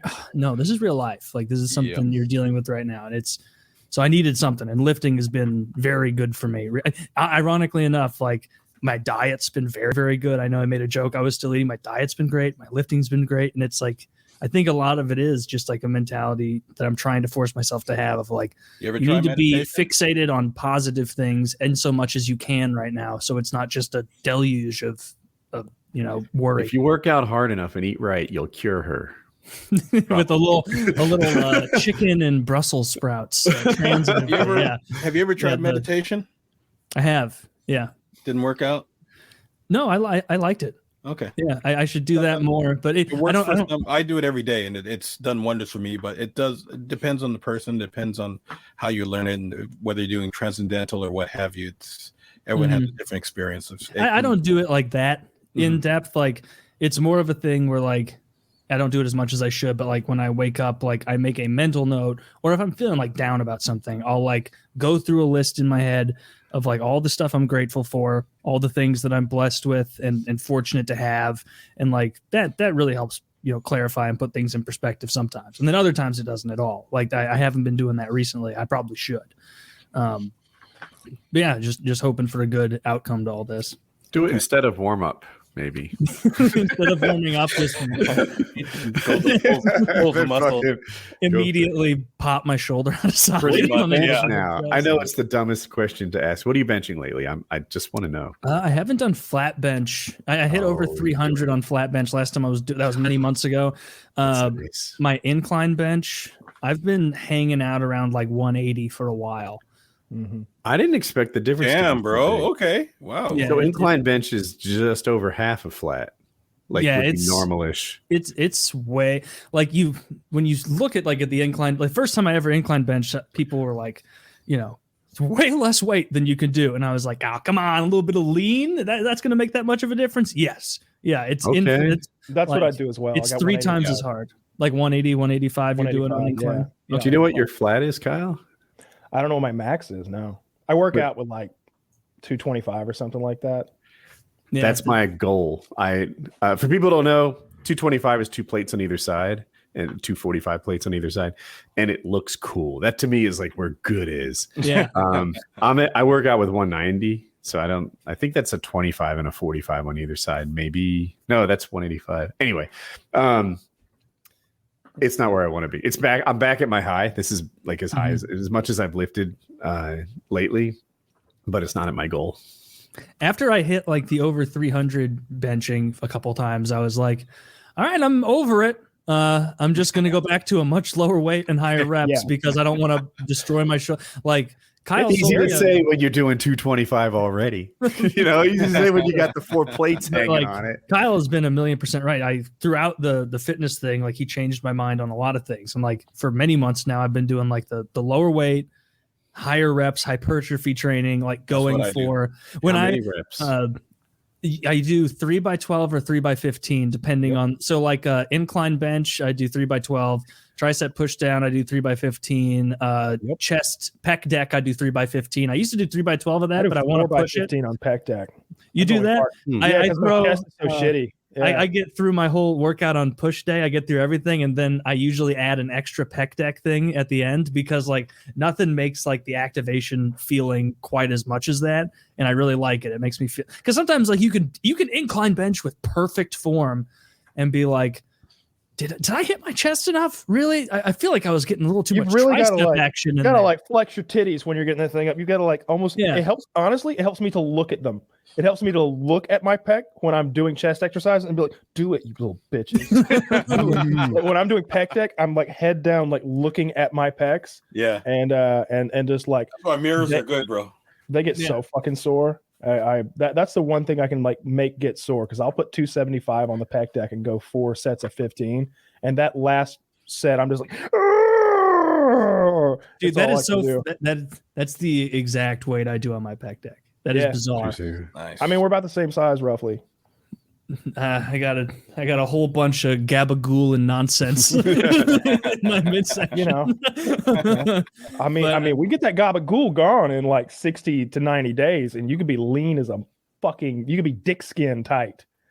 Yeah, I'm aiming that. I'm trimming down now. I don't know how much weight I've lost because I haven't weighed myself, but I can tell I've lost a decent little chunk. But good for you.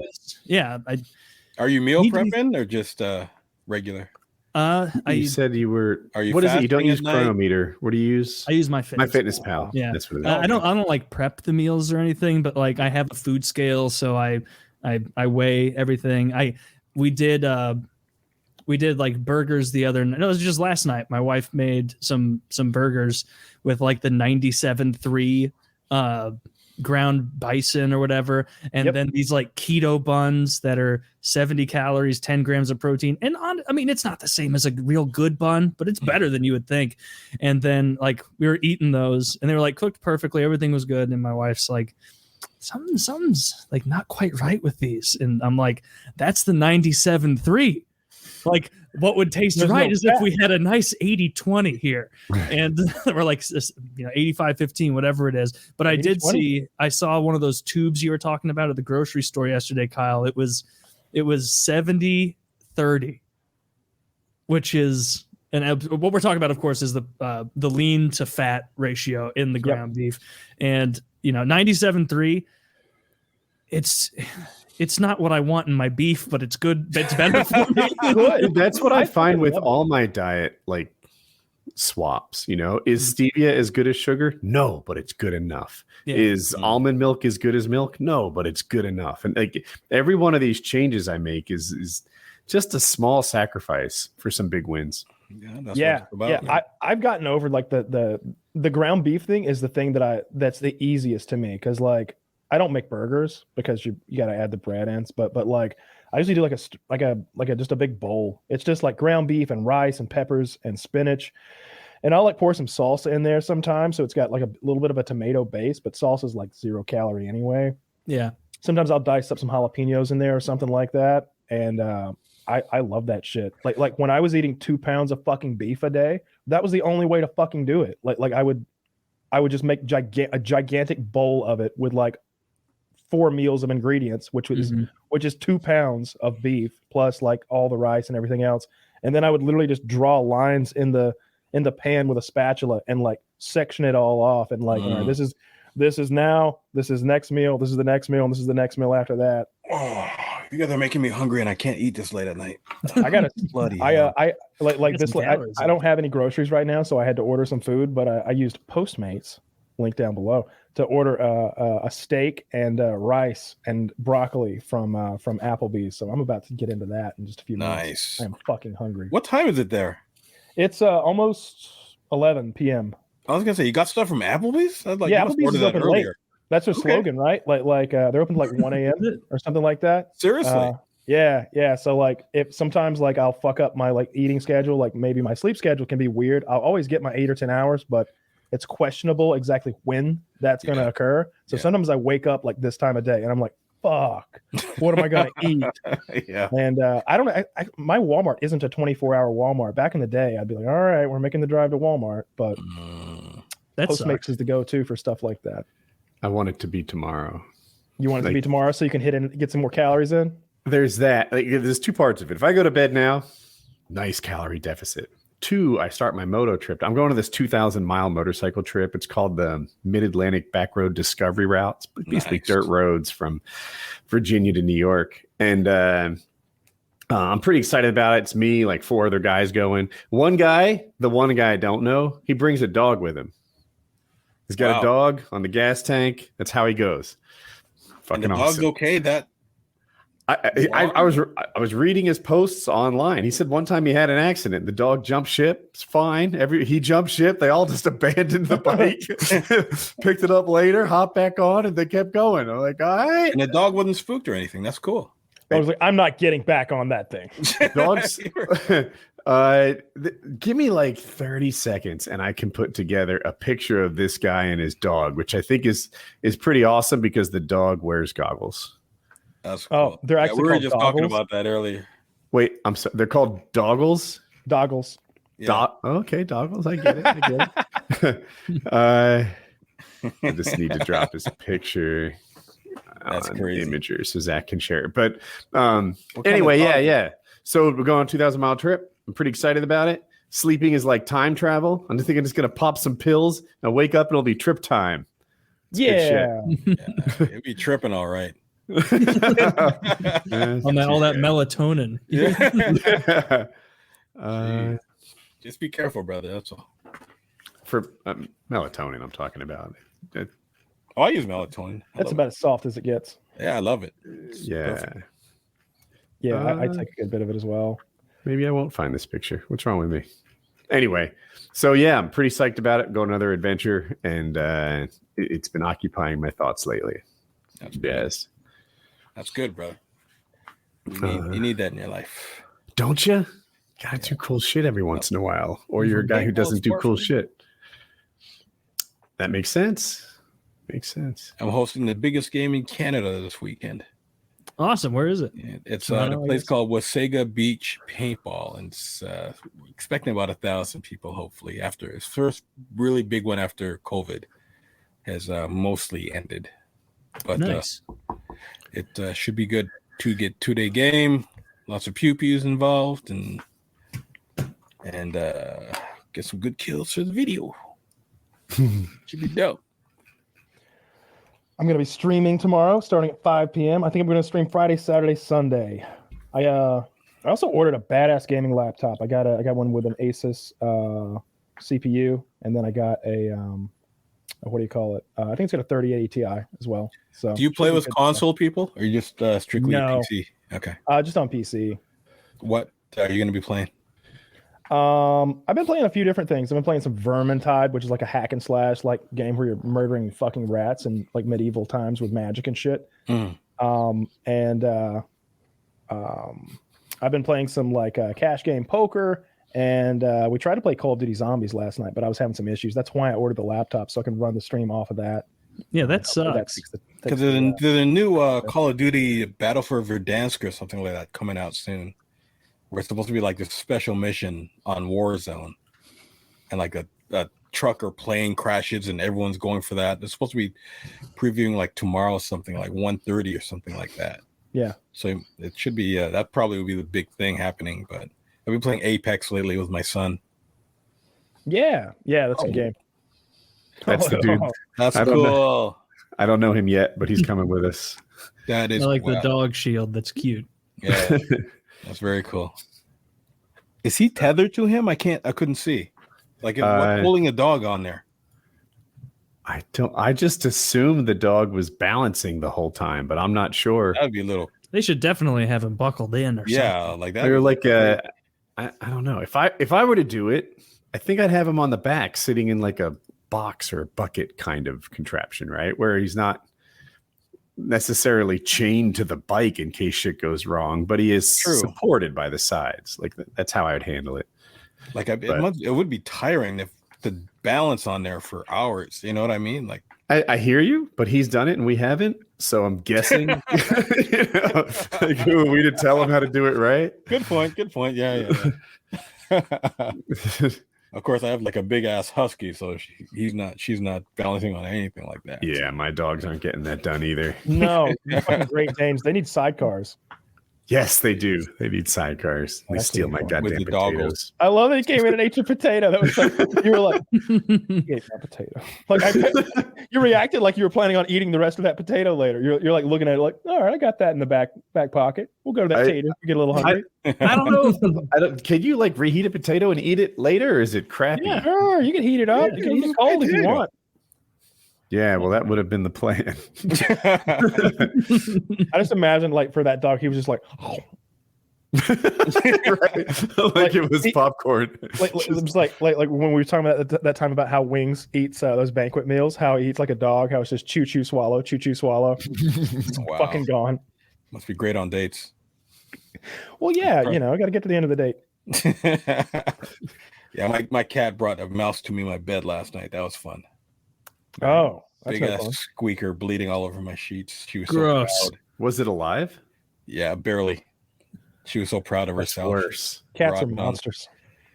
Cats are friggin' little serial killers, man. I've never met a good cat. No one has. You've met liars though. I saw a Reddit post today, and it was like a picture of this lady's like old ass cat. It was like Tom lost his fight to a raccoon tonight. Poor guy was too old to defend himself. And I was thinking, like, he probably started the fight. The raccoon was acting in self-defense. Yeah, I guarantee that raccoon was acting in self-defense, and it was like a Trayvon Martin situation. The cat was like, "Hey, what are you doing in this neighborhood? Huh? What are you doing around here?" Next thing you know, like the raccoon has turned around and is just laying a real ass whooping down on the cat. I love that. It was a racist cat. It's a racist cat. Yeah. Specious. Yeah. A specious cat. Raccoons are just cooler cats. We should have chosen them. We should have think of how much cooler it would be if the Egyptians picked raccoons. Well, they would need them there first, but yeah, if they worshiped those, if they saw raccoons, they would have said, "Fuck you, cats. We're not worshiping you." These ones this have is hands. clearly some sort of half person, half animal deity. Like they're so cool. That's my pick for exotic pet, hands down. I mean, because raccoon? they have hands. Yeah, they have. There's little thumbs. They can do stuff. You know who else keeps raccoons and their pick for exotic pets? My clown friend. Well, I mean, broken insane clock is right twice a day. Woody has a clown friend. He's an adult. I'm not a clown guy. That just sounds effed up. He's an adult who identifies as a fucking weirdo. And he routinely dresses as a scary clown, and he drives an ambulance that he has converted into some sort of like scary bang bus. And his job, his hobby in life is apparently just to weird people the fuck out. And what does he do for money? Makes what he needs. You're not going to his stop. primary job is installing floors, but his clown business is profitable. It's like a side gig. Yeah, he gets to keep all the wallets and purses after he's done with his victims.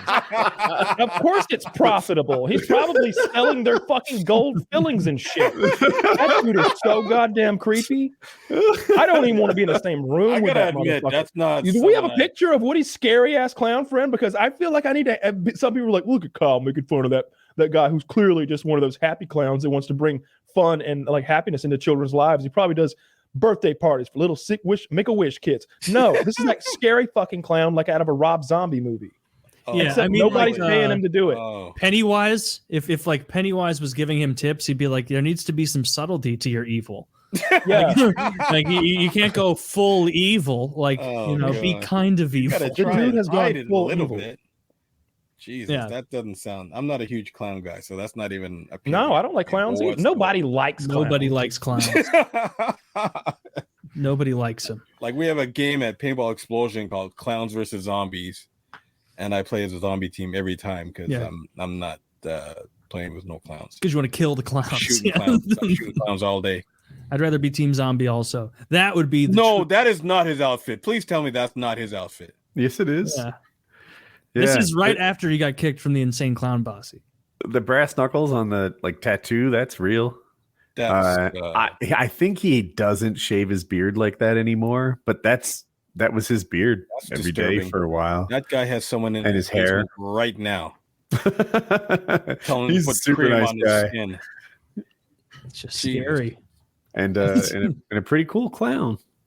A pretty cool. Woody says these things because he's afraid of this man. This is exactly how a beaten spouse sounds. He's a nice guy. You've just got Rachel, your nose is broken as you say those words. What's the syndrome called? You don't know him like Stockholm I know him. syndrome. Stockholm syndrome? He's so funny sometimes when he's not beating me. What you don't see the clown that I see. He says sorry after and brings me flowers. Yeah. Woody showed me the guy's wedding photos, and the guy didn't dress as a clown for his wedding, and I was shocked. I was like, this is your day. How's the wife look? Lovely Don't lady. do this. She's lovely. Okay. I'm just checking, man. I just, he must have a nice personality, as he said. Because lovely lady. I don't. That gentleman frightens me, though, and it should be illegal to do what he does. If somebody was going around wearing blackface, we'd be like, "Whoa, come on, dude, what are you doing?" But this guy can just walk around dressed like that, and nobody can say anything. That's true. It's the same thing. It's the exact. I'm so much more offended by what he's doing. Nobody sees someone in blackface and is like, "I'm afraid." I guarantee if you polled like 100 black men and you were like, all right, we're going to outlaw one of two things. It's either this gentleman, then they show Justin Trudeau, of course, and what he's doing, or this man. I've seen those videos on YouTube of like when the people like run around and like dress as a clown and try to freak black people the old out. scare things. And and 9 times out of 10, black people have one of two reactions. They're either terrified or immediately go violent. Yeah. Like it's there's no in between. And sometimes it's both, which I love. They're like, reaction. Oh, wait a minute, you're just a man. And then they just jump him and beat the shit out of him. I saw one where they ran the guy down in a Honda. Just fucking hit him. Just fucking hit him. And I'm laughing. Anytime you're near a clown, that's self-defense. I like clowns. What's wrong with clowns? They're just trying to make you happy. He's not trying to make anybody happy. That guy's fucking weird. Look sinister. Sinister is the word. He's doing a Halloween clown thing. Have you? Halloween clown. Jesus. I don't know when that picture was taken. That was April. Yes. Getting ready for the Labor Day. That was the July 4th weekend. There is no excuse. Halloween is like his busy season. No shit. No. Oh, I thought he was a big bar mitzvah guy. Scary piece of shit. Christmas is busy too. I don't know why. Christmas. This guy's gonna come if you're not good. Oh, that's Krampus right there. Jesus. He is. He's my very God. much Krampus vibes. Krampus, whatever it is. Yeah, man needs therapy. That's all I'm saying. Goodness gracious. Yeah. Clowns are awful. They're not fun loving. They know that more people are terrified of them than are enjoy. No one has seen a clown and had any mirth in their heart since like 1890. I don't know if that's true because you said mirth. I was using a word similar to what they would have said at the time. Not even rodeo clowns wear clown makeup anymore because it scares the bulls. Like seriously, like. Yeah, and at least rodeo clowns have a purpose. They're to keep the bull rider from being killed. Yeah, they might wear a red nose. That's it. They're not going to wear the makeup and stuff anymore. And that's fair. Anymore. They could dress silly in any way because you'd be cheering for the bull at that point, right? So, yeah, I'd cheer for the bull in like the ones where they try and stab the bull. But for bull just fights, you mean? Yeah, bull fights, that's evil. But like just the regular bull riding, I don't want to see some guy get his head caved in. No. And it happens every 25 minutes. Yeah, that was a real man sport right there.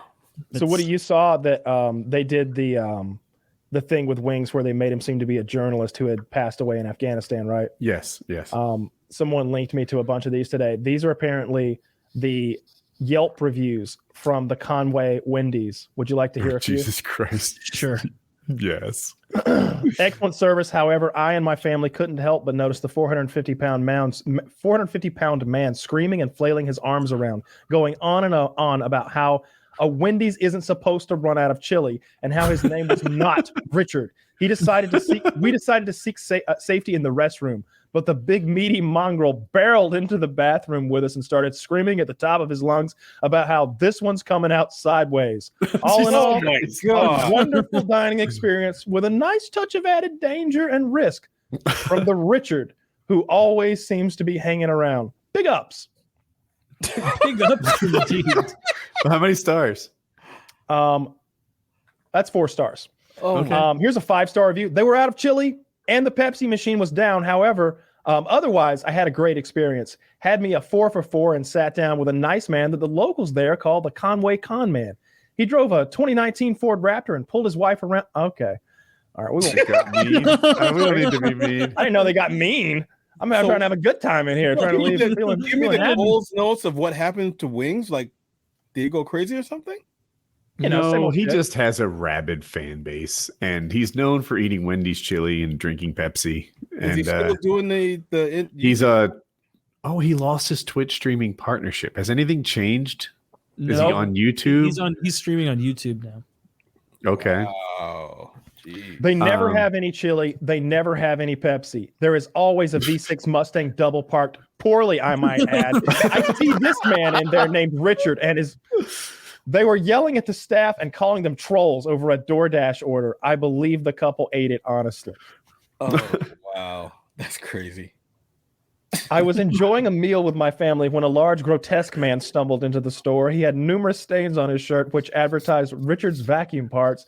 With all of this given, the man attempted to sell vacuum parts for banquet meals and chili. Eventually, when his unprofessional way of doing business didn't succeed, he stormed out of the store proclaiming, "See y'all in band world." Otherwise, the service was good. 4 stars. What? There's a lot of these. Jesus. Like he has single-handedly made it so that the Wendy's in Conway, South Carolina, has probably the highest ratings of any Wendy's on the planet. I noticed there are a lot of 4 stars that are handing out 5s. Having said that, for Wendy's, that's good. No, they're enjoying their experience there. I think he lightens the mood for everyone. Wings is just way more famous than like his numbers let on. I mean, I've introduced so many people to him alone. Like every time I have like a friend or somebody over, I'm like, "Do you know about Wings of Redemption?" And they're like, "What the fuck is that?" And I'm like, "Ho, buckle up. We're gonna be at this for a while." And I go through the whole catalog. We watch the FPS Boot Camp. We watch Rock Bottom. We play a little bit of the songs. All those songs that are on Spotify. I listen to some of the songs. They're on Spotify. The challenge songs. No, there's people took things he had said and songified them into some raps that are actually pretty fucking good. Okay. They're like you can legit listen to them and be like, all right, it's not bad. It's actually not bad. It's not good, but it's not bad. Because wasn't there a dance challenge going on at some point?